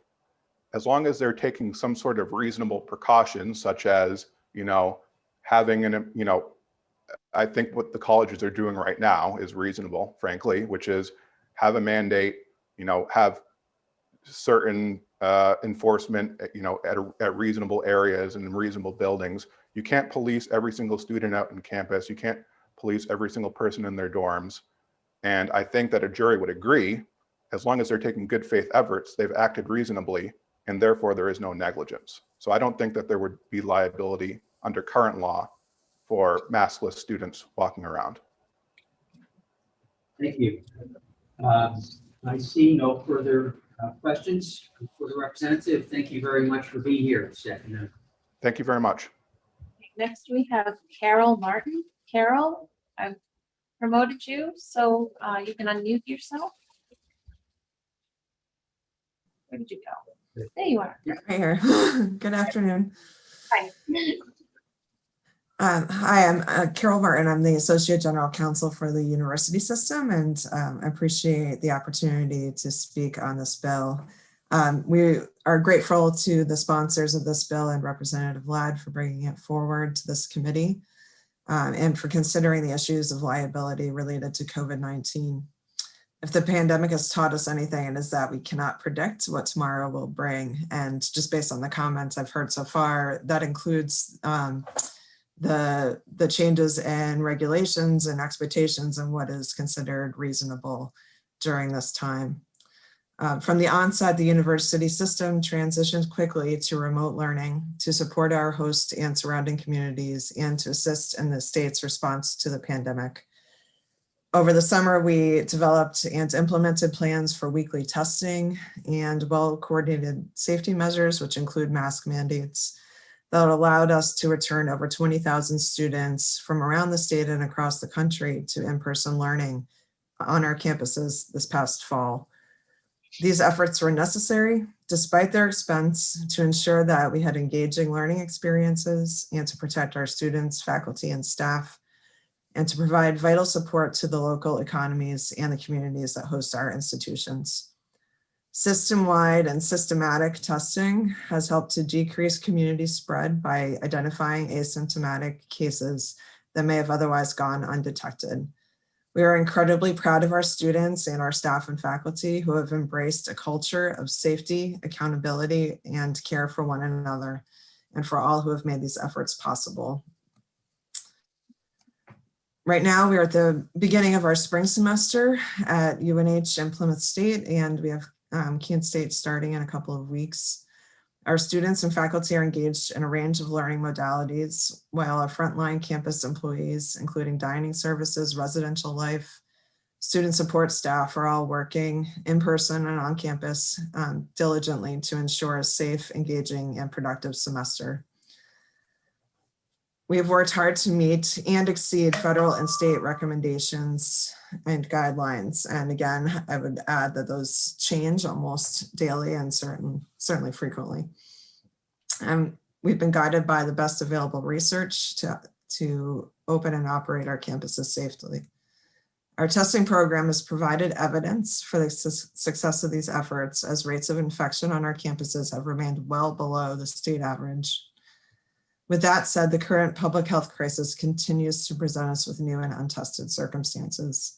Given the uncertainties, we welcome a conversation around liability protection in order to attempt to ensure that our institutions and our faculty and staff are protected. And I'm happy to take any questions. Thank you. Any questions from the committee? Seeing none, I thank you very much for your testimony. Have a good afternoon. Thank you. Next we have Rudolph Ogden, and I've promoted you, so you should just unmute yourself. Thank you. Good afternoon. Thank you for allowing me to speak. For the record, my name is Rudy Ogden, Deputy Commissioner of the Department of Labor. I just wanted to speak briefly. This bill does reference intersection with RSA 281A, which is the workers' comp law in the state of New Hampshire, and we have had questions surrounding workers' compensation and its relation to COVID, particularly in the context of workplace injuries for employees. Just as a brief background, I would say, and there is an Attorney General's memo to this effect, stating that employees in the context of working for their employer, any injuries that they have resulting from such activity or actions, they are limited to redress through workers' compensation. And what I mean by that is if an employee is injured, or in this case came down with COVID at work and had certain after effects or impacts from that condition, they would not be able to sue their employer regardless of these standards such as negligence and other things of that nature. I just point that out to, again, stress the fact that an employee's sole recourse is through workers' comp. That's something that I don't know that all individuals have an understanding of. So it's something that we try to make clear that for purposes of immunity or shielding relative to employees working in the workplace, their sole recourse is through workers' compensation. Additionally, surviving spouses or surviving dependents' sole recourse would be through workers' compensation. And then just lastly, again, being mindful of your time, one thing that we had wanted to point out was just the scope of this, at least for our limited slice. And again, I'm only talking about employees in the context of workers' comp, but I went back and looked through basically starting at March 1. I know that it's not easy to precisely pin when COVID started or where it started or anything of that nature, but just going back to March 1st of 2020, to present date, we've had about 35,000 workplace injuries reported. Of those workplace injuries reported, roughly 3,200 of them have had some designation of COVID. So that's to say that we've received notice of what we would call a first report of injury in 3,200 instances that perhaps COVID was happening. Just one thing I would note is a first report of injury is not an indication that it's an accepted claim, and it's not an acknowledgement by the employer that COVID was definitively determined to have been caused by work. I just point out that we have had those notices of injuries. Lastly, in terms of context or scope and scale, one thing I would point out is to date, we've had 6 hearings dealing with determinations on whether workers' compensation benefits, such as indemnity or medical bills, had to be provided for dealing with COVID as the noted injury. We've had 6 of those hearings to date, and we've had 1 hearing in which there was a determination that the COVID was an injury resulting out of work. I do take note of the fact, and I think it was a very good comment, that proving COVID's tie or COVID's genesis being from work or from a particular place is difficult. I don't think that that's something that's an easy case to make. But again, we've had 1 case in which that case was made and there was a determination. So I'm happy to take any questions, and I would just acknowledge up front that my purview is limited to workers' compensation. And the reason we decided to speak on this bill was just the fact that in paragraph 7B, there was specific reference to the fact that nothing here was to impact or undo what's put forth in 281A. Thank you. Questions? Representative Shaw. Yes, thank you. Could you please state your name again? I'm sorry, I couldn't understand. No, apologies if I wasn't clear. My name's Rudy Ogden. Thank you. Ogden? Correct. Any further questions? Thank you very much for your testimony. Thank you. Next, we have Marissa Chase from the Association for Justice in New Hampshire. Thank you for coming.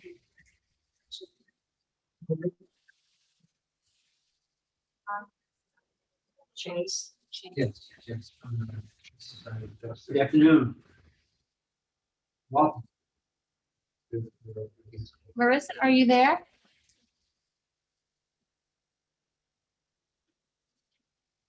Can you hear us, Ms. Chase? There she is. Hi. I believe you're muted. You're not, No. you don't show you're muted. Let's see. Audio? Let me see if this works Yeah. better. I don't. Turn up your audio, please. Shiv earbuds in. Yeah. You can hear me. Okay. I apologize. That's all to say. I would like to, if I may, defer my time to Attorney Tony Scullambrini, who has a hearing at 3 p.m. So if he could go before me, that'd be greatly appreciated. Are you okay with that? Yeah, you can do Okay. that.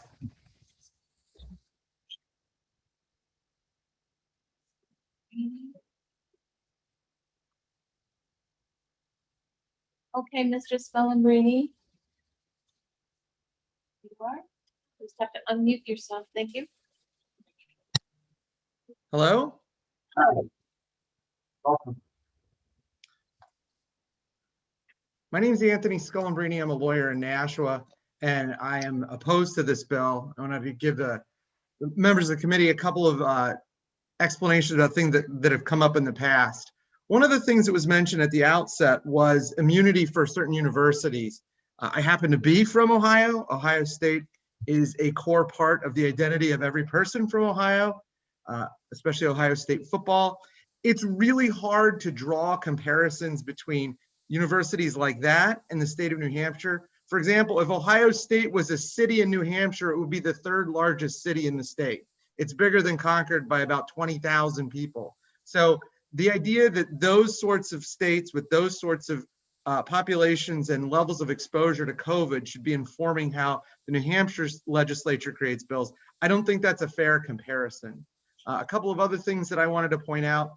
When Representative Piedra was talking about negligence, it's important to remember what lawyers would have to prove in court to show negligence. So negligence is, as he said, acting below the standard of care, not using reasonable care.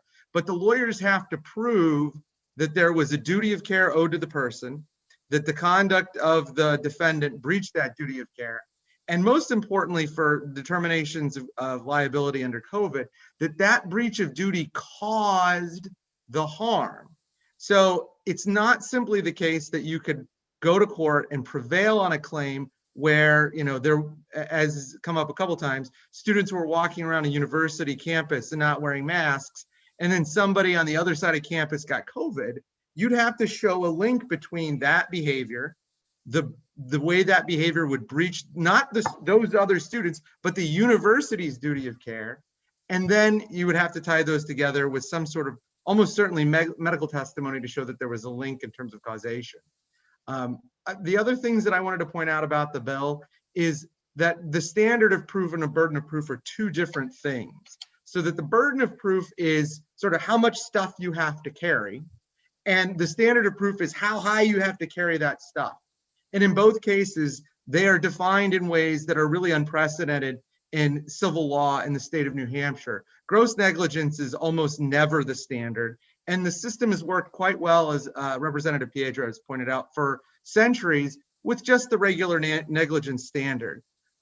Second, on the burden of, or that was the burden of proof. On the standard of proof, clear and convincing evidence is generally used in places where the state wants to commit people, that is, take away their freedom and hold them, such as when they're committed for mental health issues to the New Hampshire hospital. So having that as the standard of proof in a case like this, where the lawyer is, exploring these new medical issues that raised by COVID, and the person that he's representing is already sick and injured, I think that both of those things are unprecedented and far too high.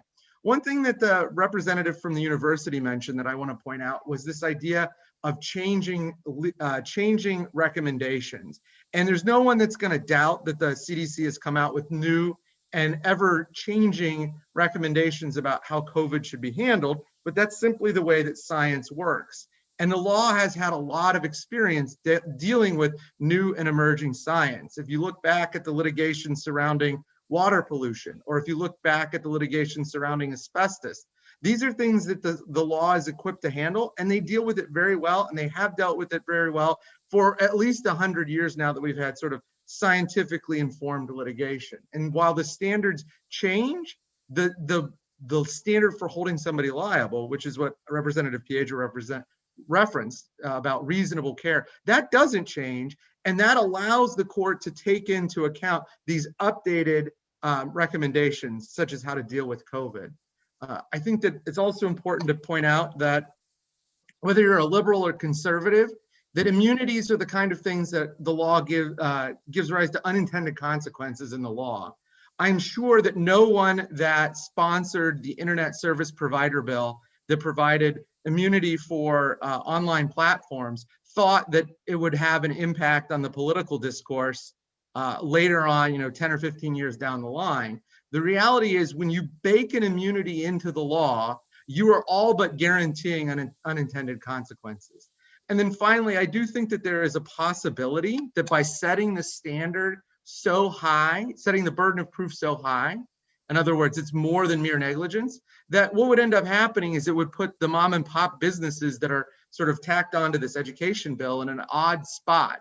That is, that they could have an insurance policy that covers negligent acts, but because the standard of the burden of proof is defined so high here, that they would fall out of insurance coverage, and would actually be worse for them than it would be if the standard of proof was, or the burden of proof was lower. In other words, if the burden of proof is gross negligence or higher, and the liability policy says we only cover negligent acts, then when they get sued, the insurance company could simply walk away and leave them to their own devices. And for those reasons, I oppose this bill, and I think that you should not vote for it. And I'm willing to take any questions anybody might have. Thank you very much. Do I see any questions from the committee? I do not believe we have any questions. So Thank you for your time. You can get on to your next piece of business. Next slide. Thank you. Yeah. Thank you. We'll go back to. I was questioning whether we should go yeah, back to Ms. Ms. Chase. Thank you very much, representatives. I would actually ask that you defer to the other attorneys first. I take up a lot of their billable hours for free by asking them to testify in front of the legislature, and they have, I am actually paid to be at this hearing, so I am more than happy to go towards the end of the hearing, and I appreciate if that's possible. I know Rory Parnell, for example, also has a hearing at 3. I apologize. I'm sorry, who did she say? What was the name you mentioned? What was the name? Rory Parnell. Okay, I don't see him on the testify list, but, okay, I see. Is it okay to call him? Okay. Mr. Parnell, you're next. Hello. I assume you all can hear me? Yes. Thank you. Well, thank you, Chair, and thank you to the committee for taking the time to listen to us. I'm testifying in opposition of this bill, and primarily I'm focused on the constitutionality of this. For those that have been around long enough, there was a medical malpractice statute passed many years ago that included a reduction in the statute of limitations, including, in addition to that, a provision that affected the evidentiary burden as it related to experts. And the Supreme Court ended up taking up this case, or taking up that statute on appeal, and found the statute unconstitutional. And I think there is significant concern that this bill, as written, limiting the statute of limitations and increasing the standard of negligence, could result in this bill being overturned as unconstitutional. And the case was Carson v. Moore. The problem, as noted in that case, was the statute, without providing any additional caveats, just simply restricted the statute of limitations without more. And the court, the Supreme Court, found that this was unconstitutional and reversed that provision. Now, the court in that case examined Article 1 and 2 of our Constitution, the Equal Protection Clause, which are obviously huge parts of our foundation of our government. But the other thing that it's important to at least reference with these immunity bills is they are taking away the right of jury trials in the state of New Hampshire. And I want to point out one of the statements in Article 20 of our state constitution on the Bill of Rights, where it talks about the jury trial in civil causes. And there's some very interesting language there that I've always found fascinating that our founders and the drafters of our state constitution used. And in that provision, they say, in referencing the jury trial right, they say this method or procedure shall be held sacred. Sacred. That is a very important use of that term because it provides a higher standard in using that language as far as what a right of a citizen is to seek redress in the courts of New Hampshire. And this immunity bill will abrogate that right under Article 20 and reduce access to jury trials for those that would potentially be injured. And I want to echo one of the things that Representative Piedra referenced is that despite this occurring for over a year, this pandemic that has had such a detrimental effect on our economy and our citizens and frankly our psyches, there have been zero cases involving injuries with COVID. And this bill is a solution in search of a problem. So when you are considering this bill, it's important to factor in what is the foundation of our rights, especially as what I affectionately call a libertarian state that we are, that allows the freedom of our citizens that other states simply don't provide. And this bill will chip away at those rights of our citizens to seek redress in the courts. And really, based on how it is currently drafted, there is real risk that this bill will just be overturned as unconstitutional because it violates those sacred clauses of our Constitution. And so as you consider the passing of this bill or the rejection of this bill, we ask that you vote against it because it is unconstitutional as written, and in front of a court that respects our libertarian principles and respects what is a sacred jury right, it serves a substantial chance of being overturned, just like the malpractice bill was so many years ago. And one clarification point, I know this was mentioned, the standard of gross negligence. It's important to note that New Hampshire does not have a common law gross negligence standard. Specifically, it is only provided for by statute. So common law is case law. So we do not have a gradient of negligence in the state. We have a basic negligence standard, as Representative Piedra has noted, has been successful and reasonable for hundreds of years. And it is important to note that this actually would go beyond the current case law and establish gross negligence that is not present currently.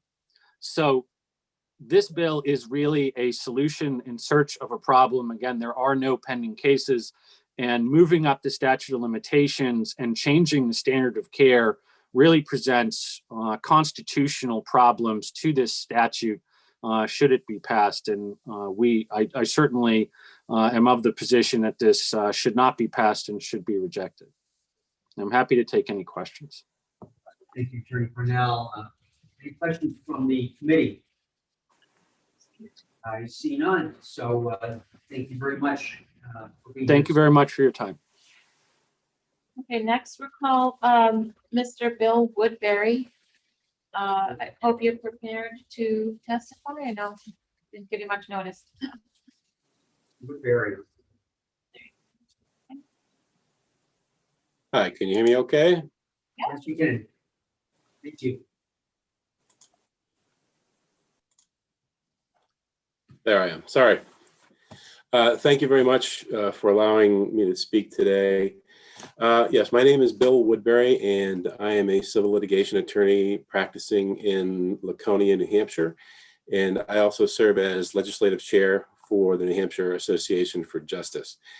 The reality today is that Israel Piedra, Representative Piedra, Attorney Scalambrini, and Attorney Parnell have framed the issues and explained them exceedingly well.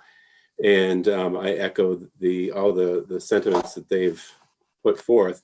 I guess in the interest of time and being succinct here as to what some of the arguments are against this, and I am arguing in opposition. I guess I would just emphasize one other aspect of this, and that is the practical realities of if a case like this were to, come into my office, and I'm certainly not speaking for all attorneys, but it were to come into, I think, the average civil litigator's office, and that's that, as Attorney Scalambrini indicated, we're going to explain to a potential client that you're going to need to prove to a unanimous jury that someone, that a business or an entity acted unreasonably, and that this unreasonable conduct was what caused the harms, what caused the infection and subsequent issues surrounding that. And that is going to be exceedingly difficult in every situation with respect to COVID-19. And just because someone contracted COVID-19 in a particular place doesn't mean that that business or entity was a bad actor or should be subject to a finding of liability. That conduct must be unreasonable.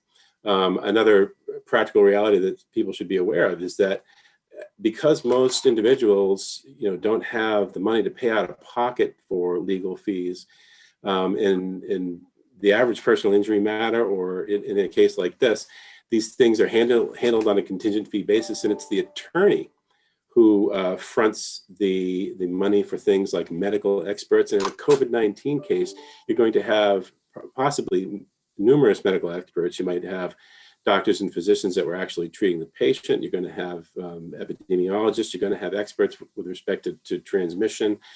And this is going to be exceedingly expensive. So the combination of the likely difficulty in proving that the entity to be sued acted unreasonably and caused, the actual injury or illness, that combined with the need to, make upfront expenditures, which may be exorbitant in these cases, makes it very unlikely that these cases are going to be brought. Attorney Parnell is correct. This is essentially a solution in search of a problem.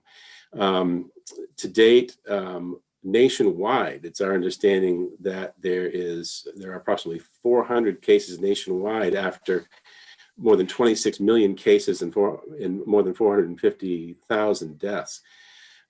These cases aren't happening. They're not happening in New Hampshire. And I would come back to the point that all of the attorneys, especially Attorney Parnell, has made, is that this is generally an unconstitutional act to create immunities like this. Immunities breed irresponsibility, and they really have no place in our body of laws. With that, I would take any questions the panel may have. Very much. Questions? I see one from Representative Myler. Start. Thank you, Mr. Chair. And thank you for taking my question. I don't believe this has been asked yet, but isn't my understanding that there is a limited liability for hospitals and first responders regarding this? If they have that, how does that relate to what's being proposed in this particular bill? Yes, sir. It's my understanding, and I believe that back in April of 2020, there was an Attorney General opinion that the immunities provided in RSA 21P41 apply to emergency entities engaged in emergency management activities. I don't know the exact status of that. I believe that is renewed at this point, but there has certainly been actions taken to provide for that. So we can certainly, submit, additional information on that question. Be happy to do that for you, sir. But yes, I believe there are protections in place. Thank you. Thank you. Representative Tanner. Thank you, Mr. Chair. I have a question about the communicable disease itself. The fact that COVID-19 is listed in this bill, and we know it's, viruses mutate, may even have a different name, number to it, and there's other communicable diseases as well. Does this bill narrowly, very narrowly indicate just a certain virus? Thank you for the question, Representative Tanner. The bill would appear, as I read it, if we look at page 1, lines 4 and 5, pertain to limited liability for institutions of higher education for personal injury resulting from or relating to COVID-19. I believe the specificity is there with respect to COVID-19, but that's not to say that it doesn't set a generally bad precedent for things of this nature going forward. Thank you very much. I see no further questions, so thank you very much for being here. I thank you for letting me speak. Okay, thank you. Next, we have Chris Sofert from Sofert Law. Good afternoon. Can you all hear me? Yes, we can. Thank you. For the record, my name's Christopher Sufit from Sufit Law. I practice here in Franklin, New Hampshire. I've been practicing since 1984. It's a general practice representing many businesses as well as injured individuals and families. My business owners, similar to the BIA's own survey, are dealing with a whole host of issues. We're dealing with revenue losses. We're dealing with employee retention. We're dealing with child care issues, employees working remotely. That's the problem that we're dealing with. My businesses are not dealing with. None of my business clients have come to me and said, we're threatened of being sued. We are being sued. We're worried about being sued.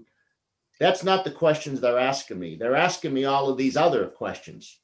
I have had no individuals or families come to me and say they're exploring the possibility of bringing a COVID-19 lawsuit against anybody. I've had no experience with that, and I've been doing a lot of cases. What I would like to say is what I had the privilege of in 2012, arguing to the New Hampshire Supreme Court, the Tom Morgan case. And there's some language in that case that the Supreme Court emphasized in New Hampshire what is the very moral fabric of civilized society. And here's the words they used. Responsibility for personal malfeasance runs through all relations of individuals, each of us to the other. That is the New Hampshire way. This bill would remove that moral fabric and would remove the reasonableness standard that we owe each to the other. I ask that this bill not be passed, and I'm happy to take any questions. Sir. Questions from the committee? Seeing none, I thank you very much for your testimony. Thank you. Okay, at this time, we'll circle back to Marissa Chase. And if, Ms. Chase, if you're all set, we've got one last testifier, but I'm not sure what your plans were. Thank you very much, members of the committee. Thank you for allowing us so much of your time. I apologize for this being in the dark here on my screen. You're just missing my sleeping dog behind me. But for the record, my name is Marissa Chase. I'm the executive director for the New Hampshire Association for Justice. We are a statewide association of trial attorneys. We have about 400 members statewide. As New Hampshire is a small state with a collegial bar, our members practice everything rather, not anything. And if you have a legal question or your constituents come to you with a legal question, we really do want to be a resource and are happy to help in any way that may be useful. I won't reiterate the testimony, just we are strongly in opposition to this bill. I sent our testimony from our Board of Governors to the House Education Committee this morning, as well as a national tracker on COVID-19 related lawsuits happening throughout the country. Important to note, there have been 0 lawsuits related to COVID filed in New Hampshire to date that we know of. As the Deputy Commissioner for the Department of Labor noted, there has been 1 COVID-related workers' comp claim. It's important to note that businesses do pay workers' comp insurance, so that does not cost when a claim is filed for workers' comp, it does not cost the business additionally. And I believe that successful workers' comp claim was from a hospital worker. So that just makes sense to me as someone that plays an attorney, not someone who's a practicing attorney. One more thing I'd like to note is this, and just want to emphasize the way this bill is written, and I think the attorneys did a great job of noting that the liability the standard raised to a knowing act.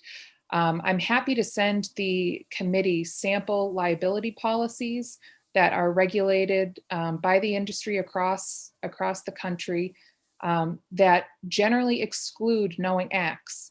So just trying to, dumb it down from some legal jargon, as I try to do every day in my job. The knowing act, if a claim were brought to the standards set out in this bill, which again, they probably won't because it would be impossible to prove, nearly impossible to prove, unless it was totally egregious. An insurance company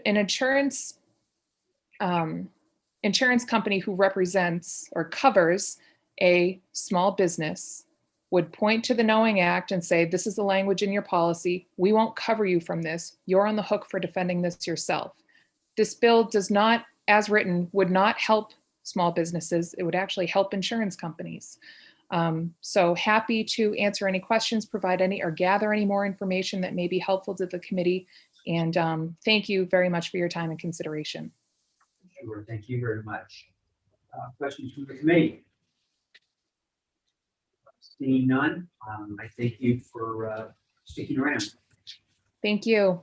Thank you, Chase. Okay, last person to testify is David Freer, and I believe you're with the BIA, correct?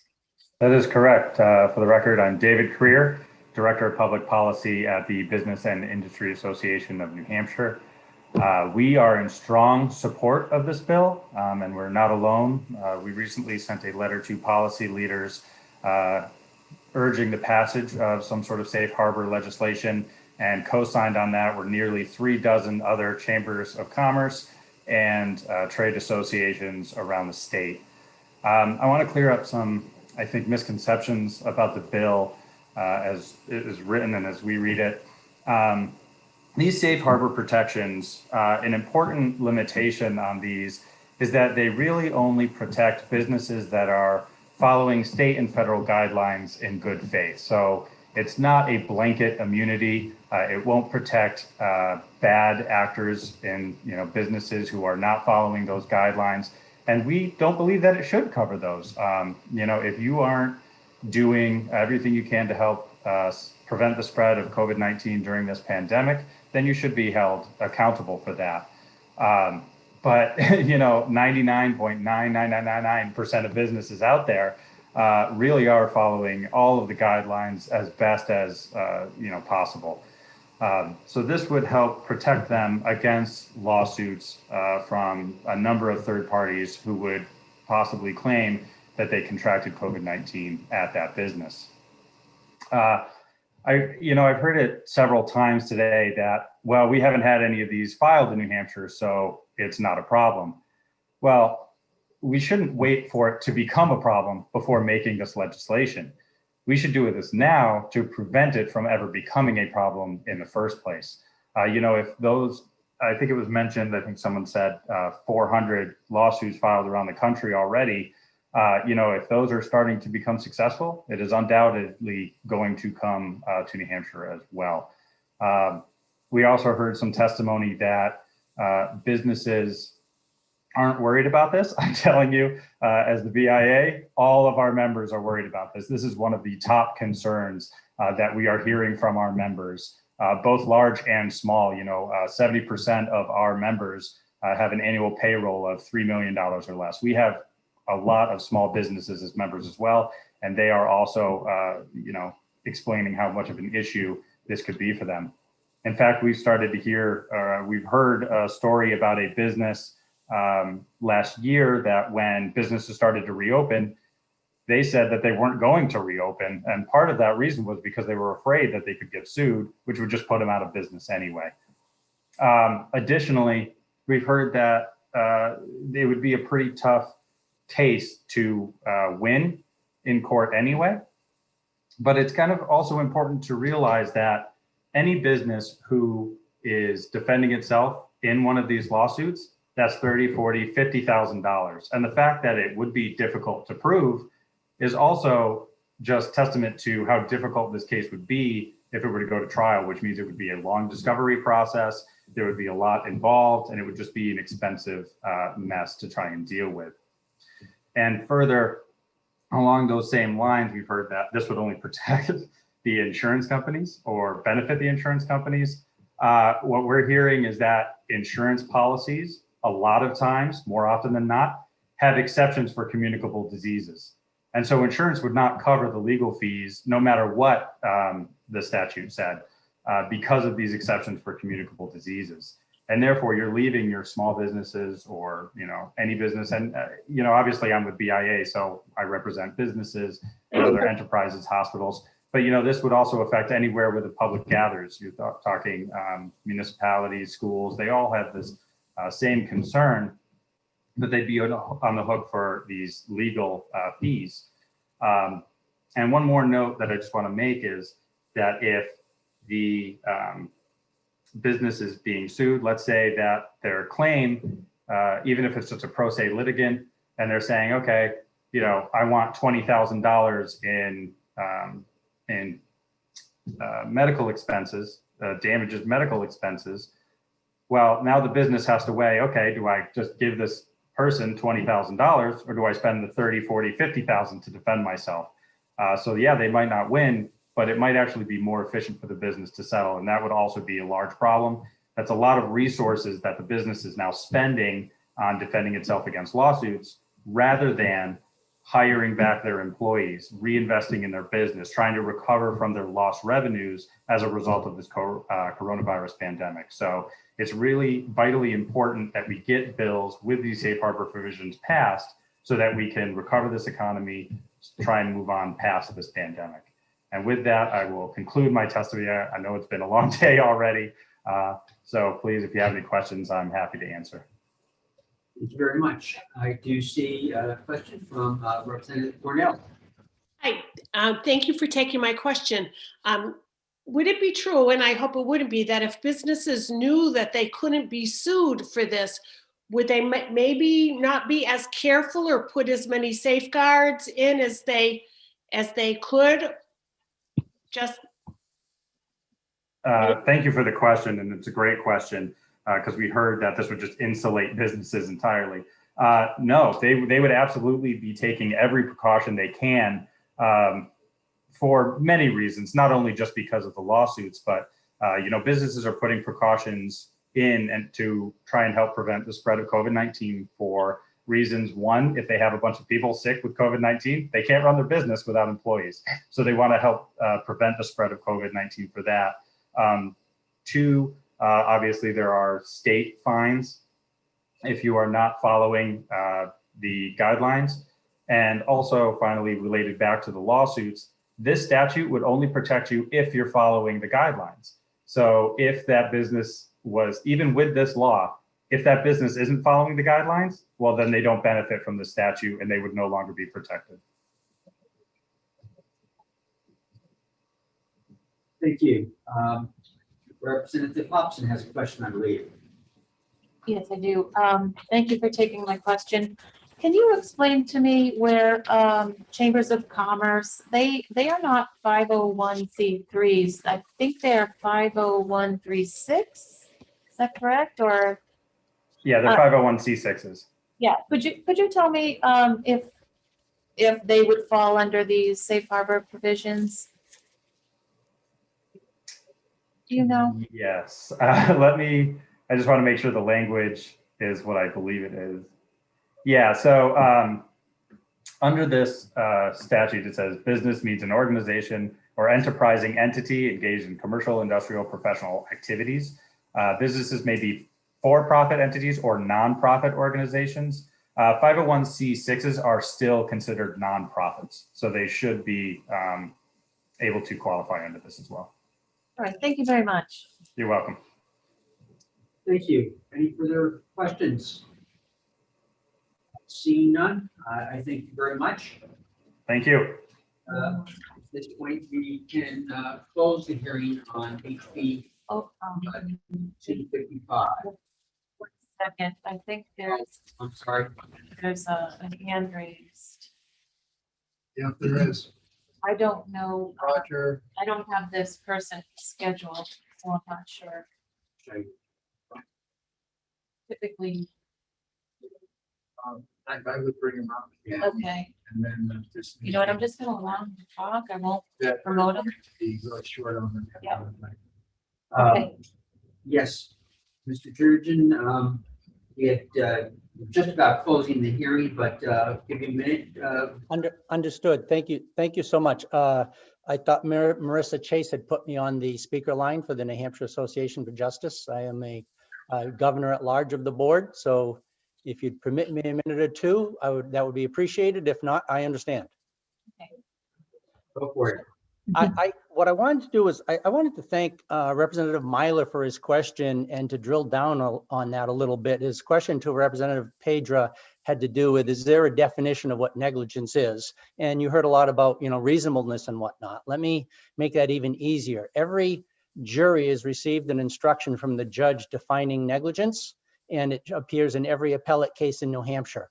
Negligence is the failure to do what a reasonable person would do under the circumstances, or doing something that a reasonable person or business would not do under the circumstances. Obviously, that changes with the circumstances. Now, based on that definition, there are really two issues that come out of that and come out of this bill. One is the bill would send a mixed message about what's reasonable, and the other is it would create a race to the bottom. Mixed messages, we have the CDC, we have the governor, we have our own Bureau of Infectious Disease Control putting out guidelines, telling businesses what to do. In every court, in every case for bodily injury, those guidelines would be the definition of what a reasonable business would do under the circumstances at the time those guidelines were in force. That would be the definition of what's reasonable and therefore what's negligent.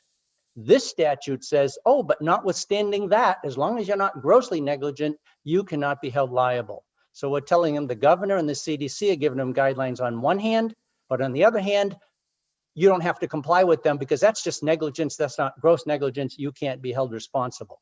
Do we want to create a system of mixed messages like that, where the CDC guidance and our Bureau of Infectious Control guidance is basically a waste of time? Combined with that is the race to the bottom. Most of our businesses want to do the reasonable thing, but there's always a cost of doing business, of taking more reasonable precautions. There's always going to be a motivation for some few businesses to save a few bucks by cutting back a little bit on some of those guidelines, on some of the precautions they are taking, being not as careful as the CDC or the governor want them to be. And guess what? That puts them at a competitive advantage over the reasonable businesses. Reasonable businesses feel the pressure to do the same thing. And there's suddenly a race to the bottom of taking fewer and fewer precautions so that they can pass on their savings to their customers and keep their customers and keep their business. And we would never get to the point where things are so bad that it's gross negligence that I could prove and pursue a case. So those are just a couple of the reasons why the NHAJ oppose this bill. Thank you for your time. I'd be happy to answer questions if you still have any. Let's see, looking around the room. I do not see any, but thank you very much for. Thank you for giving me the 2 minutes. Thank you. I appreciate it. Thank you. Great, thank you. And with that, I think we're finished with HB 255 or anyone else pops up online. I'll close HB 255 and give the virtual gavel back to the chairman.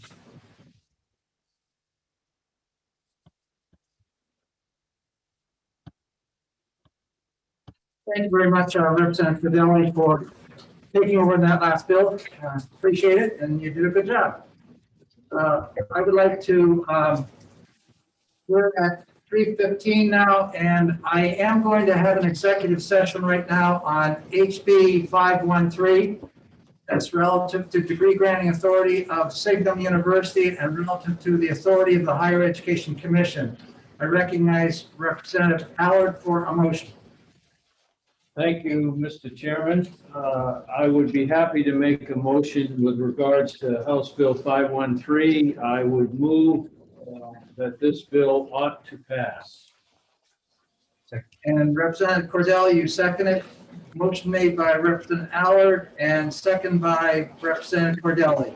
Discussion from the sponsor. Representative Allard, do you have a few comments, or you can pass on that if you want? I would just say briefly, this bill, as I stated in the originally, this bill is a resurgence of an idea that began more than a year ago and came to us and in my opinion should have passed at that time, but it couldn't. So it's been resurrected, and it's a bill whose time has come. It's time for the citizens of New Hampshire to have access to degrees from Signum University. Was the second cure to offer any? Thank you. Yes, I would just add that this has been kicking around for a year or so. We had testimony just the other day from the Department of Education, Mr. Appleby, that the Higher Ed Commission has approved Signum, and the ball is now in our court. The Signum has satisfied many, if not all, of the original 13 items that they were to pursue. So I think that there is no reason to not grant them degree granting authority and pass this legislation. Thank you very much. Is there any further discussion? Representative Myler. Thank you, Mr. Chair. I'm disappointed that this is coming before right now. You had indicated in our last committee meeting that you would consult with the elite ranking Dem for executive sessions. This has not been, I've been not consulted with on this at all. So I'm disappointed, Mr. Chair, that you did not follow through on your commitment to do that. Particularly in relation to this particular bill, this has been around for some time for a good reason. And that is, there are serious questions about the veracity of this bill and the leadership of this university. This, in my 9 years, I have never been threatened by somebody who was trying to pursue a bill. I've been lobbied, no question about that. But as we heard in the last hearing that had this, Representative Luno basically read a letter in which the president of the college, university, I'll say college, threatened directly Mr. Luno and indirectly me. To me, the veracity of doing that says something about the university and its integrity. And on that basis alone, this should not go forward. Because frankly, I don't think we need institutions of higher learning in this state that basically threaten representatives because of their position on a particular bill. I will be voting a strong no on this recommendation. Thank you. Thank you very much, Representative Myler. Representative Lakis. Yes, looking at that letter, I am not sure how saying you have publicly printed things that were incorrect, and rather than going to the press to rebut these things that were printed, I would like to meet with you in person to work this out so that you know, so that I'd like to interject for a second here. We are dealing with HB 513, the authority of Signum, granting authority of Signum University to be authorized by this legislature. Yes. And I don't believe the discussion of where we're going has anything to do with the nature of the bill, which simply says approved by the Higher Education Commission and authorized by, those are the only changes. So let's stick to the content, please. I was just trying to say that I don't think that constitutes criminal threatening and therefore doesn't. That has absolutely nothing to do with this content of this bill. So thank you. Further discussion? Yes, Representative Woodcock. Thank you, Mr. Chairman. I had to dig out my file. I was surprised this came up without any notice today at all, even during the lunch break, so we could prepare. But that being said, I was inclined to support this bill. I have been inclined last year, although I didn't, because I thought the higher education and DOE had done their due diligence. Of course, we saw all the items that had not been corrected, but supposedly are corrected now. But I became concerned last year, as I am now, when both times when we asked the president of the university what he did with students who had paid their money for a program to get their master's, and the university was not certified for that. And matter of fact, one of the speakers, an eloquent speaker actually for it in his favor, came on both years and said that she got the degree and actually got her adjunct job because of that. But at both times, the school was not certified to give degrees. So I feel like it's been the first year I understand that we knew, but last year, knowing that, they continued to take students' money with the hope and assumption that they get a master's for the coursework. And that concerns me. The other part that significantly concerns me, actually, I think it's kind of unfair.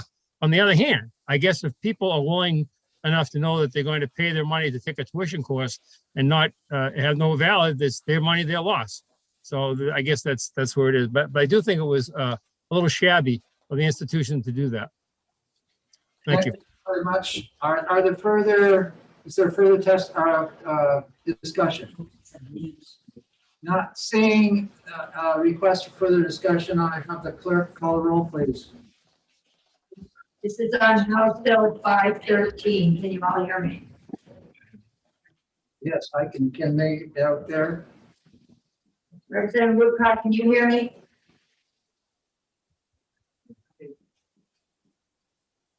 Representative Cordelli? Yes. Representative Bone? Yes. Representative Allard? Yes. Representative Lakis? Yes. Representative Moffett? Yes. Representative Houston? Yes. Representative Andrus? Muted. I don't see her. Yes. We gotta see. We can't see her face. Yeah. I'm sorry. Okay. Representative Ford? You're muted, Oliver. Yes. Thank you. Representative Leon? Yes.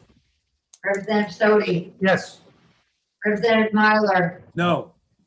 Representative Blumenauer? Representative Blumenauer?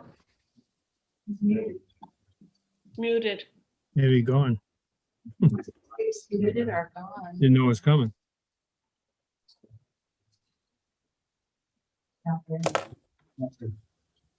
Representative Shaw, no. Representative Cornell? No. Representative Tanner? No. Representative Ellison? No. Representative Mullen? No. Representative Lay? No. Representative Woodcock? No.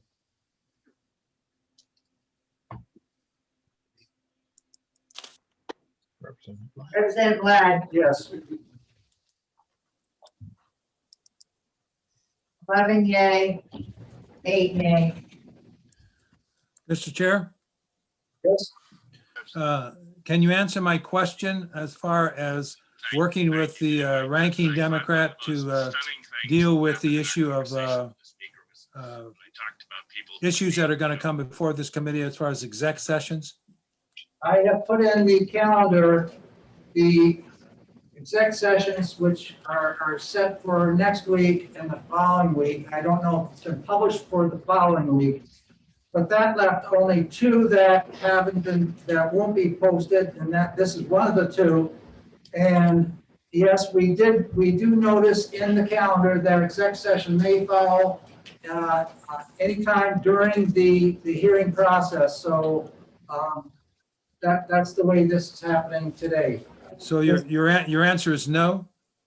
My answer is that we just did exactly what is in the calendar and allows by our rules to occur. So the answer is no. Thank you very much. They're going to be a minority report. Is there a minority report? Yes, either Representative Luno or Myler would do that minority report. Thank you. Representative Luno was not present at the vote. Then I will do it. Thank you. You're welcome. So that, Mr. Chairman, yes, just a point of clarification. In the future, if you're going to call an executive session and there is a lunch break before that executive session, could you at least give us the courtesy of acknowledging that so everyone has a chance to prepare? Instead of throwing it on the last minute?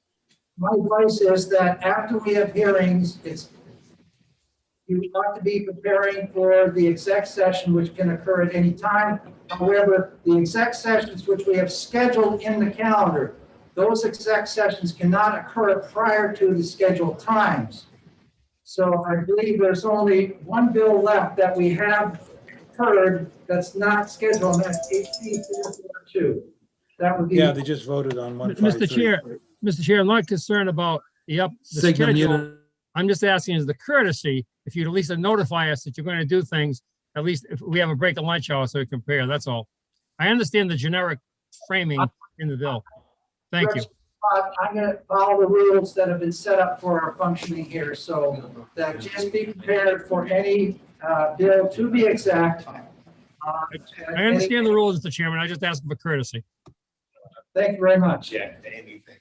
Okay, here at the conclusion of what we're doing today.